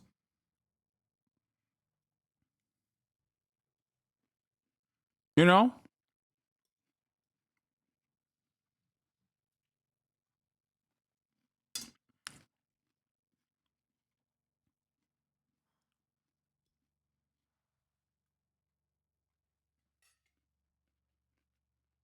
If you get a question of what is it going to take to win, that's all I need. Yeah. Because if I know what it takes to win and what my vision is, thank you for the easy question. I will take advantage of it. You know it with your book interviews. If someone says, tell me about Under His Wings, you can't be like, what a bad question. Right. I'm going to sell any books.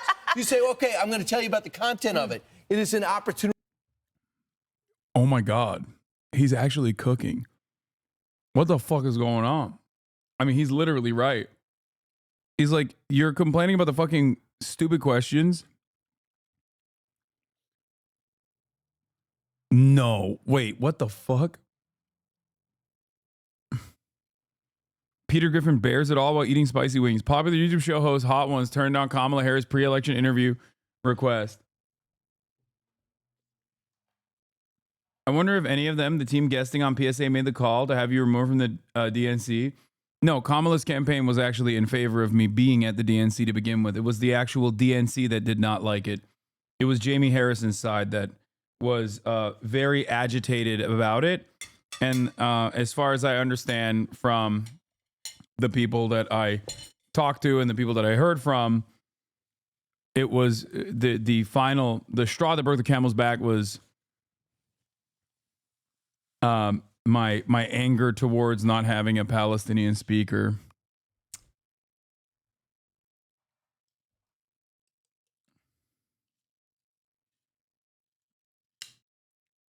Would you go on Hot Ones? Yes, dude, of course. Sean Evans is my mortal enemy, okay? But I would go on Hot Ones for sure. Why wouldn't I? I'd love to go on Hot Ones.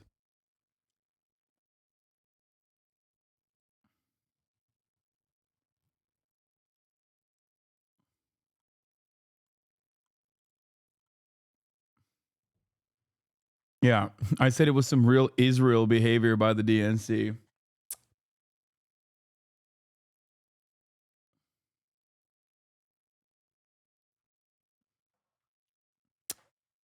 Sean is your fragile op? Yeah, he is.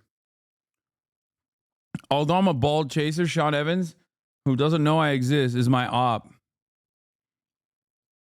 And old heads of the show know why, okay? There's a good reason for it.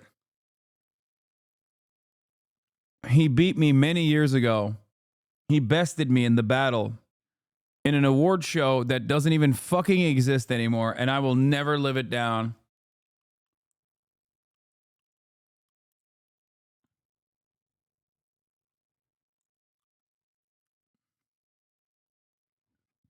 Opportunity to show yourself. And what she missed is an opportunity to hop on the podcast and keep on debating the Joe Rogan podcast. It's the format. The format is, I'm not really going to ask you about what you did or Joe Biden. I'm going to ask you about you. And are you comfortable talking besides recipes? What else makes you up? Yeah. Why did you get married late? What went into those decisions? Yeah. What was it like growing up in San Francisco, with a single parent? So that's when you have an opportunity over the course of 3 hours to show your personality. Trump did it, but the format worked for Trump. Andrew Schultz and these guys, they were funny. That's when he's his best. He's self-effacing. Yeah. So if you are self-effacing and you have a degree of humility, that's why you love the format. No.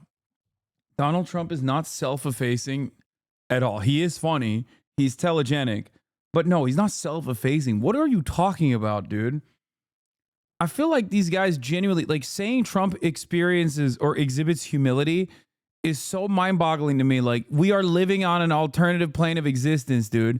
You are not living on planet Earth. I'm sorry. You are fucking out of your mind. What are you talking about? He's never demonstrated humility at all.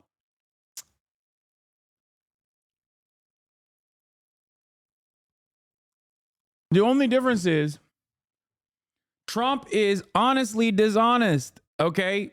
He comes across as earnest in his dishonesty. He's like, yeah, I'm a scumbag, but I'm your scumbag. That's it. Whereas Democrats, even if they're being honest, come across as fucking dishonest. They're so scared. They're meek. They're insincere. They come across as technocratic elitists.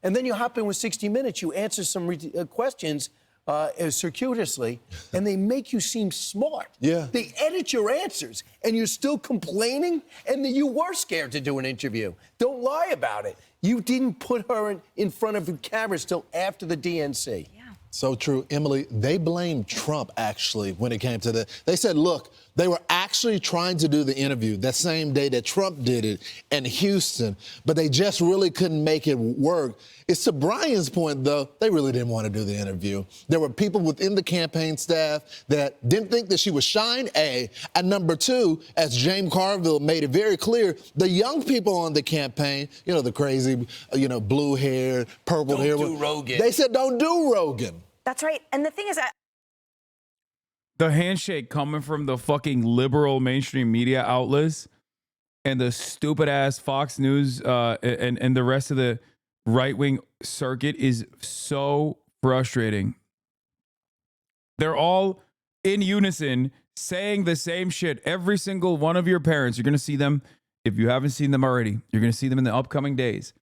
They are going to repeat the exact same dumbass talking points to you because both the Republican side and the liberal side, if you're over the age of 45, if you're over the age of 50, you're watching television and Television Man is saying the exact same shit.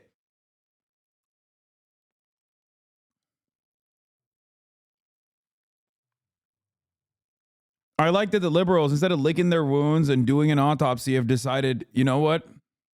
There's a far greater enemy out here, trans people, undocumented immigrants, and the left.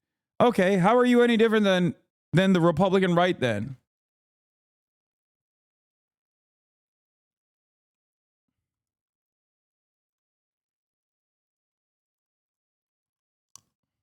I hate it.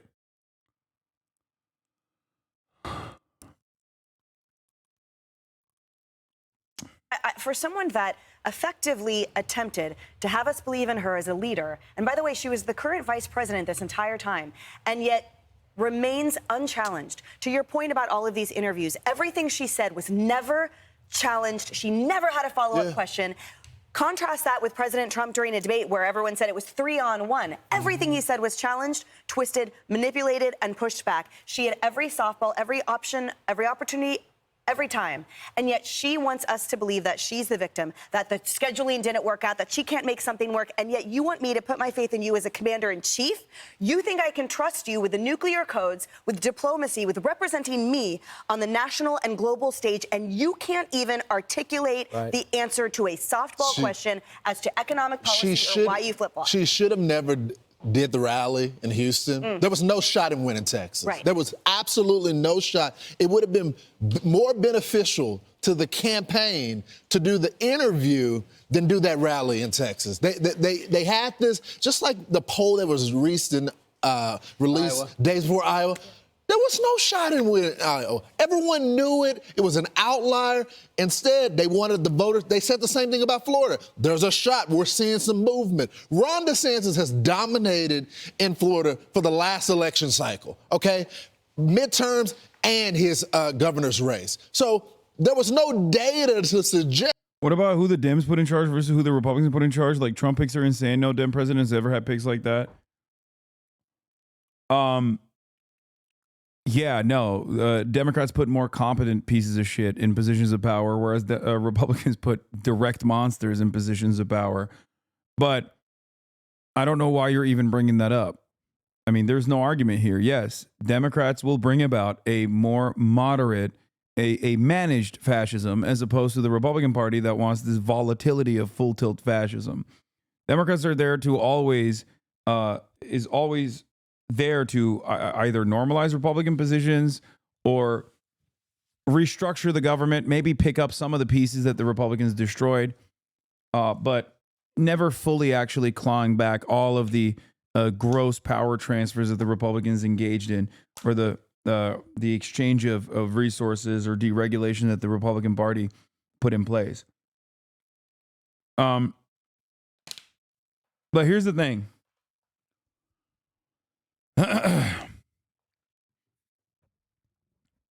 If you don't want the Republicans to put fucking assholes into positions of power, and I certainly don't want that, then you have to run a good race.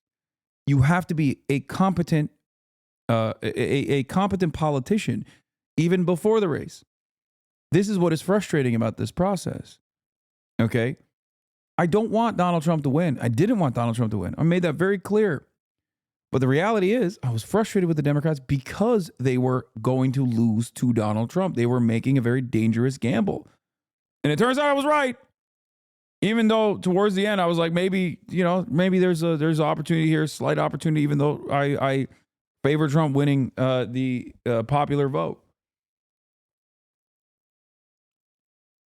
You're a fucking loser, baby. Trump 2024, baby. You're a fucking loser, man. Yeah, I mean, it already happened. Trump is already going to be president. And I'm willing to bet that your life is not going to change in a meaningful fashion, in a positive direction. It's going to get worse. And we'll check back with you in a couple of years. I mean, it's 2019 that you've been following me since. And, wait, what? You have a good head on your shoulders. Keep it up. I really want to hear what you have to say about building the wall. But she really doesn't have to pay for the place they're building or the electricity or tools, you said back in 2019. My opinion on building the wall has not changed, just so you understand. And I suspect that your life did not improve meaningfully under the first Trump administration, despite the fact that you supported him.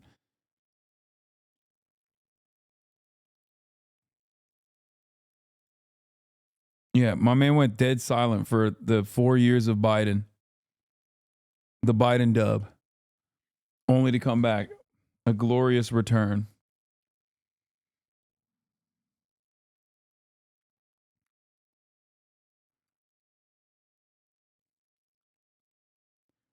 For a lot of people, they just think like, oh yeah, we're going to dominate trans people. We're going to dominate gay people. We're going to dominate the undocumented migrants, thinking that that is going to make rent better. You know, it's not. Is your landlord trans? Is your landlord undocumented? Okay. Is your landlord ruining the fucking housing market? Or not your landlord. Your landlord is doing that. Is an undocumented migrant ruining the housing market? I didn't realize they were at fucking BlackRock, you know? It's all comprised of undocumented migrants. Undocumented migrants are at Sweet Baby Inc., ruining video games.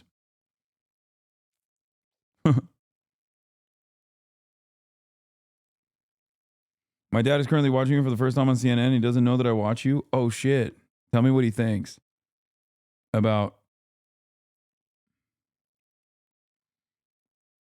Tell me what he thinks about the piece. Yes, that they had a path there, but they were telling people this to try to excite. Just like at the convention, Brian, they said there was so much joy. There was no joy. No one liked her. And we saw it at every swing state when she lost every single swing state. Right. So I think there's a lot there. I just think that finally, the question that destroyed her campaign, and everyone agrees, was, how are you different than Joe Biden? Oh, yeah. Yes. So you by Sonny Austin. So in retrospect, the questions were too simple. You can't get simpler than that. Yeah. If you can't hit an underhand pitch, it's a layup. Why should I give you a fastball? Exactly. God, this is true. Nailing it. Wow. I'm Steve Ducey. I'm Brian Kilmeade. And I'm Ainsley Earhart. And click here to subscribe to the Fox News YouTube page to catch.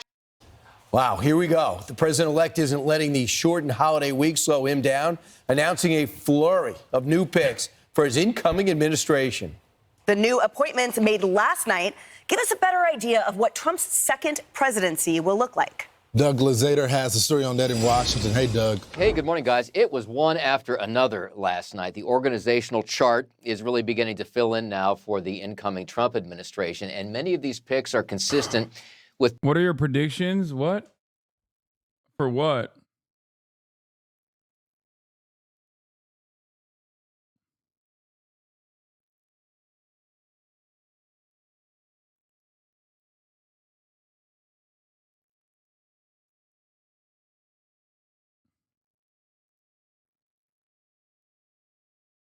My parents love your evolution from that kid on TYT. They are 70. Good work reaching out to them old heads. All right, let's move on. Now to the reaction to President-elect Trump's threat to hit Canada and Mexico with tariffs on day one of his new administration. Two countries are pushing back. Mexico's president is warning that her country could retaliate against the U.S. with tariffs of its own. Chief Business Correspondent Rebecca Jarvis here with the story. Good morning, Rebecca. Good morning to you, George. Nice to see you guys. And he is threatening Mexico and Canada with those tariffs unless they crack down on the flow of migrants and drugs. They are pushing back, but it is American consumers who could end up paying the biggest price. This morning, President-elect Trump's threat to impose tariffs on America's neighbors already prompting a growing fight with Mexico and Canada. Mexico's new president threatening to retaliate with tariffs of their own if Trump follows through on his pledge to impose 25% across-the-board tariffs on both countries, potentially sparking a devastating trade war. No es aceptable. Mexico's president says tariffs are not acceptable and it would cause inflation and job losses in the U.S. and Mexico. adding later, Mexico respects Trump, but we also ask respect for ourselves. To the north, in Canada, an emergency session of Parliament where Prime Minister Justin Trudeau, who's had a rocky relationship with Trump, is trying to calm nerves, speaking to Trump within hours of him posting his threat Monday night. What we will do is stand up for Canadian jobs, as we have before, as we will continue to. Stand up for the prosperity we create when we work together. But analysts believe the damage wouldn't be limited to overseas. Several major companies have already made clear American consumers would pay much of the cost of any tariffs. With inflation still cooling, Americans could be hit with higher prices for electronics, cars, hardware, groceries, and even gasoline.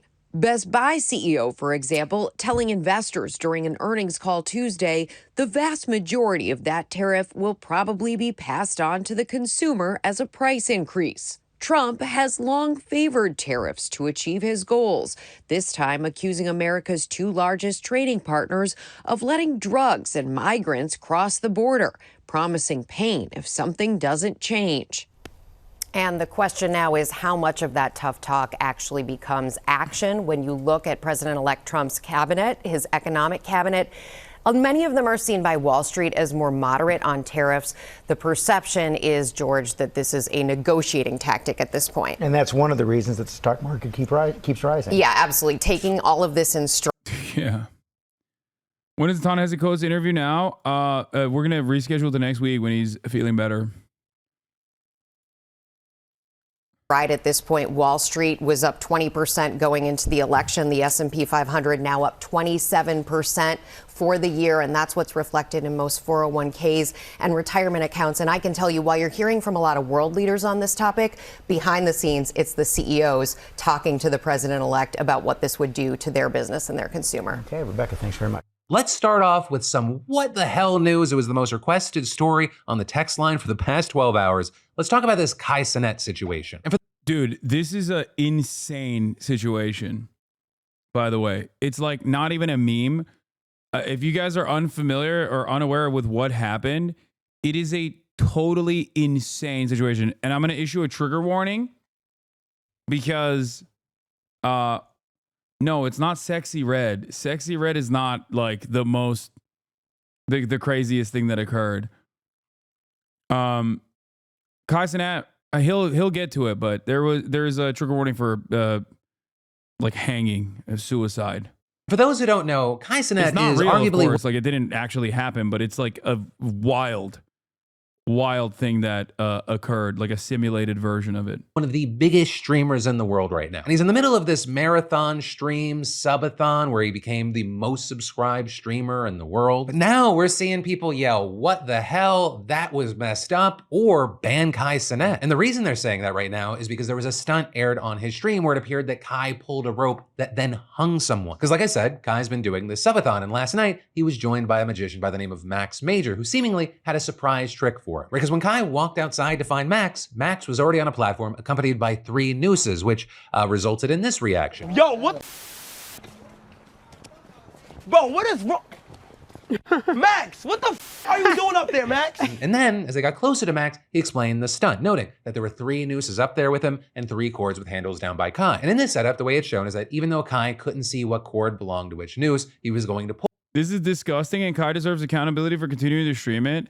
I think I have a more nuanced position on this, but it's like what he tried to do in this situation was to mitigate it and was like, don't show this. So he literally pushed the camera down. And in normal circumstances, for the record, especially when you're like a very large content creator, obviously, and doing like this almost Hollywood level production, Twitch is going to be more understanding because it's real. Like it's live broadcasting. It's live broadcasting like a television show. So in an uncontrolled environment, there are going to be some issues, but it's the same principle behind for example, if I'm watching like news coverage or something, and then there's like or if I'm watching something in real time and unexpectedly there is like a blip of violence or pornography or some kind of material like that, and I quickly scroll away.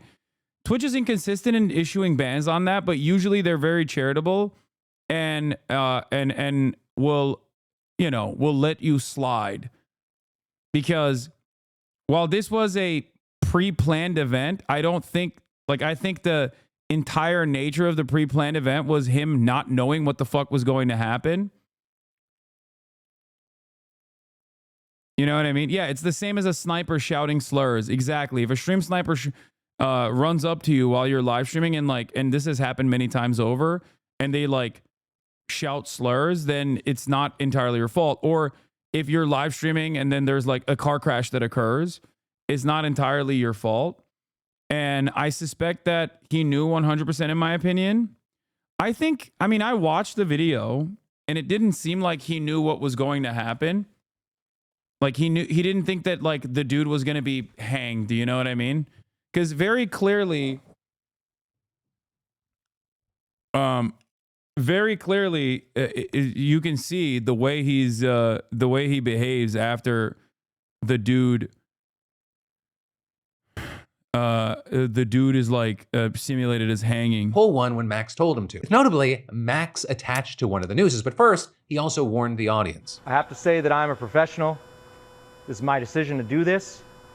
I'm supervised by professionals. We have emergency personnel standing by, and that absolutely no one should try anything like this or anything dangerous at home. Then, I think he was looking for, I also personally think that he's the magician might have been looking for clout. You know what I mean? And he did get it. I don't personally care, but don't you think the examples you gave are unpredictable and sudden? While this is a pretty long situation, yeah, I don't think that this was going to be the outcome. I don't think he thought that he would be, hanging someone.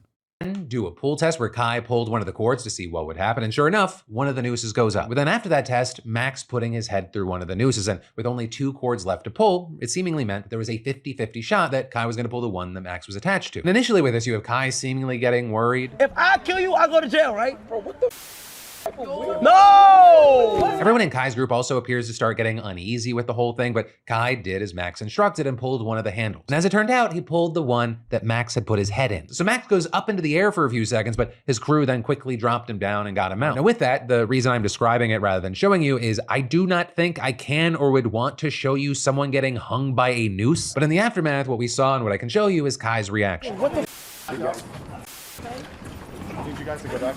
Wait, no. I think the important part about this is that the immediate, because I watched not the full thing, but I did watch the part where he's literally hanging and they show him hanging and it looks like, it looks like a person hanging, right? And you can tell that he thinks he's just caused this person a tremendous amount of pain. And not only that, but he also immediately tries to move the camera away. It's not, I feel like, I don't think that his expectation was that he was going to literally hang a dude. Hasan, please, Kai knew. Yeah, I don't. Hold on. Doors open.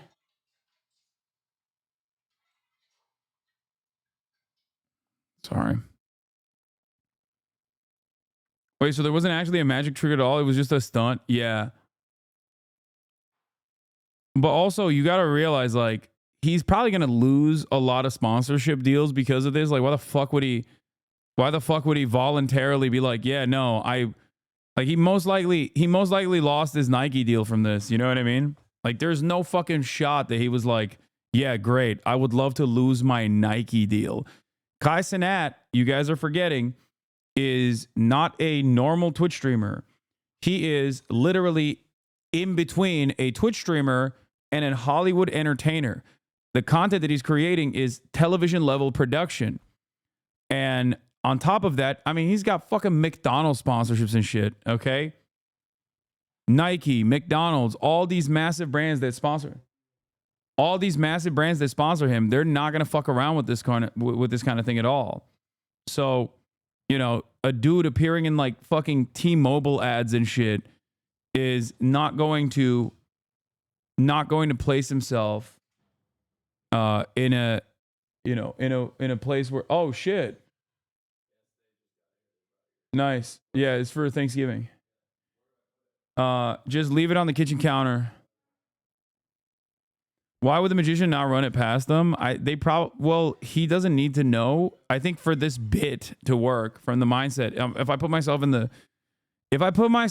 mindset of the magician, you don't want the fucking person to know what you're gonna do.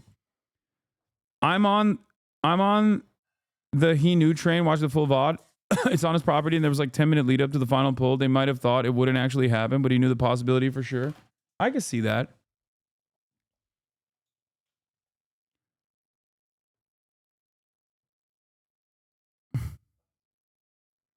He's not going to lose his sponsors. Why are you overreacting so hard? No, there's definitely a likelihood that he could lose sponsors. People are going to say, you have a massive audience of children and you simulated a hanging. What are you talking about?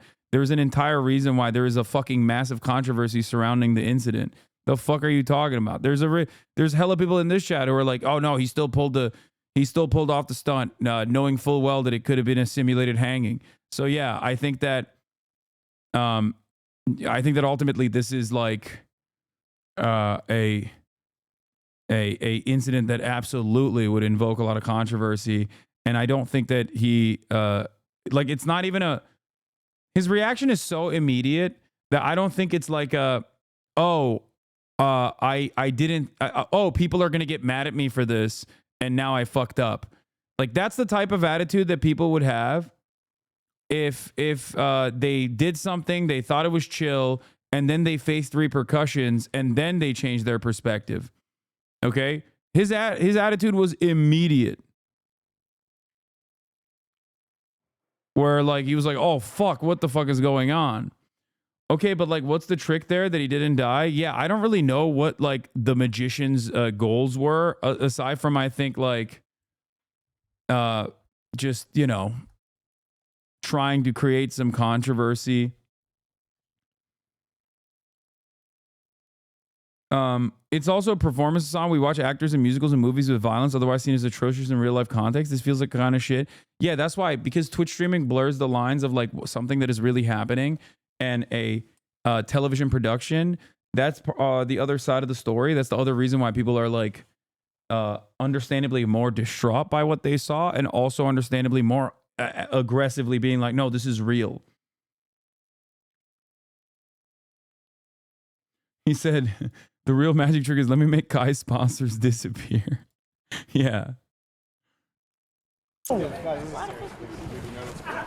my God. No. I might get banned. I need you guys to go Oh, my heart hurts. We need to clear the way so that they can get him out. Oh my God. Yo, what? I get banned. Is he good? It's gotta be a prank. It has to be a prank. Max still laying in the box. Bro, I just pulled a...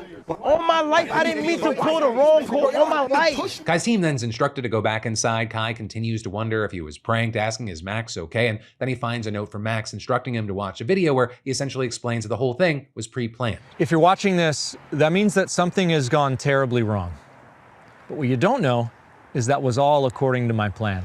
You see, at the start of my performance, I said that tonight was all about choices. I took a clip. He was hanging for 7 seconds. Yeah, he hung for a minute, dude. He was, I mean, it was fucking gruesome. I'm not gonna lie. It shocked me. But not just the choices that you made tonight. This dude is insane, okay? Straight up. Like, an actually insane. It was all a part of my master plan. My goal was for you to hang me and therefore get you banned.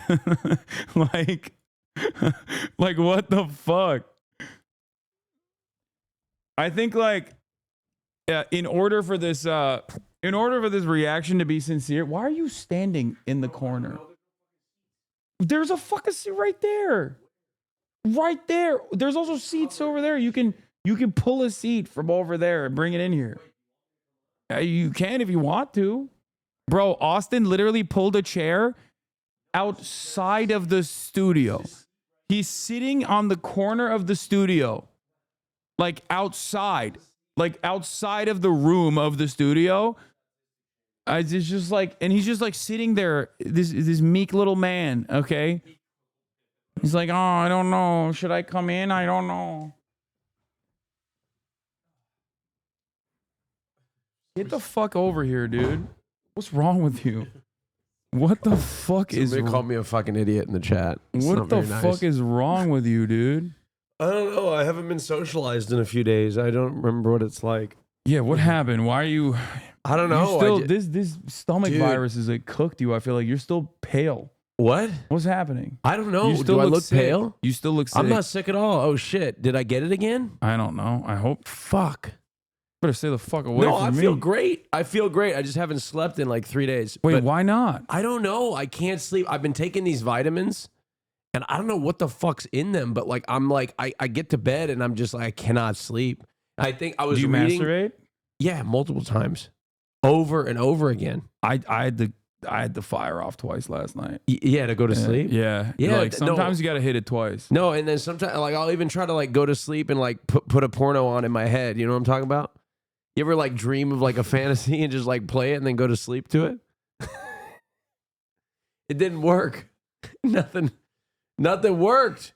Y'all know that nobody else does that? Is that just me?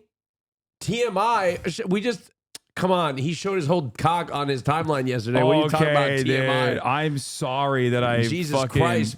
Fucking. I'm sorry that I'm dominating the spaces that you're. Bro, I couldn't even post a thirst trap yesterday without people calling me that I was saying I was copying you, like you invented the thirst trap. I'm blowing podcast content. God damn it! It's like you know, LeBron James invented basketball. Like, did he actually invent it? Nobody redefined it. Okay. Damn. The LeBron James of thirst. How does this make you feel? But dude, I don't know. I'll be honest with you. I didn't realize. I looked at the before photo. Yeah, you didn't realize how fat I was. Yeah. Yeah. It's kind of fucked up of me to say, but I mean, Yeah. look, you were a little. Look, I was a little chubster. you're a little dude. chub. Yeah. Yeah, no, look, I mean, hey, look, congratulations. I was proud of you. I was proud of you. No, this is good for my business. Put your cock away. Look, I mean, it Yeah, was. I don't like you that I'm my being comment? objectified, but we'll save this for the broadcast. You don't like being objectified? Like, to this degree, it's like the cock wasn't supposed to be the main fixture of this entire thing. All right, we're talking about no more conversation. No more conversation. You guys Okay, got to. We're okay, going to talk we'll about this save it for the on pod. the Save it for podcast. the pod. All right, let's continue with this. The choices that you've made since the day that we met. Well, all along, Who is this? I planned to influence you to make the wrong choice. Wait, did and he I make knew a you'd pick video the red behind handle. the You then see Kai scenes seemingly worried he was going to face a ton of him backlash. basically trolling Kai and Yeah, not he was telling like, them. yeah, he was like, yeah, I got you, you little bitch. You fucking almost killed me. That's what his video was about. Why would he do this? Yeah. He definitely did. With people generally thinking prank or not, whether Kai knew or not, he shouldn't have let this whole thing happen. With people writing things like, it doesn't take a genius to know once a man was on a stage with a noose around his neck, you probably shouldn't continue with the stunt. No matter if the magician tricked him or not, there comes a point. Like, I don't know what he hashtag accountability matters. People are so funny. Yeah. Like, I don't know what he thought was going to happen, but I'm certain that he didn't think that he was going to do a live simulated hanging of a person. You know what I mean? Like, I mean, did hashtag accountability matters. look? You would think that he's a magician, so he knows what he's doing. What the fuck is magical about hanging yourself? No, magicians do that shit all the time. They do like crazy self-harm shit. Yeah. Like the David Blaine stuff, like all the escape stuff. Like that's normal. Like that happens. It's just, this is one of those. It's the most liberal ass hashtag I've ever seen. Yeah. This is, dude, right wingers love doing that liberal shit though. They're like, Oh, really? "Ooh, I'm doing accountability on HasanAbi Piker. Yeah. He said America deserved 9/11. Stop crying, bitch. Anyway, He's like, and I'll say it again. yeah, that's what Fox News did to me the other week. They're like, it seems I here know. you're joking about a second 9/11. Yeah. Like, okay, well, you understand that I'm being sarcastic, so why the fuck are you asking me Yeah. if I meant it sincerely, dumbass? All right. Yeah, Jesus. the magic is supposed to be escaping the news. Exactly. Like it's supposed to be like, oh, see, like you tried to hang me, but I succeeded in escaping. Like that type of shit. That's an illusionist. This guy lied to Kai. Wow. Some real Magic Castle shit going on in the chat right now. Understand. That's an illusionist. So I'm sorry I'm late to the party here, but I saw the video of him hanging himself. At what point, where's the magic? No, I didn't. Like, I'm genuinely like, where's the no, trick? I think it was like a weird, you know what it is? It's like comedy. Okay. Yeah. You can be a very edgy comedian, but if you teeter along this fine line, as an edgy comic, like and craft a really funny joke, it's a banger. Shock magic. But if you actually fail to be funny in the process of being edgy, then you come across like a racist piece of shit. Yeah. And I think what he was trying to do was basically that, where he was like, "Oh, this is an excellent prank." Yeah. And then because he didn't have like a real, it seemed like there was no real like payoff, right? The Yeah. payoff is just what? Everybody- Traumatizing yeah. everyone that watched you be hanged. Everybody panics and you get out of the noose because everybody helps you down. Yeah. So like, Right? He didn't even escape. So I think that because there was no payoff, there was no like real punchline, there was no twist. It was just like a very what you see is what you get type situation. People were like, what the fuck is where's the magic? He was released by somebody else. But like, yeah, chat. There are like, there's a reason why all these like escape artists and shit, like they put themselves in deadly situations, but under no circumstances are they like stuck there and almost die. he could have broken his neck, right? Like, the Prestige is not where you're like fucking dying. Yeah. Didn't Houdini die of? I don't know how he died. I don't know. It was mind manipulation. That was the magic. He never said he was gonna survive. What? The magic is that he got Kai to assist him in his suicide. Yeah. I guess that was supposed to be the mind read. I knew you were going to go pull the red rope. That's why they told Kai to leave and go upstairs. Kai went upstairs, found a note from Max to click on the YouTube video. The YouTube video was about how he knew. Okay, but that's like, there's probably a better way to do that. Your PSA episode is out. Wait, already? Damn, they released it the night of? That's crazy. Normally, the payoff is you appear somewhere else and magically you're not actually harmed. Yeah, not just by hanging there by the neck and the emergency crew has to get you out. Oh, this is funny. Kai Cenat hung a white man on stream. He's the greatest of all time. How would you feel if a white person hung a black person? Brother, sit down. Let me tell you about the 1800s.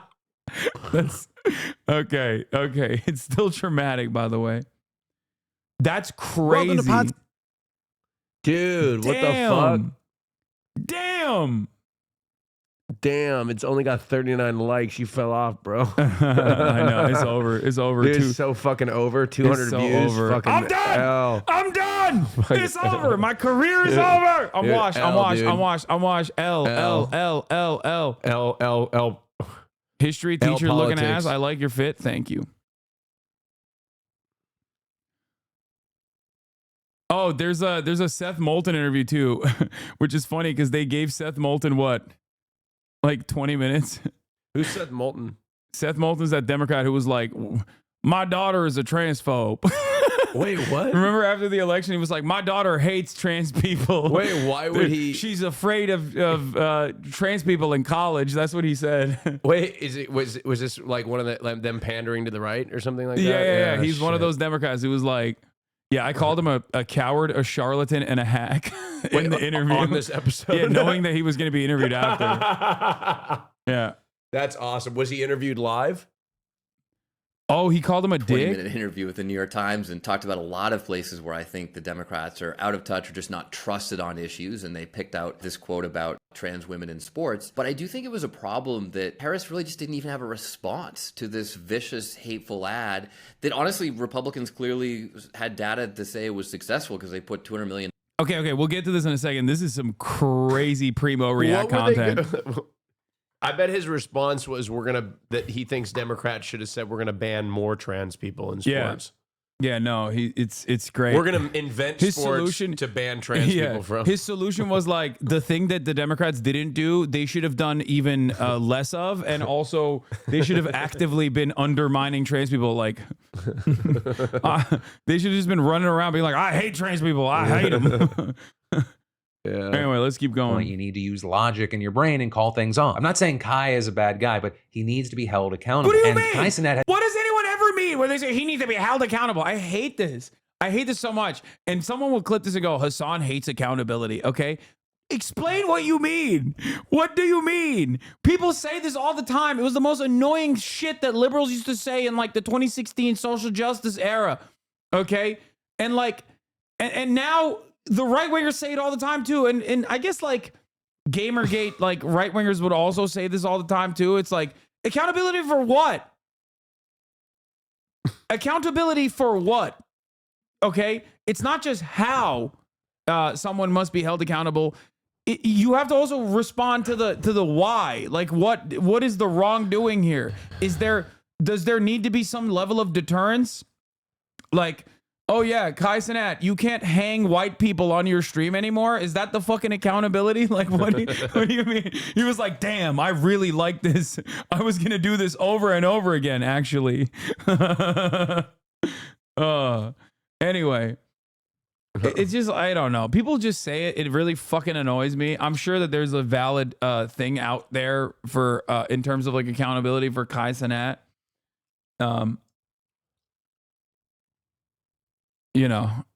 But magicians should be arrested for attempted self-harm, illegal in most states. I don't even think that should happen. Okay. What the fuck? Why do people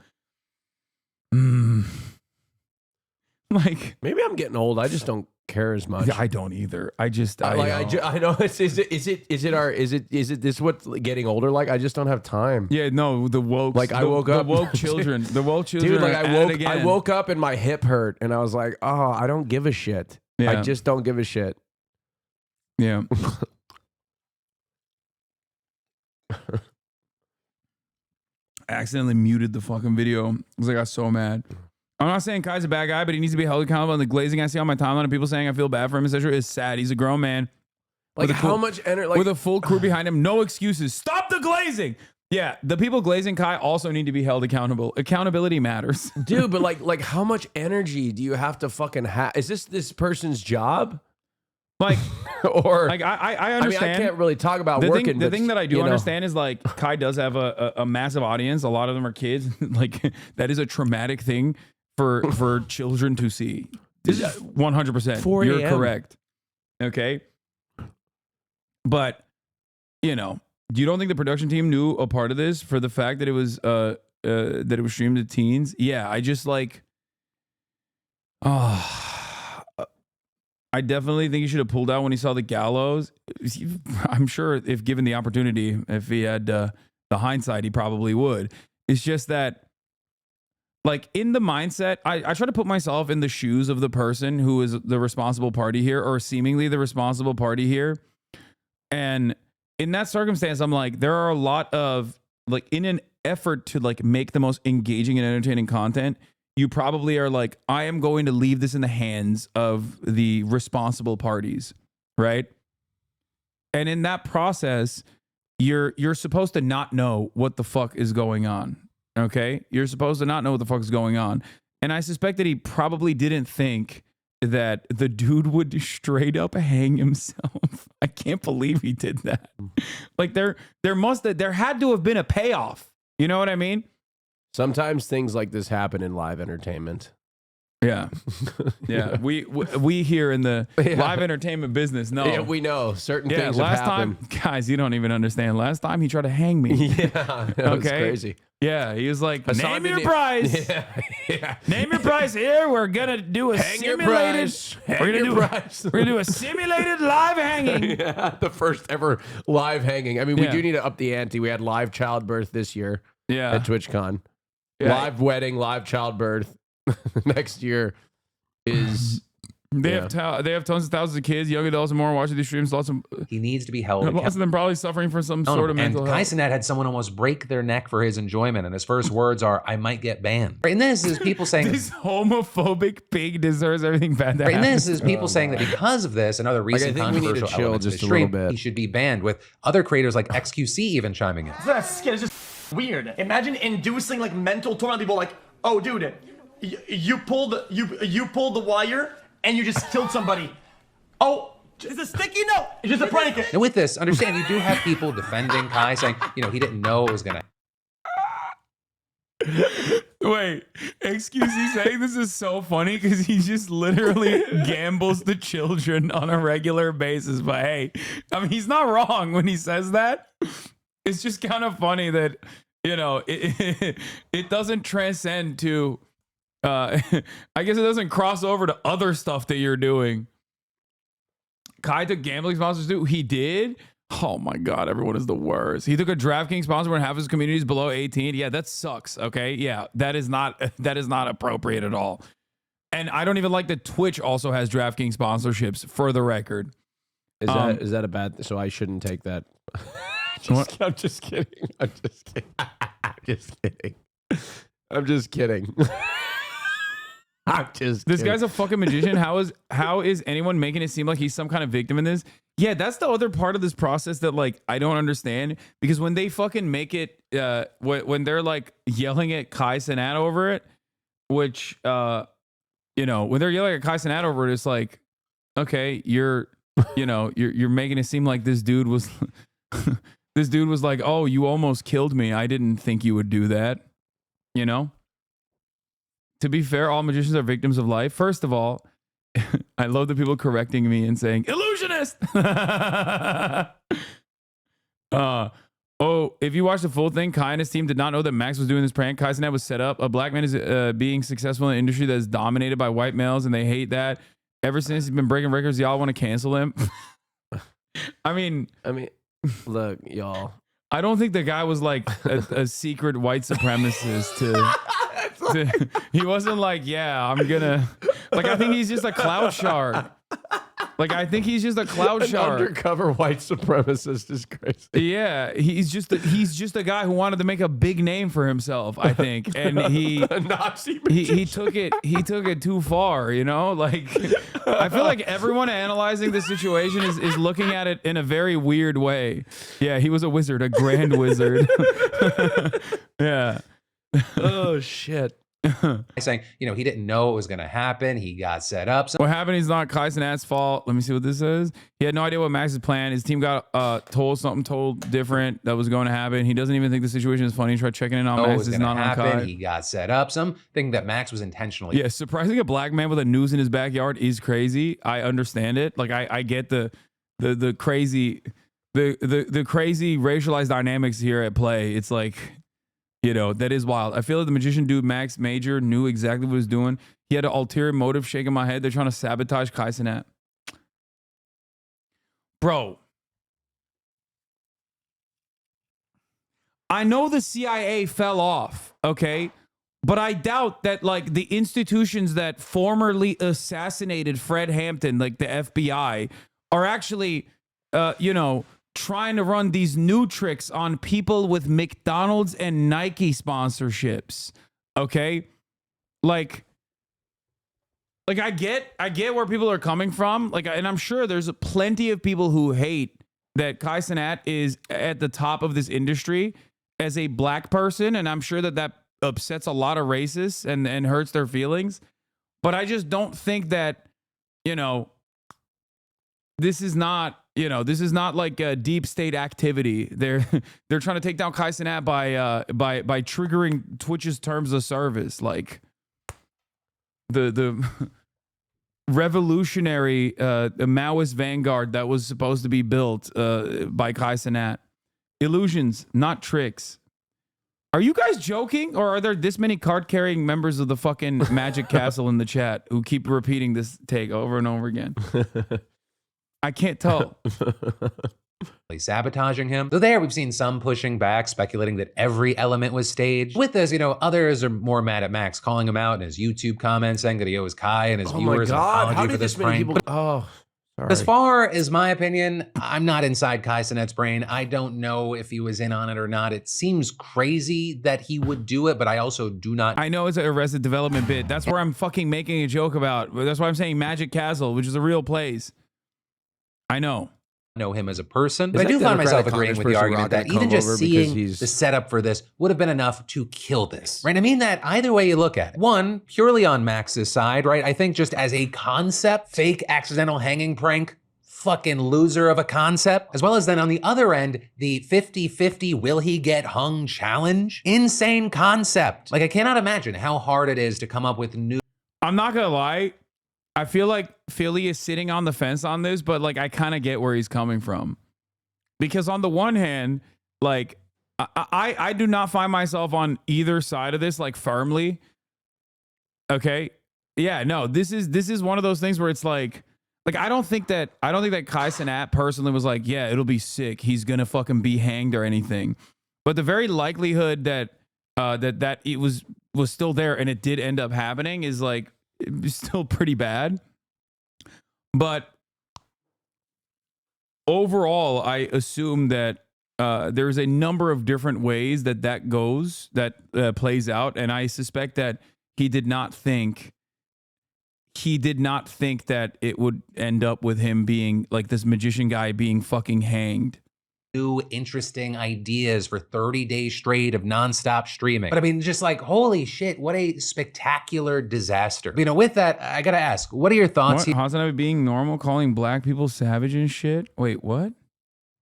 What are you saying? Here, and also let me know if you're familiar with Kai or not. What are your thoughts on the people alleging that Kai was in on it or not? Also, if you didn't know, what are your thoughts about him even participating once he saw the setup? Or with a situation, do you end up falling in the camp of seeing Kai as the victim here? He trusted someone that did something fucked up. Let me know what you're thinking and why. They may be hearing things. Oh, Asman also defended Kai from Asman Gold defended him. Sensitive? People not. Thank God Monica Huld is in here saying, whose side are you on? I don't know. Her titties are saying both sides, but she seemingly is also wondering, we got to pick a side. Getting sensitive. They just want to see somebody get banned because they don't like him. Like LSF has hated Kai forever. Like they've always hated Kai. That like image every is time crazy, there's a bro. positive Kai post, that image is crazy. That's a crazy image. It's like begrudgingly like, yeah, I guess you. The one thing is that he did look fucking shredded. I did notice that first. Yeah, I noticed that as well. I was like, damn, this magician is fucking I was like, who's this shredded ripped guy? Oh my God, he's hanging from a rope. Yeah, that was the works really first. hard. That's the first. You know, thing. like yeah, they fucking like hate wow, him. look at those And abs. Oh my God, holy shit, he's hanging. What happened?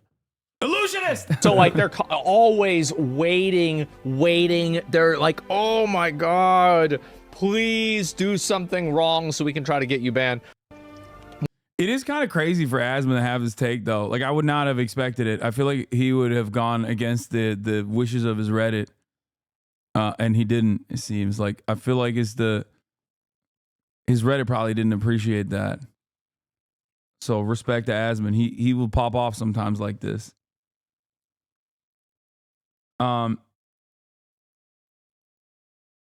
Anyway.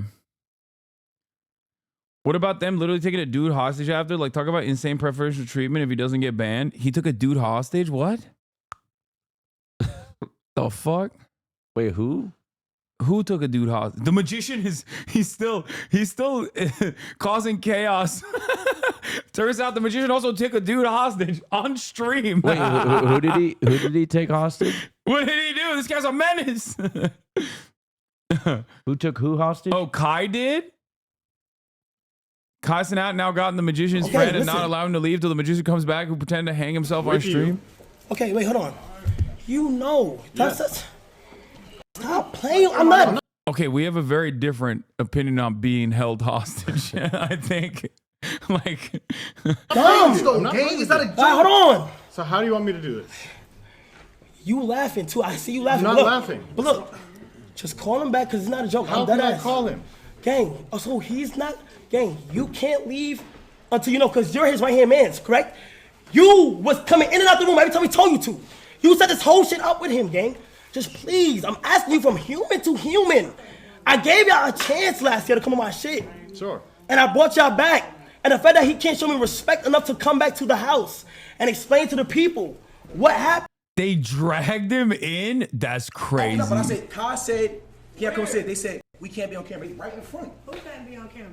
They can't. I think there is something incredibly funny about Sexy Red and her crew being a part of this entire process that actually hits it cinema, okay?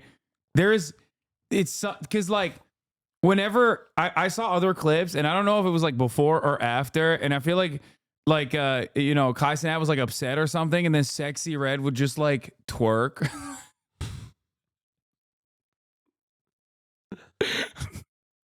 Couldn't have happened with a better person as a guest on the show that night, okay? And like I said, I don't know if she was twerking after the traumatic incident or before the traumatic incident. I just it was after. She was twerking after.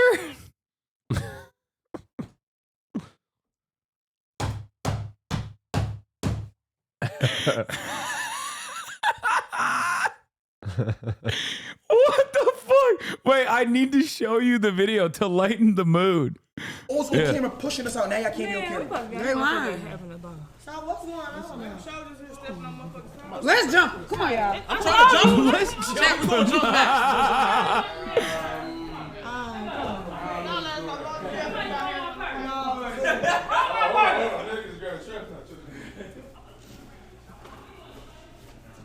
Twerking is my panic response. Wait. I love the crew. Like the dedication the production staff has to this is like they're following everybody around as this is going on and filming everything. I mean, that's good. That's good content. Yeah, right there. you keep it rolling. The fucking cameras You keep rolling. it fucking rolling while You keep he's the hanging. Yeah, you keep you keep the fucking cameras. No, on. that was the thing This though. Is like fucking reality the cameraman TV was shit, filming man. it, and like I did see that part. That's why I'm saying like I don't think he was like I don't think he was fully on board with what was happening because his first reaction was like, "Dude, put the camera down. What the fuck are you doing?" Like he literally did try to move the camera away as soon as he. You know, I mean, the cameraman's just doing his job. Came to terms with what was going on. Yeah, no, I understand. I'm not blaming the cameraman at all. Oh shit! Is he running? I don't know what's happening. That's what he want. I'm saying that's what he want, though. D versus the tank, get the appreciate it. He finessed. He finessed. Watch a clip of him being He got him some little followers. Chat. pulled by his jacket. No more magic on this motherfucker, chat. Exactly. The only thing is like what? What a broom, at Kai? What a broom? What a broom? What broom? So we can sweep the glass. That's good. The cleaners will clean it. Wait, I went too far? No, I didn't.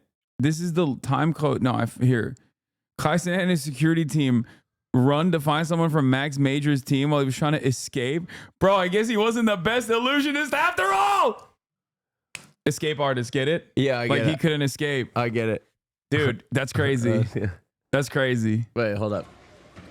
Oh shit. That's okay, dude. You can't do that. That's dude. Why do security guys always do this shit? They think that they because they're security they could just do everything. You can't do that. You have You just like do everything. You literally have you have more legal liability. Okay, you can't do this. And a cop couldn't even do that. Well, okay, come on. I wouldn't go that far. No, that's what I think. I Though mean, they at least have to read something. No, right? security guards always fucking act like they're cops. That's what I'm saying. Like they have like bouncers literally. Yeah, bouncers literally fucking behave like they could just like bounce someone off the fucking pavement. Like you can't do that, man. What the fuck is wrong with you? Let's go. This is right here. Sit right here, Bookie. Sit. Sit right here. Sit. Sit down. Yeah, you can't. Stop. Hold on. Be serious, dog. You can't do that shit. Was he there last year? Yo, he's an ass at escaping. Like actually, not me. I would have booked it. I would have been out of there. Yeah, I don't know. Timestamp of them catching him.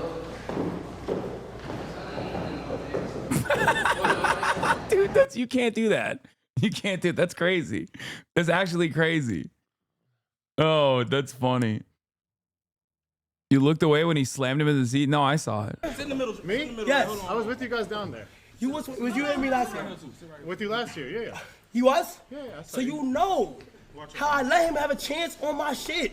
And he said that's his phone. Yeah. You know that's his And he got phone. Mac's phone. He can't come back until you can't leave until he come back, bro. I'm dead ass. I'm fucking trying to human and human. I understand. I'm not playing. I understand. Relax, let me speak. Just like Kai told.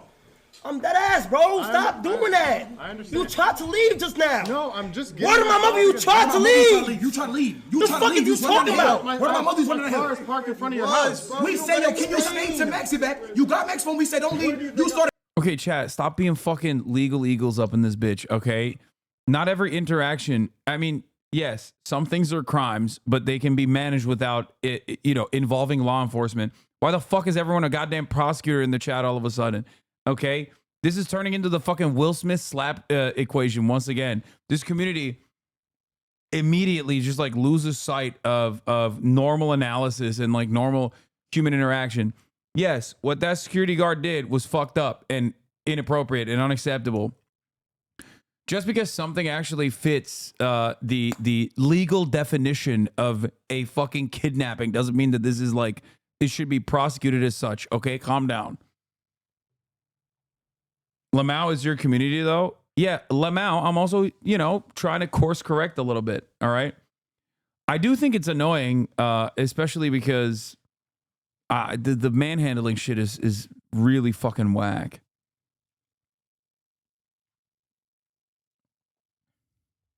Chat has prosecuted transnational gangs. You don't understand. I know. Run down the hill. Hey, you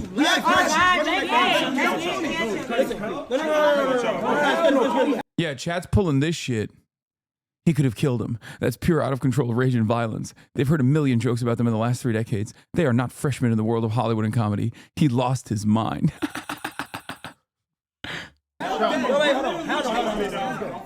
Listen, no, don't.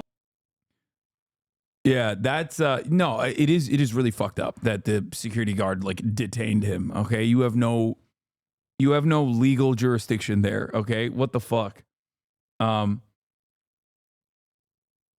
Stop blaming everyone for what a few rad libs say. Yeah, Hasan. Getting 3-guyed. I am. Sexy Red also snorted coke on camera. Listen. So did Trump Jr.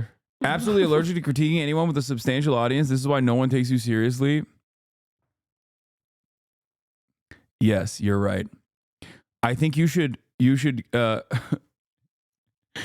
reach out to CNN and tell them that I am not offering a substantive critique on the Kai Cenat situation, and therefore they should not have taken me seriously on the primetime news slot that they afforded to my political commentary.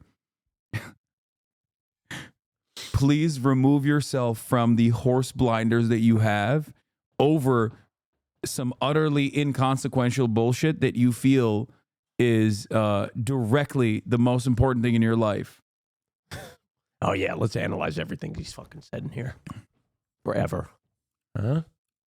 Look, so settlers are allowed to live on stolen land? What are you trying to restart leftovers? Or just want to appear more lib? These are lukewarm lib-coded takes to get him his fucking on ass. shit pod save. Personally, I would have fluffed up a bit.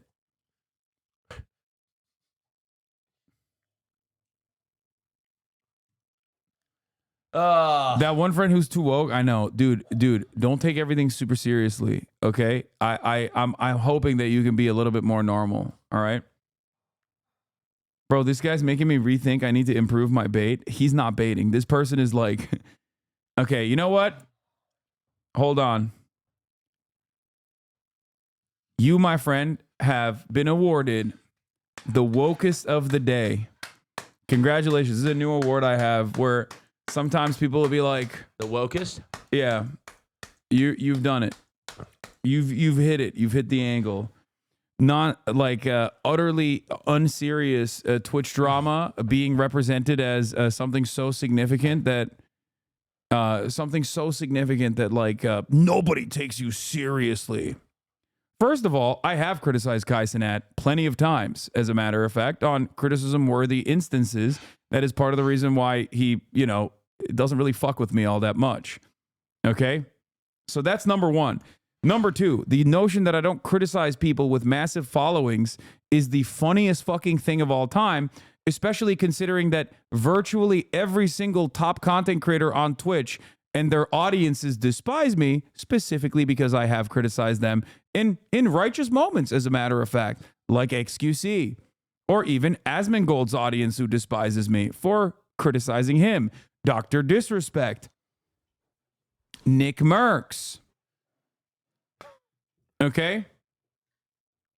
Is he still chirping about trans people in You know what was sports? funny? Yeah, he is. You know what was funny? That's like his. I was talking he's to a Dean about one-issue this. voter. I was talking to Dean about this in Texas, where he was like, "Dude, you have a very different situation where you have government ops." That's what's funny about this, where motherfuckers think I'm afraid of like a large content creator when I have fucking congresspersons as my ops. What the fuck are you saying? Wake up, dumbass! Like, I can't go back to Turkey. Stupid.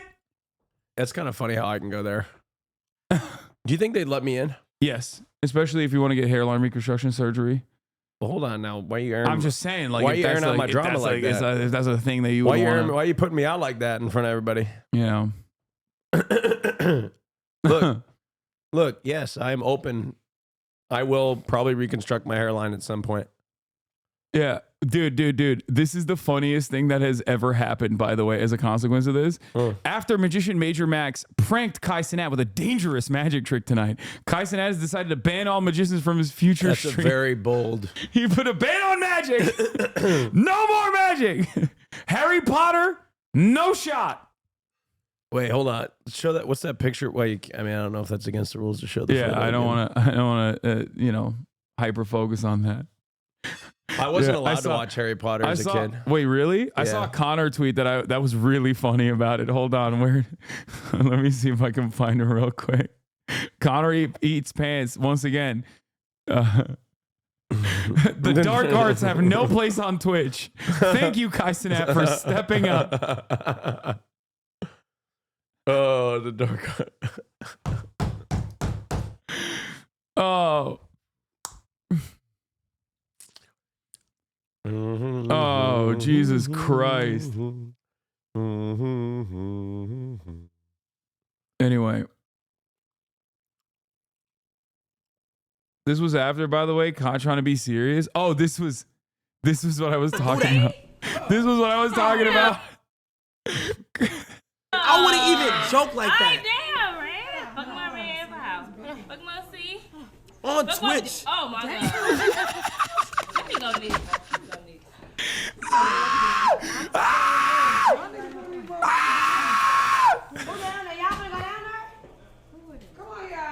He's like, thank you for the 5 gifted. Meanwhile, Sexy Red is just showing her ass. Oh, dude. This is what I needed to do. I needed to do a subathon in the month leading up to the election. You probably could do a subathon. That's your life anyway. Yeah. And you know how you do a subathon, Hasan? What? You literally do what you do now, except you just put a camera in your room. Yeah, that's what it You would. literally you could That's do what a it'd be. subathon. That's what I'm saying. I You should could have done a do a year subathon, and I'm subathon. talking about I'm talking about Israel bombing Gaza, and then you have to like show your abs and just like dance in the corner while I'm doing that, and also simultaneously saying thank you for the gifted. Oh man. Oh Jesus Christ! It's pretty funny. I mean, the juxtaposition is hilarious. Y'all doing too much. You got her. Yes. Yeah. Don't worry.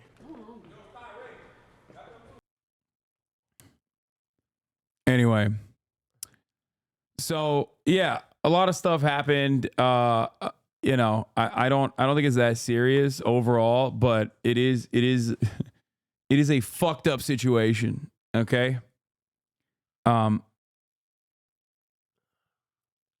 show Arrested Development clip? No, I'm. I didn't get super involved in this because Kai's sad face surrounded by ass is so funny. That's what I'm saying. Like, it didn't spike. I don't know. It just didn't get me. I don't know. Is anybody else? It just didn't interest me enough to care one way or another. I don't know. No. It was interesting, like a car crash. It was. I don't even know. I didn't even know. I couldn't care that much about it. I don't know why. I just couldn't bring myself to have an opinion at all. They traumatized Sexy Red. It's serious. But I do feel like I do feel like that's a reflection of my age, because I have noticed, like, now that I'm 31, I feel like something has changed and I just don't care as much anymore. Maybe I'm depressed, or it's just getting older. Mr. Beast, Asmongold, now Kai, third big wig streamer that gets a pass for me in the last 2 months. When has Mr. Beast ever gotten a pass? Especially in the last, what are you, dude, why do I do commentary? You know what? I'm gonna shut it off. Okay. There you go, guys. Now you can fantasize about what my position is. There's no reason for me to do commentary on anything, honestly, because you've already decided you've already hallucinated what my position is on any number of different things. Fuck it. Oh my God. You know what I realized? What? Why I'm like, don't care anymore What? about many things. What? Because Trump is president? There's that, but like I was so obsessed with the election for like a year. Like, I need to refine my life's purpose again. Yeah. Like there's nothing. I had like an entire regimen routine. I would get in, I would consume the news. I'd read about stories. I'd track the polls. You know what I mean? And now there's no polls to track and everything is lost and we're all going to die. And I just feel very doomer. I need to like find life's purpose again now that the election's over.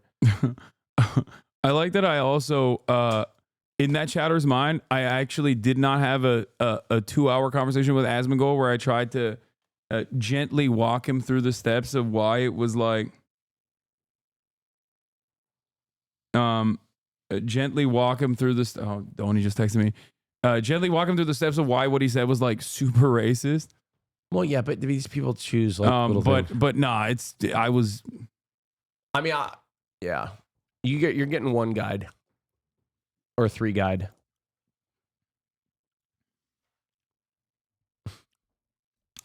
Anyway. Okay. Let's move on from the Kai Cenat incident. I did my Kai Cenat situation is crazy video. You know what I mean? There you go. There you have it. What else? Oh, the Sexy Red. The Sexy Red aspect of the story was also really funny because apparently she was caught on candid camera, maybe doing something, which she said was not the thing you think she's doing, you know? Yeah, here it is. Here's this. Come on, more knots. Make it. Give me one. Give me one. Let me go through right here. All right, boom. Make that shit tight. You supposed to been going through. Come on. No, you gotta make it tight. Nah, you should make it. Listen, you make the knot.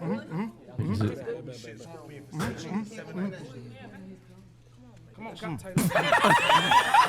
Come on. Come on. I mean, I don't give a shit. I don't fucking care. Wow, I can't believe it. Wait, did she just admit to it? No, she said she was rolling wood. Like she was marijuana. Wait, there was nothing there. What are you talking about? No, you don't understand. Is a different type of. A woman would never lie. Are you saying? It's called Believe Women. You know what? Sexy Red, I believe you. Yeah, exactly. I believe you. I mean, maybe marijuana is legal, and that's exactly what you were doing. That's how I smoke my marijuana through my nose too. Dude, what the fuck's the production team doing? By the way, they're like tracking her too. They're like they should have zoomed in. Oh yeah, the compression on the video does make it look weird. Yeah, it's the compression on the video. Yeah. You know what? Honestly, if Donald Trump Jr. can do it, so can she. That's all I can say. It's funny because it was 20 minutes before the guy hanged himself, and the main cam had them tying him up. Oh, man. It's an illusionist. She licked the paper. She rolled a blunt, man. Yes, I agree with you. She's definitely licking a paper. And And that's what she's doing. That's not a baggie. That's not. No, I believe her. That's not a bag. I believe her. That's not a baggie. I believe her too. Yeah. She's an illusionist. I believe her. Yeah, believe all women. Okay. Come on. Yeah, this is the last Job, part. Michael's oldest brother. So, this is the magic trick, huh? Illusion, Michael. Trick is something a whore does for money. Or it can be. Job recently started the Alliance of Magicians, an organization that blackballs any performer who reveals a magician's secret. Yeah. And now Kai Cenat is a part of that organization. He's blackballing all magic. Did you see the China Arcane edit? I suspect that the straight up girl on girl sexual intercourse does not exist. Are you still in this fight, Violet?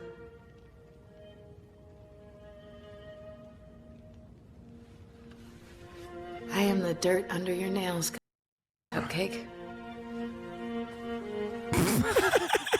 Wait, hold on. Go back to that part. Can you go back to the part where does she lean? She's like leaning into nothing. She's just going, hey. Okay, here, keep playing it. Are you still in this fight, Violet?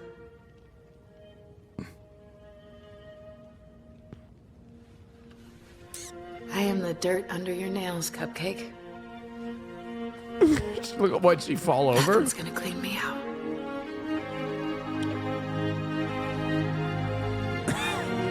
Jinama.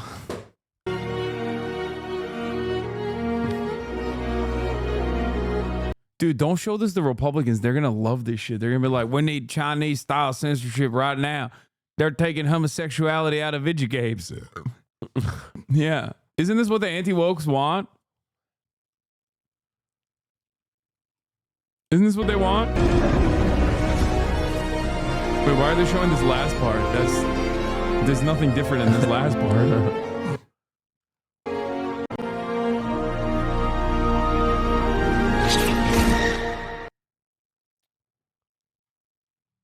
Yeah, this is the amount of like girl on girl action that is excellent. How do they edit this?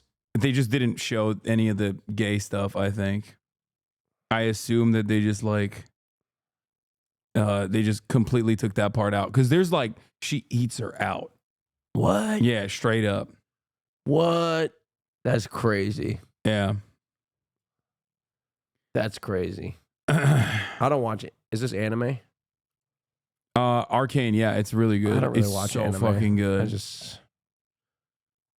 I heard that they also were gonna do like way more like unrestricted gay sex.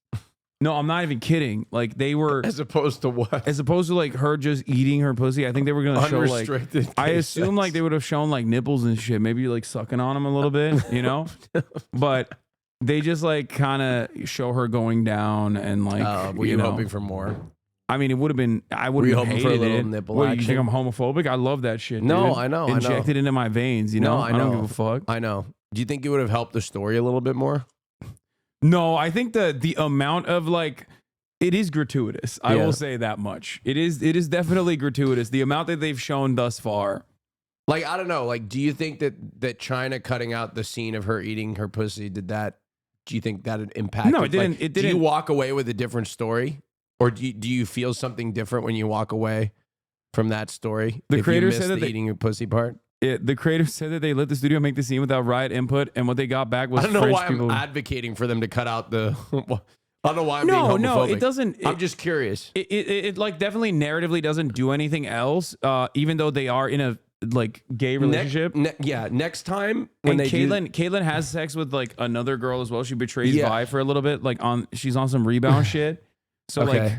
like, she does get some rebound pussy. Which no, you know, this is what needs to happen, okay? The next time they make this show, okay, they need to deliver a very critical part of the story while she's eating her pussy. It is a bit So fan she needs to service. be like going down on her and then like say, Yeah. I love you for the first time in the middle of eating her pussy. So like China can't cut that out. Yeah. Also, the real homosexuality featured was the relationship between That's Victor not a and spoiler. Jace. I don't know. I haven't fucking watched this shit. He doesn't. Yeah, he doesn't know what the I don't fuck he's fucking talking know. about. If that happened, then I'm sorry. But that's exactly the real what should real happen. gay love that was occurring was actually happening behind the scenes, where they didn't show it because they're fucking cowards. But it was Jason and Victor. They were gay as hell, dude. Holy shit. They were so gay. Like man gay? Yeah. No, yeah. Victor and Jace, yeah, they're both men. Nice. What were they doing specifically? Yeah, they just had a bromance that was definitely beyond. They also embraced each other a little bit, you know? Dude, I cannot exist in like very like I went to a last Christmas break, I went to a what are those line dancing bars? Like cowboy bars? Or something? Yeah, dude. And the amount of like fragile masculinity in one room is so, I just can't handle it anymore. I just can't do it. It's so, everybody's so just afraid to look gay. The entire group of people, like they're trying, everybody is putting every piece of like every ounce of effort not to look gay or not to be perceived as gay. It's so painful to be around these people. Everybody's got the same fucking black blacked out American flag with the fucking like light army green with the tight acid wash jeans and the fucking stupid cowboy boots. Like I so badly want to call these people the F slur so bad. I think we need to bring it back. I know I've been saying this for a long time. We need to bring it back, and we need to call those people the F slur. Wait, oh shit, I'm on Twitch. I can't be saying this on Twitch. I'm a homosexual, and I can't. I forgot that we're on Twitch and we're not on the podcast. I know. I'm You're sorry. spitting, dude. You're spitting. Savor the pod. I'm so sorry. Savor the pod. So all right. Speaking of the Dems and homophobia, here it is. My appearance on Pod Save America. I can't believe they posted this in full, by the way. That's crazy. Welcome to Pod Save America. I'm John Lovett, and guest hosting with me today is the massively popular streamer Leftist Dumbass himself. You just self-described. That's okay, sure, fair. I say himbo, but damn. Okay. Hasan Piker, welcome back. It's good to be back. Yeah. Thank you for having me. After my conversation with... Whoa, you're being... No, I saw the you ankles. clocked him. You clocked him immediately. Hasan, you'll hear my conversation with Seth Moulton. We talked about the Democratic Party. We talked about the controversy over his comments around trans athletes. Nothing wrong with being also gay. on the feed right Okay. now, you can Just hear wanna be- Dan's conversation with Jen O'Malley Dillon, Quentin Fulks, David Plouffe, and Stephanie Cutter about what went wrong in the Harris campaign. We're having a bunch of conversations about what we learned from the election, where we go from here, with a bunch of different voices, one of which is here today. People are mad that we talked to the Harris campaign. People are mad we're talking to you. People are mad, and that's okay. Yeah. But let's start with this. It was Big Tent. It's a big Big tent. tent. It's a big tent. All right. Dick Cheney in it. It's got Dick Cheney in it. It's got Hasan Piker in it. Yeah. It's got Dan Osborne in it. It's got Seth Moulton in it. Yeah. You know, Tent shouldn't maybe feature Dick Cheney in it, but everybody else I can have a conversation with. Great. All right. Now, look, the main pastime on the left, other than being mad for the last few weeks, is everyone saying how right they were all along about Democrats being out of touch and bound to lose. We don't have subtitles readily Welcome to available Pod Save America. yet. I'm John wait, Lovett, and it guest is. hosting with me. Okay, never mind. I was wrong. I think like the bit of it is Rogan because of. I think a month before. All right. Now, look. Dick Cheney. This time on the left, other than being mad for the last few weeks, is everyone saying how right they were all along about Democrats being out of touch and bound to lose. Arrest me. Sorry. So I sat at this chair. Well, maybe not at this chair, but I had the offline interview with John. I think a month before the election, and a lot of the concerns that I brought up to him, it seemingly came across as somewhat prescient, where people went back to the footage, and I've been seeing comments that were rather positive about okay, he said a lot of stuff there that was objectively correct seeming. Yeah, I want to talk about one aspect of that, which is that you were saying, others were saying that, hey, like Trump going on Rogan, Trump going on Theo Von, like something is happening here, and we need to understand it. We need to address it. It's it's real. And I remember like my experience, it's like seared in my mind of Trump being on Joe Rogan because of how, like my path of understanding it, because what I saw first were a bunch of people taking clips and saying, wow, Rogan really didn't like Trump. Trump is a mess on this show. He comes across terribly. Rogan was like kind of giving Trump space to hang himself rhetorically. And then I watch it and I'm like, Trump did fucking great in this interview. Yeah, he's very telegenic. That's the thing that like a lot of people, I guess, refuse to factor in for some weird reason is that, yeah, he definitely rambles on. He likes to call it the weave. And even Joe Rogan made fun of him for that a little bit in the process. But like, there is something to be said about a relatively telegenic person who is able to portray himself as, I like to call it honestly dishonest, where like everybody knows he's a bit of a scumbag, but he's your scumbag. And he's able to get that across to a lot of people. And I don't think that there is really anyone with that level of television presence on the Democratic Party front. I think like the most skilled orator in the Democratic Party's ranks in the last couple of decades was obviously Barack Obama. And outside of that, I think like in a lot of instances, purely from optics point of view, Democrats track as like technocratic, elitist, too serious about everything that they talk about. And there's certainly a lot of that on the Republican Party side as well. I'm just asking. And we've seen failed initiatives from establishment Republicans that tried to recreate the Trump phenomenon with the likes of Ron DeSantis, and that was a massive failure. But ultimately, I think this goes beyond podcasts. This is something that I've been talking about quite frequently. I know the podcast thing is like the most, like that's the one that got everyone's attention. But I said this on CNN last night that you can't really podcast your way out of this problem. Like having, there was that one tweet saying like, oh, we just have 100 Pod Save Americas, but they all have to look like Hasan. Like that's not how this works. Oh, you think that one tweet might have been wrong? But the like I guess so. I agree with that. It became this couple kind of like, I don't know, like. Why are we wearing the same shirt? I don't know, dumbass. Think about it. Maybe it's because I filmed this fucking morning before I started the stream. Stop asking stupid questions, Chad. Jesus Christ. Devastating loss to Trump, and everybody's looking for these sort of little explanations that all feel like they just feel silly. Like, oh, we need a Joe Rogan of the left. And even saying, like, I don't even want to talk about how stupid that is anymore because even that has become stupid. But I do agree that like people are like, oh well, she should have gone on Rogan. All right, yeah, sure, I think so too. That would not have changed the outcome of this election. There's a larger problem to what you're getting at, which is like, why don't we have figures and where like we think they would do great on that show, and why is someone like Joe Rogan now, who was 4 years ago open to Bernie, now suddenly open to Trump? Like that's the deeper problem. Like you look at like successful Democratic messengers or progressive messengers over the last like decades, and you think, all right, well, Bill Clinton obviously was successful and he like ran against the Democratic Party in some way. Barack Obama did the same thing. Bernie does the same thing. AOC does the same thing. I'm not talking about on policy. You don't mean it like also in the same direction of running against? No, but running against the establishment in some way. And just saying, and the reason I connect them is because they all did something which is demonstrated that they were not part of the Democratic establishment,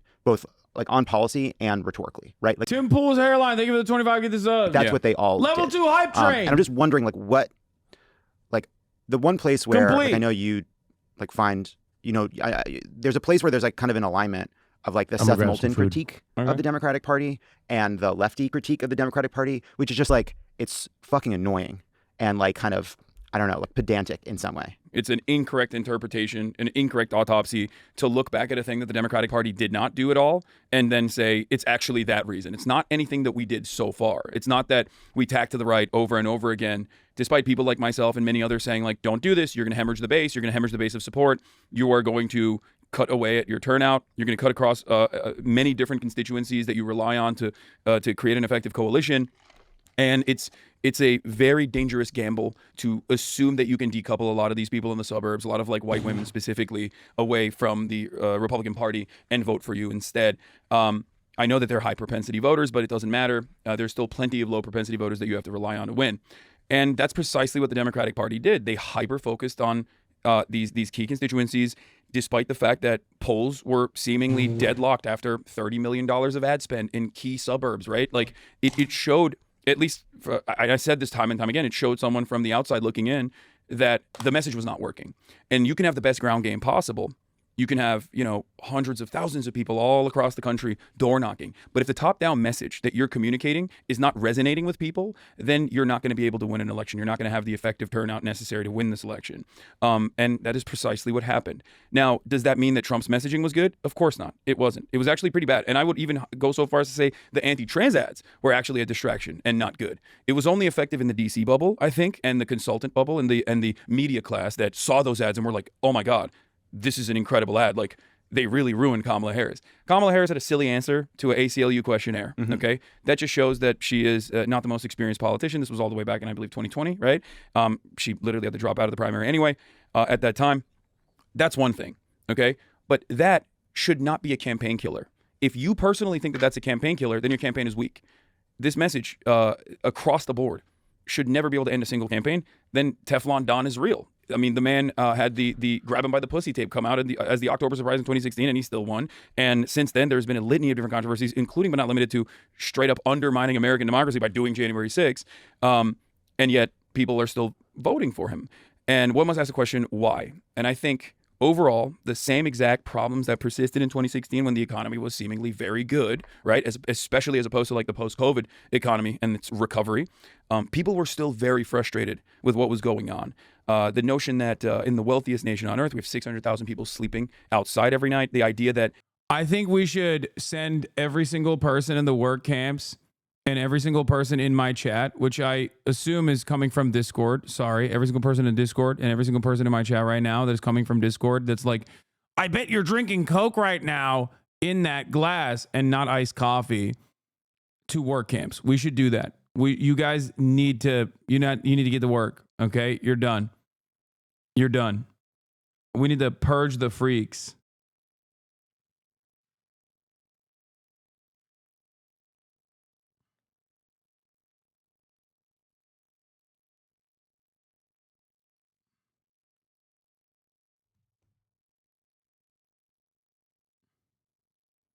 Discord right now? What the fuck is this?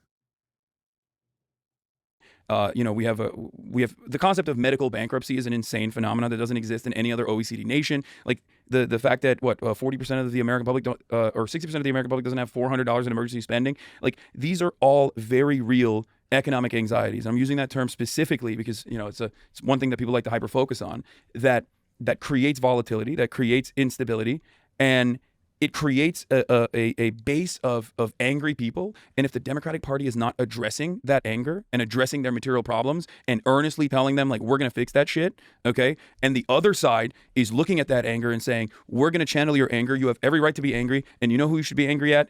Those who have less than you. You know who you should be angry at? The working poor, the homeless people that are doing crimes left and right, black and brown people, undocumented migrants that are doing incredible amounts of crimes. They're killing hundreds of thousands of Americans, and trans people. And the Democratic Party only cares about those people and they don't care about you. And that message resonates with a base of support, not because they are intrinsically evil. That message resonates with a base of support because they're angry. And one of the two major parties is not even remotely interested in addressing that anger and trying to tell them what the solution to that anger actually is and what the real problem is. So I want to break that into kind of how we the Democratic brand, how we message and all, but also on the policy front.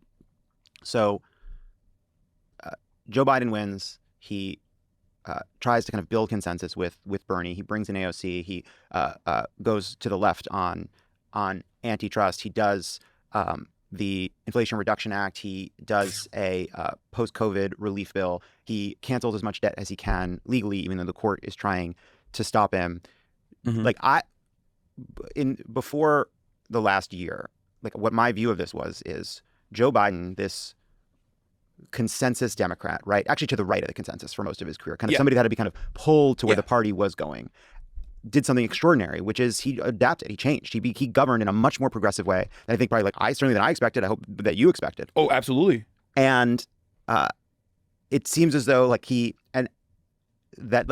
whether it's because people didn't feel it or people didn't believe it or the way Democrats talk about policy is ineffective, it didn't seem to matter in terms of how people viewed the Democratic response to the economy, right? They were so angry about inflation. They were angry about a bunch of other issues. And it really didn't matter what Joe Biden said, what Kamala Harris said. They were held responsible. And I'm just wondering what how you explain that, right? Like, it seems as though Joe Biden tried to listen to this exact critique, and it didn't matter.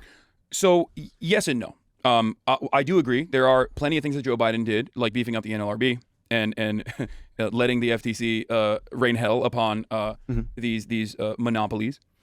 There's two issues there, though. One is, I think, something that you will agree with as well, that the Democrats don't campaign year-round in the same way that Republicans do on key issues, and they do have a massive communication problem. That could potentially be solved by having a more robust ecosystem and more collaboration with even the likes of yourself and maybe even someone like myself as well. And they need to always be on. They need to always be counter-messaging against the anti-immigration sentiment. I went back and looked at my commentary from February of 2021 when the story of the Customs and Border Patrol Haitian migrants getting whipped by horseback Customs and Border Patrol people, officers was in the news. And I remember talking about how the Republicans are going to keep hitting the immigrants are doing crime note over and over again because that's the one thing that they have. And it's built around a complete falsehood that undocumented migrants are responsible for incredible amounts of crime. It's not correct. There is no data to suggest this. The data actually shows the exact opposite. Undocumented migrants are your neighbors. They contribute to the economy in very meaningful ways, and they very rarely take anything in return. Why is the Democratic Party not pushing this counter narrative? And they never did. Instead of pushing that counter narrative, which is based in truth, and talk about how undocumented migrants are responsible for less crime per capita than natural-born I was on Fox. U.S. citizens are. For what? For CNN having me on talking about the Joe Rogan of the left? Or that fentanyl being trafficked across the U.S. borders are actually not coming in the knapsack of a otherwise law-abiding abuela, but instead it's coming from regular points of entry trafficked by American citizens. 90% of the people that are being apprehended for chemical compounds necessary for fentanyl or direct drugs that they're trafficking across the border are American citizens.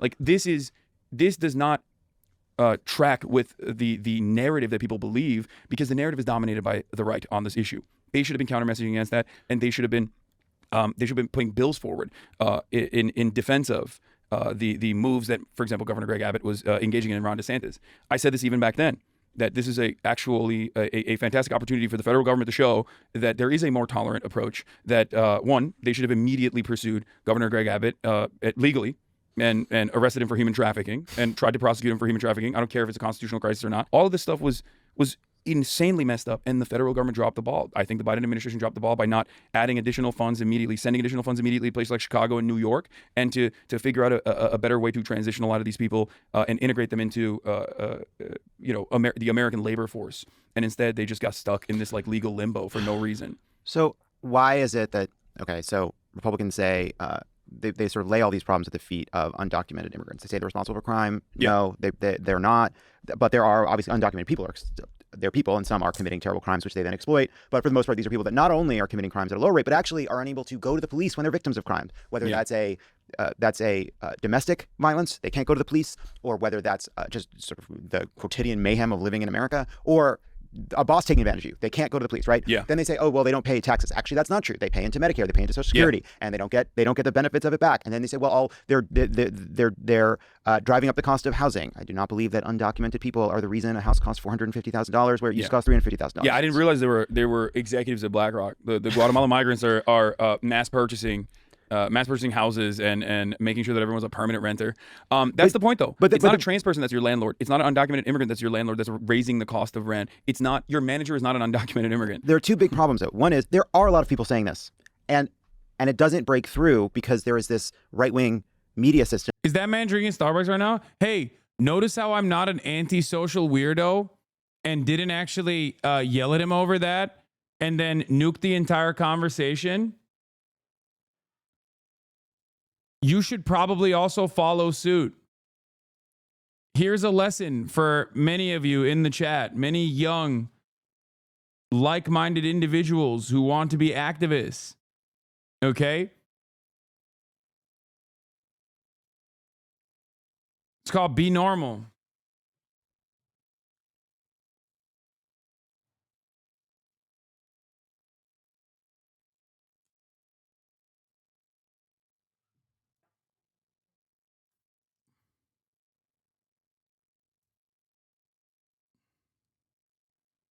That's how it works. That puts out this one story. And the second problem is, like, Democrats really don't have trust on this issue with the people that they're trying to persuade to see it our way, which I think goes to the point you made before, right? Which is, why is it that Donald Trump can meander around the country rambling, committing what in any other era would be, if not like campaign ending, like This argument that a lot of people are defending immigrants and it's just the right wing making this narrative is such cope. Wait, what do you mean? No one is defending immigrants. That's the problem. Campaign harming, ridiculous state. Pick your battles is probably a better way to put it. No, be normal and pick your battles. You're right. Pick your battles, but also be normal. Be normal is very important. And gaffes, sure. That he can basically be in like a strategic mess, but Kamala Harris has to hit every point exactly right. She says the wrong thing on The View, or there's a bad interview from 2020. Those things can be campaign ending. And I think, to your point, it goes to something deeper, a kind of a lack of a core vision or motivating mission for the current Democratic Party. Yeah, something that is an understandable, easy to communicate, simple policy that you can put your campaign around. So we agree on the messaging front a little bit, at least, or the asymmetry of how much right-wing media dominates the ecosystem, the media ecosystem in general, all the way from independent outlets down to traditional media, where, as far as I understand it, 73% now, I think, of all news watchers are watching Fox News. 73%. That's an insane percentage. That's an insane number, right? So outside of that, though, I think here is the disagreement that we will have. That while Joe Biden did a bunch of stuff that I agree was positive, it was simply not enough. And that was something that I was always very critical on as well. If you see a homeless person and you chuck them 2 pennies and they're sitting on the corner of the street, like, yeah, technically their material wealth improved by a decent percentage, but he's still going to be mad at you because you just gave him 2 pennies. Why doesn't the homeless person understand that their situation is much better? That is not an effective way to communicate to Americans that, like, no, you don't understand. Inflation is actually under control, that the economy is rebounding, even if it's objective truth, because most Americans don't understand what inflation is, and they don't understand that prices are not going to go down in that circumstance. And besides that, and I factor this is not just the vibe session communications, but I'm also talking about specifically like even the IRA or many of these other like parts of the legislative agenda that Biden put forth that was more progressive than I expected, more progressive than even the Obama administration in many respects.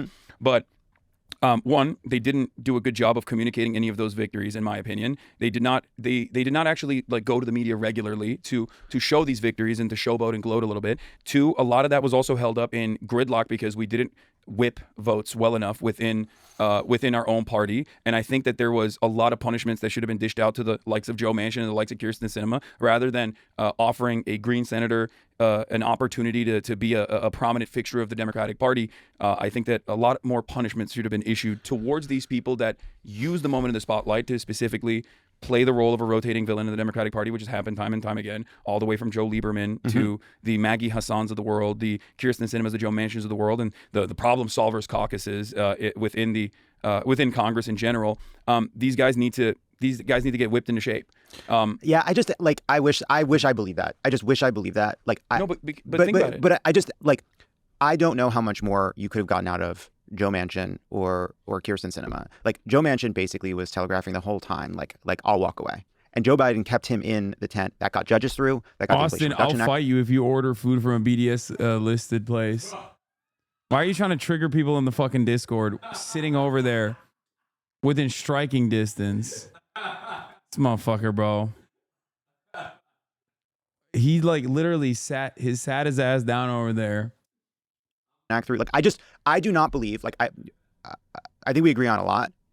I just don't believe that there is a version of the Joe Biden presidency that could have been more successful on legislative policy. I don't see that. You're not going to appreciate what I'm about to say then. Hit me.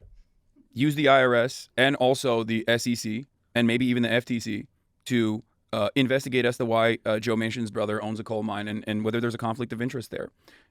Investigate why Joe Manchin's daughter is selling pharmaceutical products to the state of West Virginia when Joe Manchin is directly at odds with any sort of bill that passes that would lower the cost of pharmaceuticals. So you want the president yes. to politicize these agencies yes. and use them to go after people? Because you want to know why? Tell me why. Tell me why. Because they're doing it at the behest of not only the American people, their interests, but they're also, and this is probably going to frustrate everyone in this audience, but here's the thing that I get very frustrated about. Wide range of listeners across a broad ideological spectrum. Here's what really frustrates me. What frustrates you? the way the Democratic Party operates. They love norms. They love institutions. They love civility. They care about bipartisanship for the sake of bipartisanship, as though that is There's something no they. that Some do, some don't. Yeah, sure. But for the most part, the broad communication coming out of the Democratic Party is that these are the things that they care about. These are the top line issues. We got to protect democracy. We got to preserve our institutions.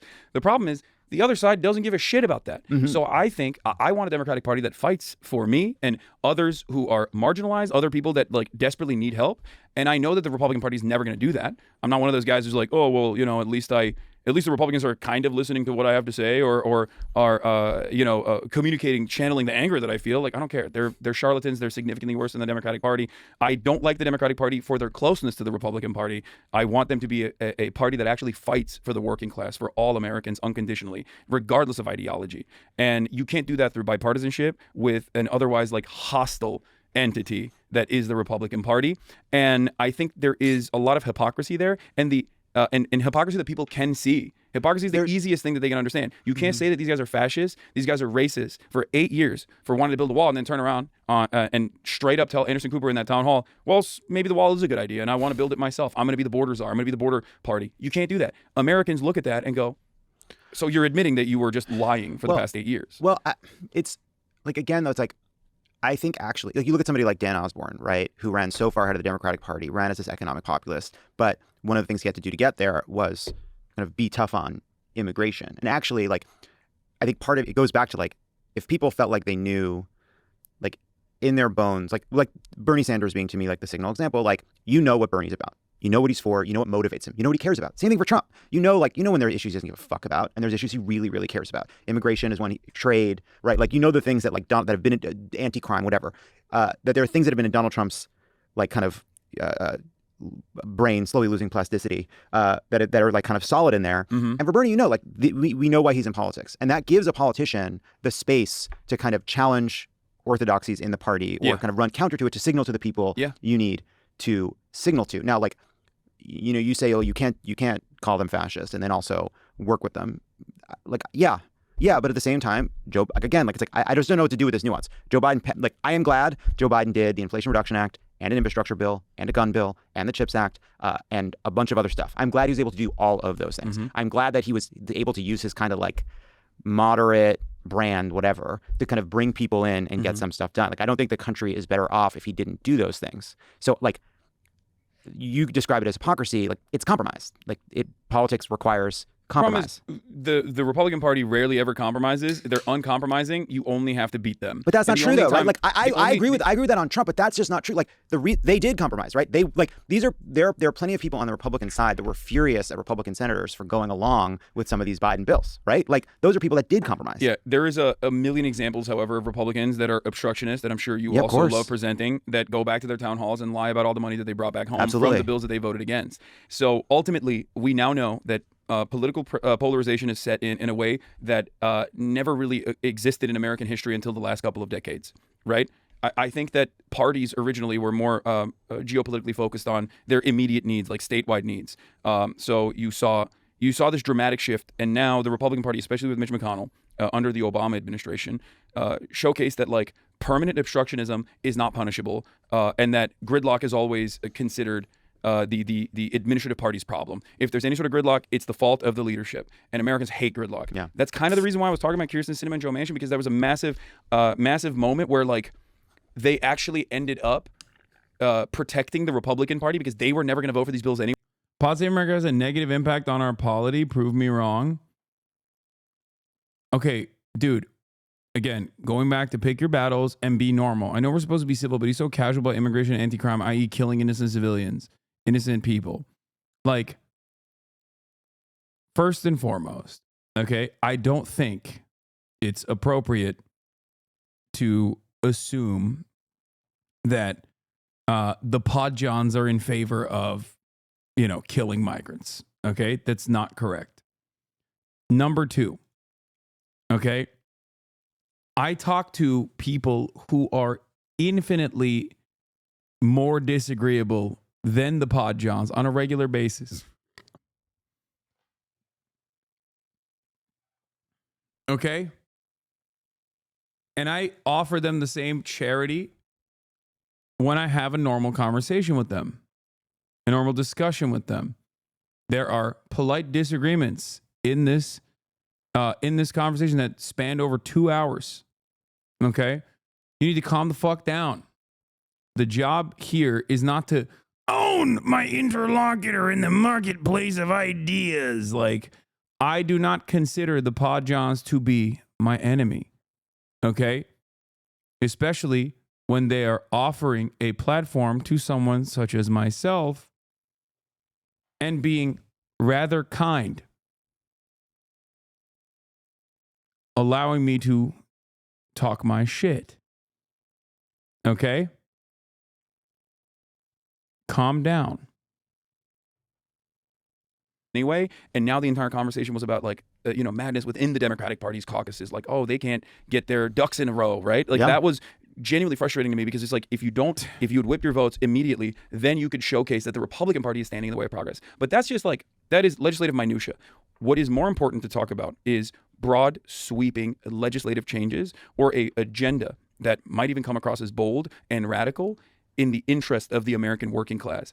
Joe Biden said he wanted to do the public option. Everybody knew that wasn't real. He never talked about it after. He used the public option. He slotted that in the primaries when the party was primed to the Bernie left, and everyone was like, trying to communicate their own populist version of what Bernie was doing.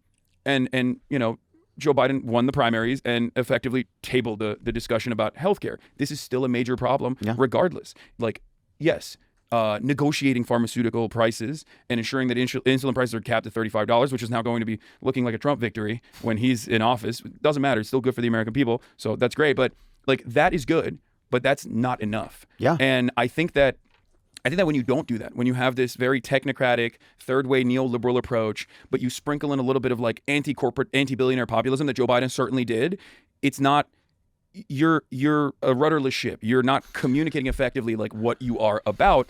And when you don't have a North Star that every single person can point to and say, this is what the party is about, your enemies can portray you as whatever they want. And that's why the anti-trans ads are even remotely effective, because you can make the Democratic Party look clownish and inconsistent and even silly and hyper-focused on whatever key issues there are, because one, they rarely ever focus on universality in programs. Everything has to be means tested, which I think is both on the policy front and on the politics front garbage.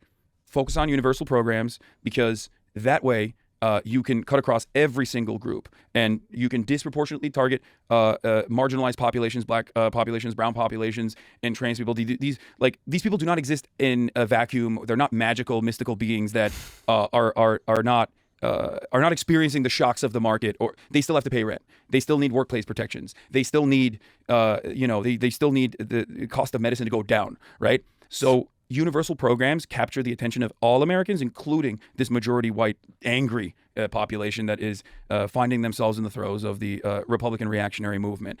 And so they need to do that.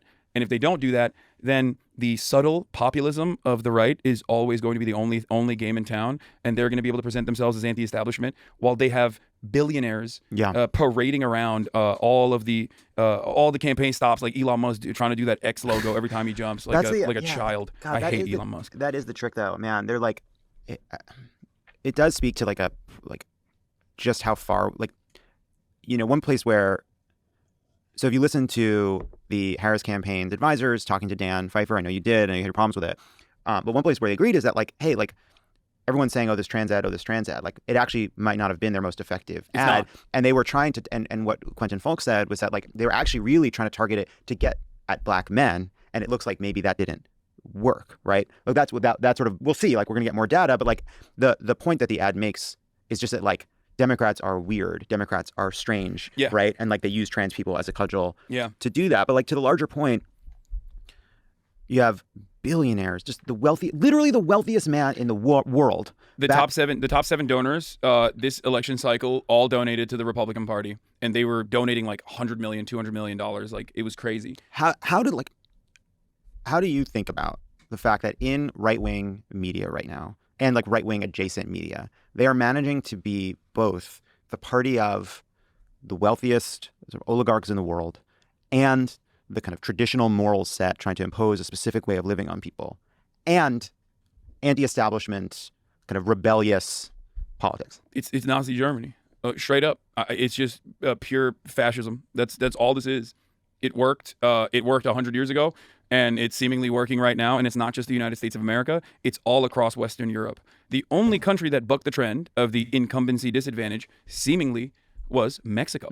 One must ask the question why an old doddering man, who was still, relatively telegenic, even though he believed in wood elves, duendes, was able to get a tremendous amount of popularity and then become the transition candidate that actually passed the torch to a younger woman, Claudia Sheinbaum. I'm of course talking about Mexico. I'm talking about AMLO is the old man. Claudia Sheinbaum was his spiritual and ideological successor in the Morena Party. Why did that happen? Why was AMLO so popular? And why is Claudia Sheinbaum also incredibly popular? Why did Claudia Sheinbaum win the election with even larger margins of victory than AMLO did? It's because they expanded the welfare state, they increased minimum wage, and they made a whole bunch of decisions that genuinely improved the material conditions of a lot of people in Mexico. And that's something that people will never forget. We talked about the black vote for a second. As far as voter patterns goes, older black populations, like older black voters as a voting bloc, is a more reliable voting bloc for the Democratic Party than younger black voters are. One must ask the question why. That is because people remember the last time the Democratic Party did something for black people, did something bold, expended social and political capital for black people. And that is something that people do not forget. If you give people things, they will not forget that. That's why there was a lot of dummies who thought, oh, Trump's back, we're going to get some stimmy checks. It's not going to happen, but they still remember that because they think, oh yeah, Trump gave us stimmy checks. I mean, well, Joe Biden expanded. I mean, I know. And by the way, I'm not pushing back on any of this because I don't agree with the sentiment.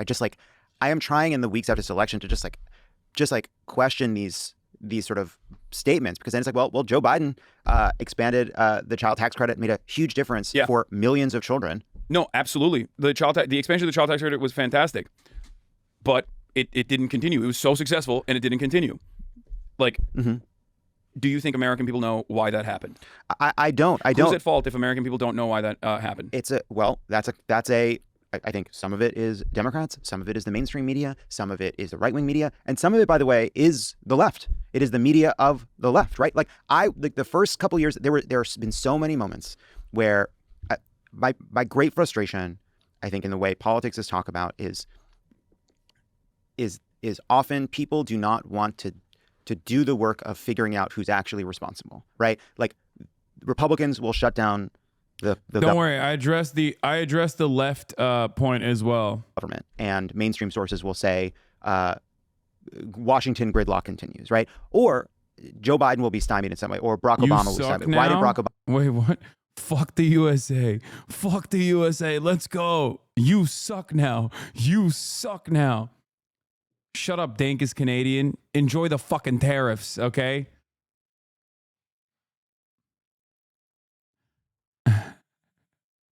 We are going to invade Canada, man. Obama do this? Why didn't Barack Obama do that when he had a majority, right? He said, well, because it's actually, you know what? In the Senate, having 49 votes to get rid of the filibuster and having 50 votes to get rid of the filibuster is a difference between doing a ton of shit and not being able to do anything. That's not the fault of 49 people. That's the result of one person. Yeah. Can I bring up something really quick? This conversation that you and I are having, have you ever heard a Republican have this conversation? Well, what do you mean? Like Republicans don't talk this way? Have you ever heard a Republican go, sorry, we couldn't get this done because we simply did not have the votes? Is that ever a real significant front-facing public conversation that the Republicans have?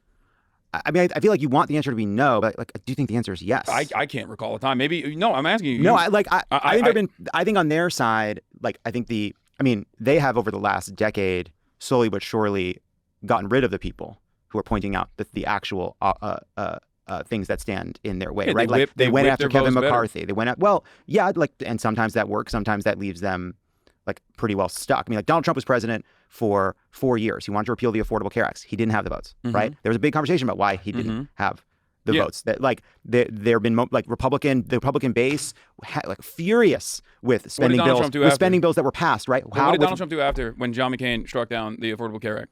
What did he do? He took out the individual mandate regardless. He did. Well, he did what the same thing a Democratic president would do. Do as much as you can legislatively, and when it fails, use your executive power, which is what Biden has done on student loans and a bunch of other issues. Yeah, so my point is, he still got the most significant aspect of his, agenda across. And in the process, he utilized the bully pulpit to laser John McCain nonstop and effectively bully John McCain in a way that I've never seen a Democratic president turn around and communicate about Joe Biden. I'll hear it about the left, about how they're naysayers, how they're spoilers. I never hear it about conservative Democrats. And I think it's the coalition. We talk about that. It's the coalition that you want to have, is my point. And I think Democrats, win or lose, want to win by their own established policies and the way that they want to win, and they're willing to lose if necessary, as long as they still maintain the overarching attitude that they have. I just think that is, or maybe they're just bad and wrong. Well, I just know. think that I think people need to be persuaded. I think people need to be. Biden student loan, this man's Delulu. I mean, he did abolish a bunch of student loans with the executive power. He did do that. He should have gone further, but he did do that. Persuaded. Like David Plouffe talking to Pfeiffer yesterday. He's like, look, you go to a swing state. You got a certain percentage of liberals and progressives. You got a certain percentage of conservatives, and you got this vast swath of moderates. You need them. Now, I think where you're right is there is something about a Democratic establishment figures that feel more comfortable with a Liz Cheney. We're going to get to the genocide stuff in a second. Don't worry. At the table. A big chunk of this conversation devolves into talking about with Israel. Sitting at the table. It's gross. And that the disagreements with Liz Cheney are more kind of are acceptable, and the disagreements to the left are less acceptable. But one must ask the question, why is that acceptable? Liz Cheney is anti-LGBT. Liz Cheney is anti-abortion. Liz Cheney is anti-Democratic Party. Liz Cheney is the daughter of a rabid, warmongering, terrorist sociopath, Dick Cheney. And yet there are Democrats who are more comfortable with her than people who also would totally be on board with the Democratic Party, but I don't know, have maybe sometimes identical opinions of Liz Cheney on even LGBT issues. Like Joe Rogan is a great example of this. Yeah. The Democratic Party has consistently utilized and weaponized in the most cynical ways possible identity politics. And I say this as someone who is infinitely more progressive than the average Democrat on these issues. They just use it. They use it against Bernie. They use it against every single person, and now they're dropping it themselves. That makes every Democrat look like a silly fool. That makes it does. In the eyes of Americans, they go, you called us racist, you called us transphobic, you called us crazy, and now you're saying, okay, my bad, we got to drop this woke shit.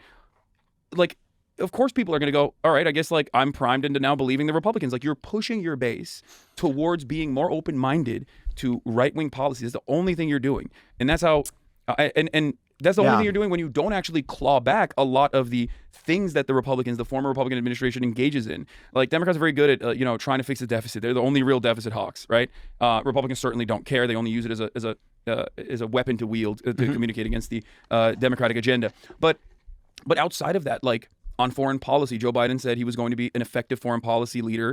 He did NATO. He kept talking about, NATO Jack, AUKUS, as though that was going to be. He loved talking about AUKUS. I've never been more. Oh, dude, there's a Ryan Ruth mention coming. I've never been more nervous in politics, other than the day before an election, than when Joe Biden was still in the race and he did that press conference. And he was he talked about AUKUS. It's no one knows what the fuck AUKUS is. Yeah, okay, that's a deep cut. That is a deep cut. But Joe Biden was like, I'm the adult in the room, Jack. I'm going to bring back America into the global stage. The way that the American public sees that is there's war in Ukraine, right? And that's not even Joe Biden's fault. I understand that. That's Vladimir Putin decided, I'm going to do the insane thing. I'm going to invade Ukraine. That's psychotic, right? But the way that people see it, they're like, why are we giving money to Ukraine when we're not fixing the potholes? Why are we giving money to Ukraine when the ISPs suck here? What the hell's going on? Why are we giving money to Ukraine when we don't have healthcare? We have homeless people everywhere. And then on top of that, they see that instability as something that is Joe Biden's fault. Fair or unfair, doesn't matter. They attribute it to Joe Biden. Same thing with Israel-Palestine. They look to what is going on and they're like, this is insane. Why Biden will come out and say, or used to come out and say, we're going to do a two-state solution. Benjamin Netanyahu the next day would be like, fuck the two-state. What do you mean? How about no state? Literally the next day. And Biden kept trying to do this thing where he was finger wagging, where he's like, I'm going to give him a heart-to-heart, real man-to-man. For a lot of Americans, they saw that as you're weak, you're old, you're weak, you're feeble, and you're getting dog-walked by an American ally in a very public and very embarrassing way. And there's a metric ton of violence that's happening on top of that. He ironically destroyed the goodwill that a lot of people had coming into his administration with the last, I guess, post-Afghanistan withdrawal. Everything was bad after that with respect to Joe Biden's foreign policy. It also it's also tied to. I still defend the Afghan withdrawal, by the way, and I think the Democrats also dropped the ball on that too, because they should have stood 10 toes down and said that was the right thing to do. We exhibited political courage. And for the record, Republicans tried to do a 13, the 13 of our best soldiers died in Afghanistan thing over and over again, the cynical thing that they tried to do. Republicans are shameless. Democrats are less so. No, they should be shameless. I'm describing what the issue is. Yeah, I mean, part of this though too, Oh, they cut a bunch of stuff here. I said Democrats should have said 67 soldiers died in Afghanistan under the Trump reign, versus the 13 that died under, there's a reason why no soldier should die, but there's a reason why, this is significantly limited to casualties because we pulled out. You were on Waters' show. They lost because. Yeah, I saw. We'll look at that later. Huge policy problem in how the Biden administration has responded. They cut it because it's an hour and 50. The conversation took 2 hours, Chad. It was supposed to be 30 minutes. I think that's the reason why they cut a bunch of stuff. They cut my Ryan Ruth joke too. To the war in Gaza. But on that issue, a bunch of foreign policy issues, a bunch of domestic issues, some of the problem has been Joe Biden gave State of the Union, which was good. And everyone's like, okay, that's what happened, right? Okay. But other than that, he has been such an ineffective communicator and it has gotten so much worse over I'm glad that they cut out some of my jokes. I definitely made a bunch of jokes that probably what? Uh-huh.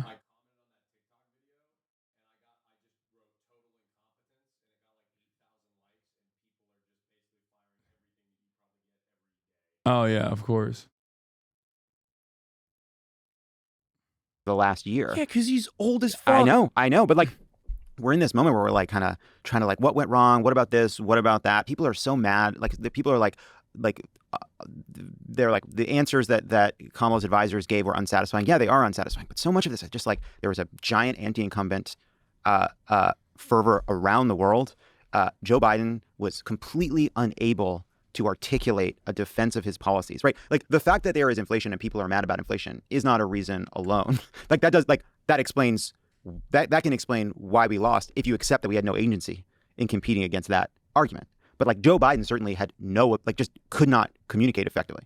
I think you'll see what happens when someone effectively bullies corporations, regardless of being a right-wing Republican, in the upcoming Trump administration. Things are going to get significantly worse for every single person, including the people that voted for Donald Trump. One of the funniest aspects of the tariffs conversation that's happening right now is that Donald Trump is going to implement broad tariffs on 45% of all trade that comes in and out of the United States of America. Mexico, Canada, and China comprise 45% of all trade. He wants to tariff every single one. Tariffs are obviously an entry fee that the American corporations are going to be paying. None of the countries are going to be paying for these tariffs. It's a policy that's going to destroy drop shippers, which overwhelmingly vote for Donald Trump, and the Trump merchandise industry. So that's pretty funny.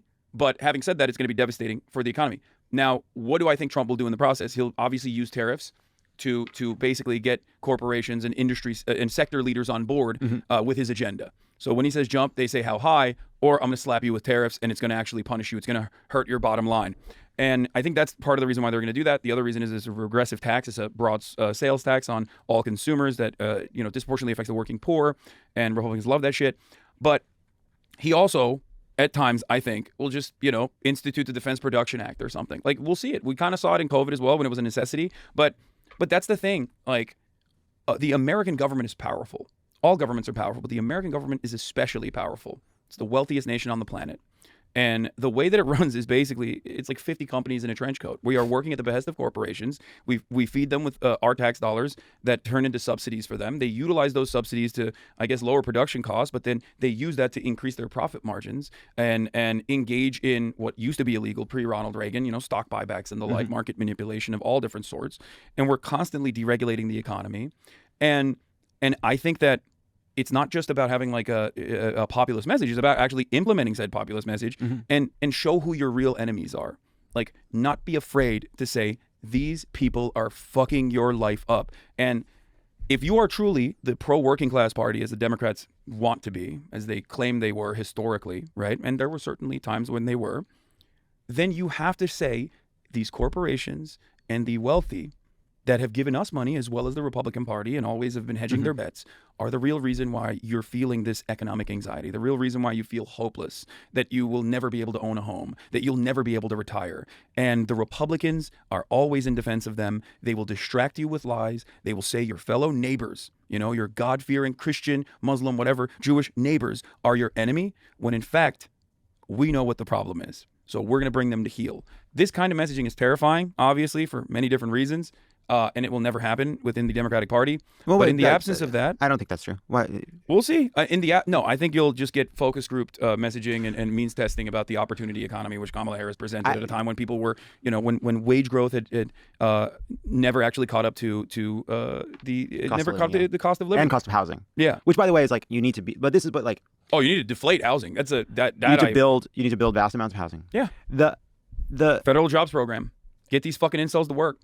But we got to get these incels to work. No, get them to work. Give them whether they like it or not, they're going to get good, well-paying jobs with good benefits. They're going to get socialized medicine. Got to put the incels to work. And they're going to work. None of this neat stuff anymore. They can't be online all the time. They're too online. It's your business. Now you're coming after your own business. It's fine. I'm happy for I would drop everything if we got universal health care and a federal jobs program and we're building public housing all around the country. That's fine. There's a place where the left, the online left and the online right meets, and it kind of meets a little bit at people who think RFK has some good ideas. a little bit. What do you think? What do you like? What is the appeal there? Cranks. Just cranks? Yeah, anti-establishment cranks. There's a lot of them. There's the Tulsi Gabbard constituency, which is like marginal. It's not all that significant. But yeah, I think that the online left is not as robust a media ecosystem as like people think it is in general. And besides that, they don't have any sort of like political motion regardless, right? I have disagreements with the closest Congress members that are ideologically as closely aligned with myself as possible, but I still have many disagreements with them. And outside of that, I think like these guys that like RFK Jr. because they think he's going to make America healthy again. They just like the crank stuff. Yeah, that's what it is. I mean, Oh, another part that was cut, I think, was when I was actually talking about the left media ecosystem and how, like, I dropped names. I said Chapo Trap House, Majority Report, Drop Site News, all these places. Like, we have been very aggressive defenders of things that Biden has done when it's actually in the interest of serving the American working class. Like, you talked to, like when I'm really like 4 years, I guess 8 years ago, Jesus. No, it wasn't. Remember like after Trump won the first time, what I was feeling at the time, which I'm still feeling now, is that like the two challenges, right? Is that like at a moment where someone like Trump is ascendant, like how do you keep this big left together, this big tent together from, yes, it includes the kind of pro-democracy, anti-Trump right, runs all the way to the far left and leftists. How do you keep that big group of people together? And I do think like you're right. Like there is just in part because there's just so much money behind it. Like the online right is, I think it's bigger and more influential, but it also knows how to get on board, right? Like it knows, like it fights, it has disagreements, it pushes, but then it knows like for our ends, for our goals, we all need to get behind, whether it's Trump or in previous elections, it was getting behind like Romney-like figures, McCain-like, like they get behind those figures. And sometimes it feels like on the left, there's no moment at which we say, all right, we've had the fight, we've had the debate, we disagree on a whole bunch of stuff. Hey, everybody, we're going to get together. We're going to make sure that we stop Donald Trump. We elect Joe Biden as much as we elect Kamala Harris. Like that moment doesn't come. And like, I'm not saying that Democrats in power aren't in part responsible for that. I think part of what we need to do is figure out a politics that brings people in. But it does like everyone is responsible. Yeah, I think just as I was very critical of Bernie Sanders' campaign, despite, still loving Bernie, because he was nowhere near as aggressive as he could have been in the primaries and it, definitely should have probably gone on more like independent media route in a similar vein to Donald Trump.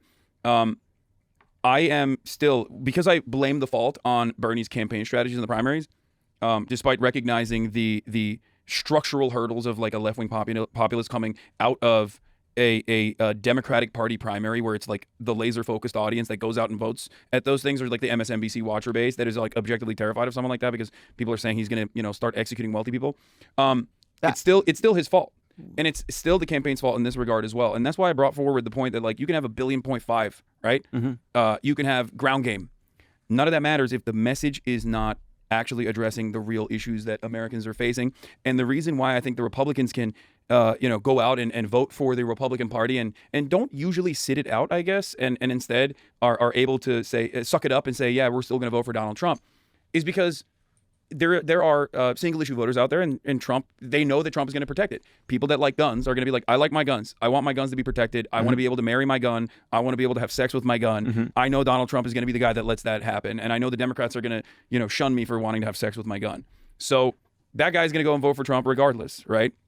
On the other side, though, if your top line communication and your major policy prescriptions are like, we have to preserve these institutions, we have to preserve civility, and we have to preserve democracy at a time when Americans are like, I don't give a fuck about democracy, just lower the price of eggs, then there's no way that I could outflank the Democratic Party and get people to vote for Kamala Harris in a way that sticks, in a way that is going to be successful, no matter how much influence I wield. It's not, I'm not even just talking about, yes, take your point. Most people are just not voting. That's the problem. But the challenge, right, is that, like, there are, like, these three, let's say you say there's these three kind of media ecosystems. There's the right-wing one, there's the kind of mainstream one, and there's the left one.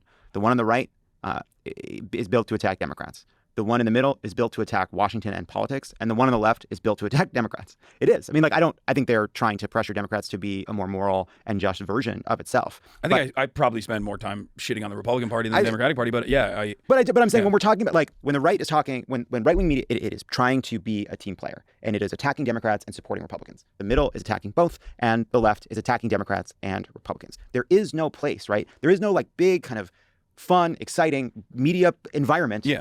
Outside of, I guess, fucking this table, where, like, you have a lot of people that are, like, critical of the Democratic Party, annoyed by the same things we're talking about, but ultimately it's just like, we got to win and we have to get behind these people. Yeah.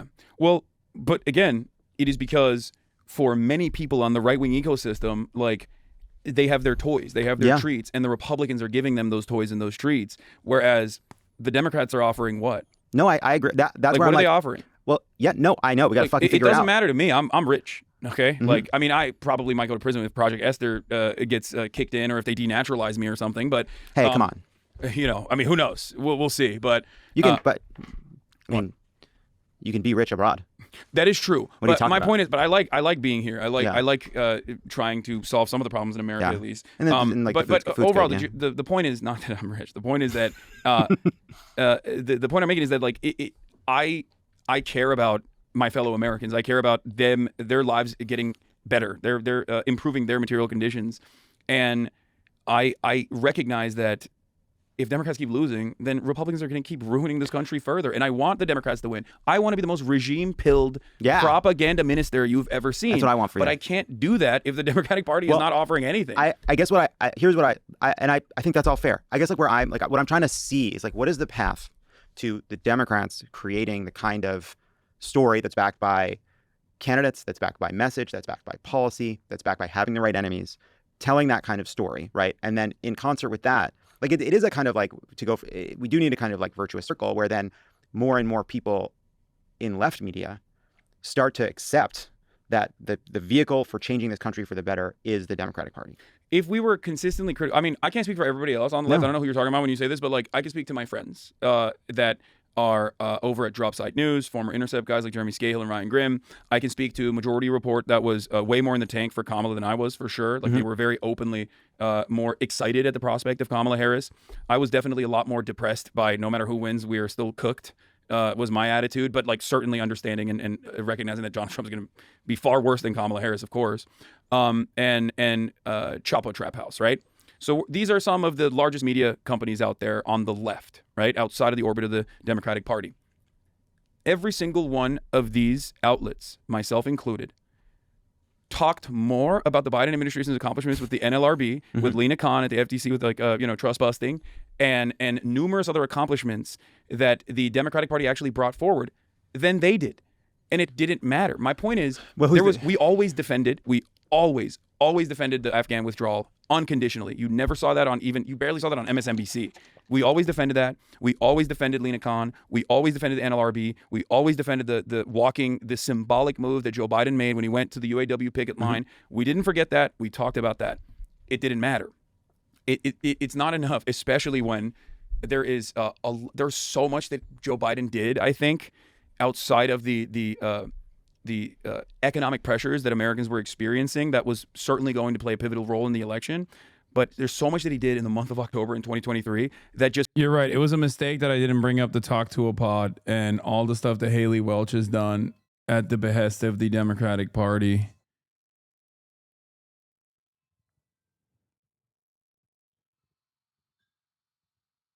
Doors open.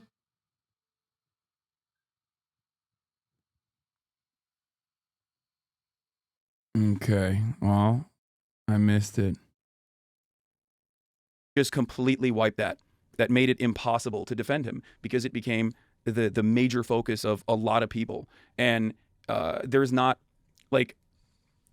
you can do in that moment when people are, seeing exactly what's going on and getting frustrated. He unveiled the right-wing immigration bill on October 5th, 2023. If I might be getting the date wrong, but it was like literally 2 days before October 7th. He did that, and then October 7th happened, and he went and he bear hugged Netanyahu and kept giving, unlimited weapons to Israel over and over again, never restraining Israel. Everybody knew exactly what was going to happen. It had happened before, and it was going to be much worse. And yet, no restraint whatsoever. And it has, I think, diminished America's soft power capabilities on the global stage further. It has eroded America's influence and soft power capabilities in the Western world. Obviously, the global South already knew what was up. They've always known, but they have no power. They have no voice. It doesn't matter. But the populations in Western Europe recognizing what was going on and actually starting to protest against it, I mean, that's different. I'm saying this as someone who's been an advocate for Palestinian emancipation for the past 10 years publicly. I've never seen this groundswell of this massive sea change, this attitude shift in such a dramatic fashion over the course of the last 12 months, and they did not address that at all. And instead, they hugged and kissed neocons and talked about, even in the VP debate, like Israel having the nuclear first strike capability. What an insane conversation we're having after 12 months of genocide. Like that's, Americans fancy themselves to be peaceful people. It's a lie. America's foreign interventions are anything but peaceful. And but even then, the media ecosystem usually just shelters Americans from the genuine devastating impact of America's actions globally.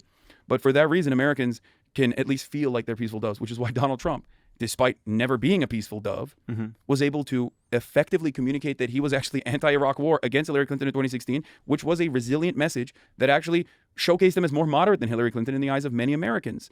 He did 4 years of no peaceful dove shit whatsoever, and then he turned around and after October 7 was still able to effectively outflank the Democrats on this issue, despite the fact that he got $100 million from Miriam Adelson, Sheldon Adelson's wife. I think your food is outside. Potentially annex the West Bank and put rabid evangelical freaks like Mike Huckabee as the Israeli ambassador. Like these guys are insane. It's why it is very heartbreaking for me too. Look, I think one of the reasons people will be mad that you're on the show is because you're like a proud anti-Zionist, right? Like you said that. I've gotten shit for saying. I was going to say anti-Semite. I was like, damn. Joining us today, anti-Semite dumbass. Yeah. No, but like I actually like 2 or 3 years ago, I said on Ponte America like that I described myself as a Zionist, which got people upset too. But what I said then and what I still say now is, and I actually had the same conversation with Bernie, is like you ought to denounce the destruction and death in Gaza. You ought to denounce the moral abomination that is taking over the West Bank on its own terms, because it is morally reprehensible. Yeah. It is despicable. These are war crimes being committed against innocent Palestinians who are paying with their lives for the crimes of Hamas. And you don't need to go further than that. What I'm saying is it is also terrible for Israel, and you don't need to care about that. No, I agree. No, I know. I do care about that. What Bernie said, I always appreciate what he has to say on this issue. What he said is that basically even Israel does not understand the way in which they're becoming an isolated pariah nation, and so people will be mad to have someone who is a self-proclaimed anti-Zionist on this show, but like I am someone who has called himself a Zionist, and I am against this because I believe it doesn't serve Israel's interest either. And that to me is what is so devastating about the outcome of this election, in part because of policy, in part because Joe Biden is such an incomprehensible messenger on one of the most delicate and contentious topics in American politics. We now have Donald Trump, who's able to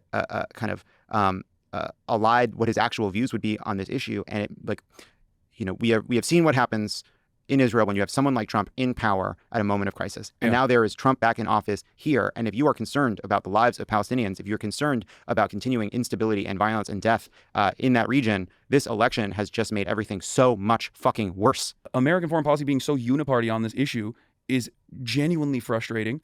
And it's genuinely damaging for Israel because we recognize how our fellow Americans are becoming more reactionary every single day, especially with this new Trump election. You see people that formerly maybe had different opinions go, you know what, maybe it is good to deport 20 million people violently by utilizing the military potentially. This is something that the Donald Trump administration has said they're going to do. Well, at the very least, even if people don't believe that'll happen or didn't understand, like these things are not like the expectation that Donald Trump taking all of these extreme positions would be enough. That just wasn't true. Yeah. So what I'm trying to explain here is that before you know it, people can succumb to reactionary feelings and reactionary sentiment and find themselves in the throes of fascist ideology without even recognizing it.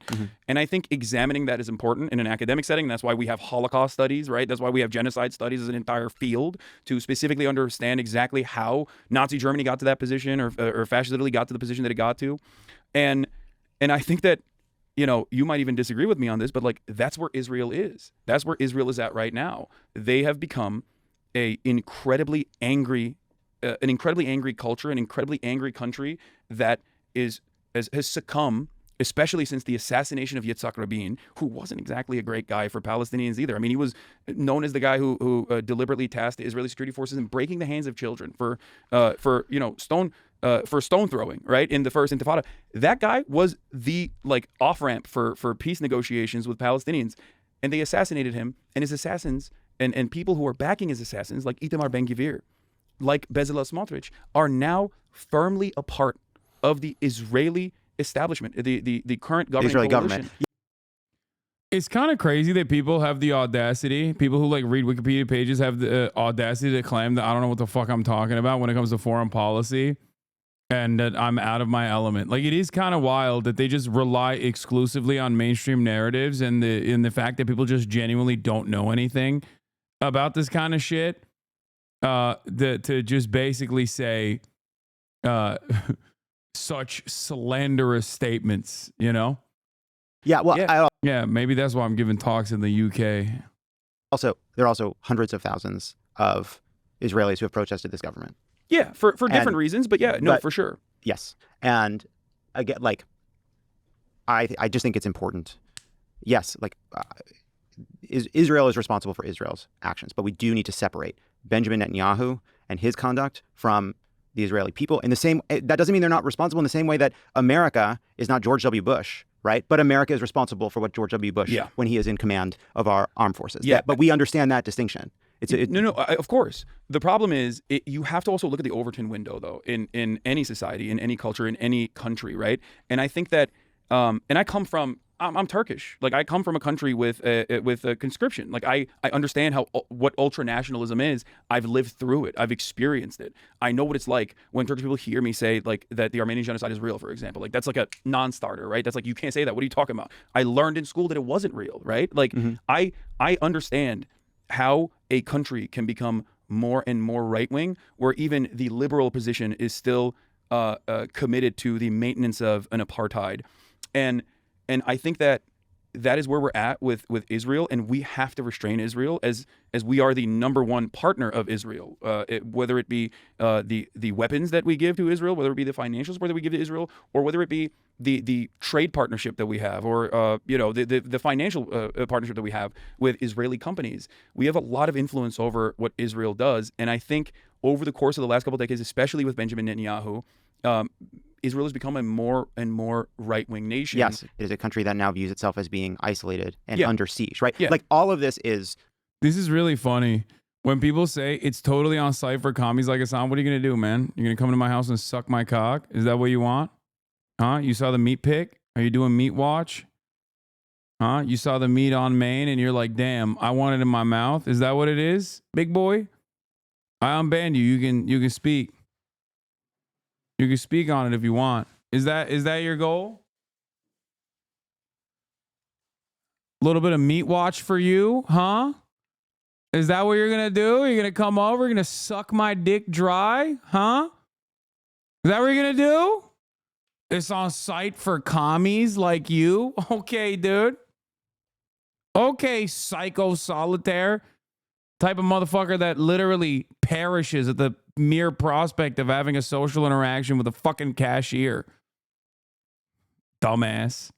Like, we have moved in the wrong direction in a bunch of, like, this is all gotten to be so kind of hopeless. Israel faces recrimination from around the world, feels isolated, feels like it needs to turn inward to protect itself, views itself as being it's going under the Rhodesia route. attack. Well, it's like the question right to me is like, how do you break that cycle? I agree it requires a ton of American pressure, but it also, I think, like the turn, like anti-Zionist fervor, like to me, like anti-Zionism itself is not a path to where we ultimately need to go, which is a peace and Palestinian self-determination, right? Like that's what I believe in. Like that's what I care about. That's where I want this. Like Israel as a country that no longer feels constantly under threat. Palestinians being able to live in peace and safety without being under occupation, in control of their own destiny. And to me, like that, like it's become a kind, like that is a two-state solution. And anything that drives towards that, I think is ultimately the direction we need to go. Right now, we're moving in the opposite direction, which is why this all feels so hopeless to me. Well, I mean, look, I used to be of that same mindset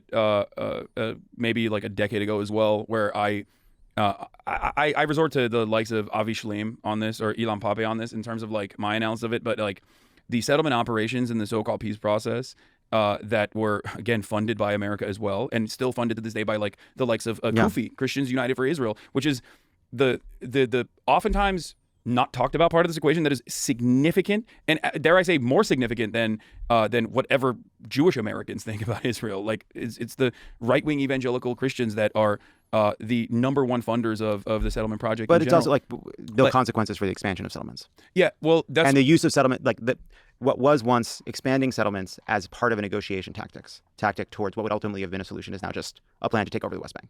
Yeah, no, it's developing Bantustans, which they did. And my point is that has made it virtually impossible for a two-state solution to exist, which is why I think that like Israel already maintains sovereignty, and that as an apartheid state, what needs to happen is to abolish the apartheid. So Hasan is a fascist, aha. We all believe in violence at the end of the day, right? What are you saying? I just said, if you want to come over and suck my cummies, I'm not interested, okay? I like that you not so subtly threatened me with death, and then immediately are like, oh, you seemingly are a fascist and all you know is violence. Like, what kind of pussy shit is this? The fuck? That's a crazy fucking... That's crazy backtracking. It's totally on site. Cope, it's coming for you. And you helped create this atmosphere. It's totally on site for commies like Hasan. Literally unbanned. 4 minutes later, so Hasan is a fascist.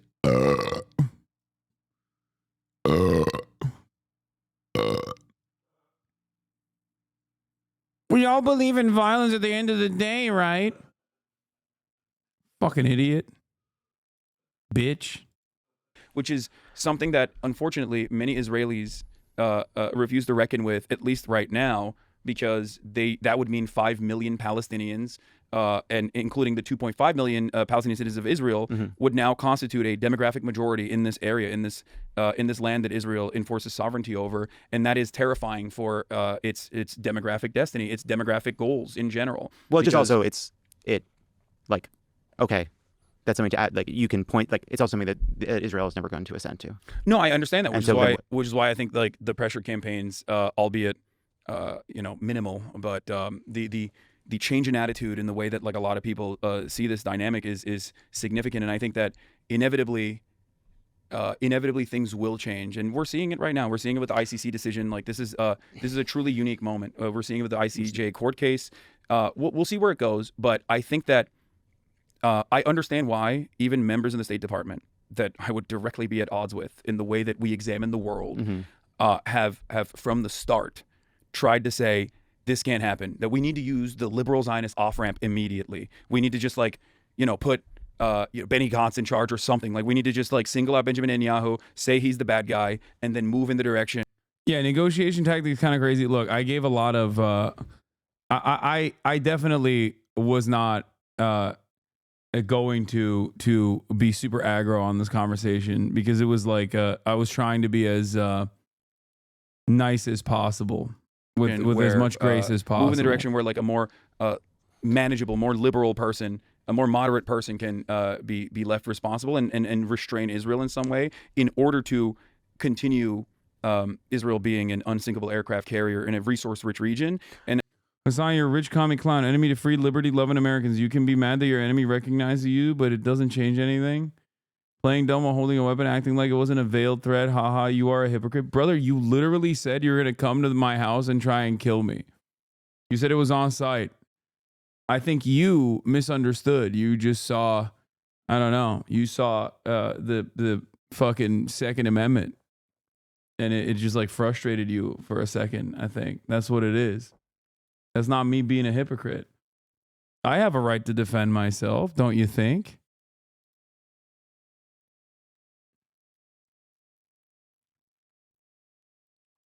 And they didn't even listen to that. Like the but top also of because the, it was the top of the because administration just didn't even listen to that. Well, because Netanyahu is an obstacle to any kind of peace. I mean, this is we have the PFP law. You need to see this. Oh my God, that's what you look like?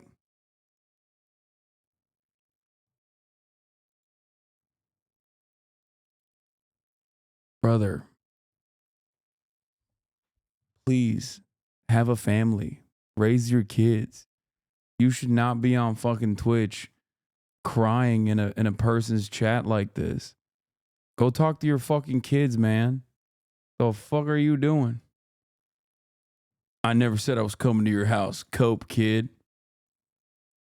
Why are you acting like you didn't say it's on site for commies like you? Cope, it's coming for you and you helped create this atmosphere. And now you're like, I didn't mean it. I didn't mean it. There's a reason why your kids are probably embarrassed of you, big dog. It's because, you're doing this shit. Don't do this shit.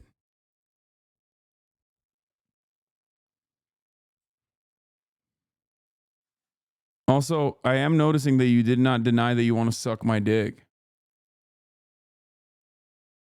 So that's cool. I don't want it, but, I will take it as a compliment.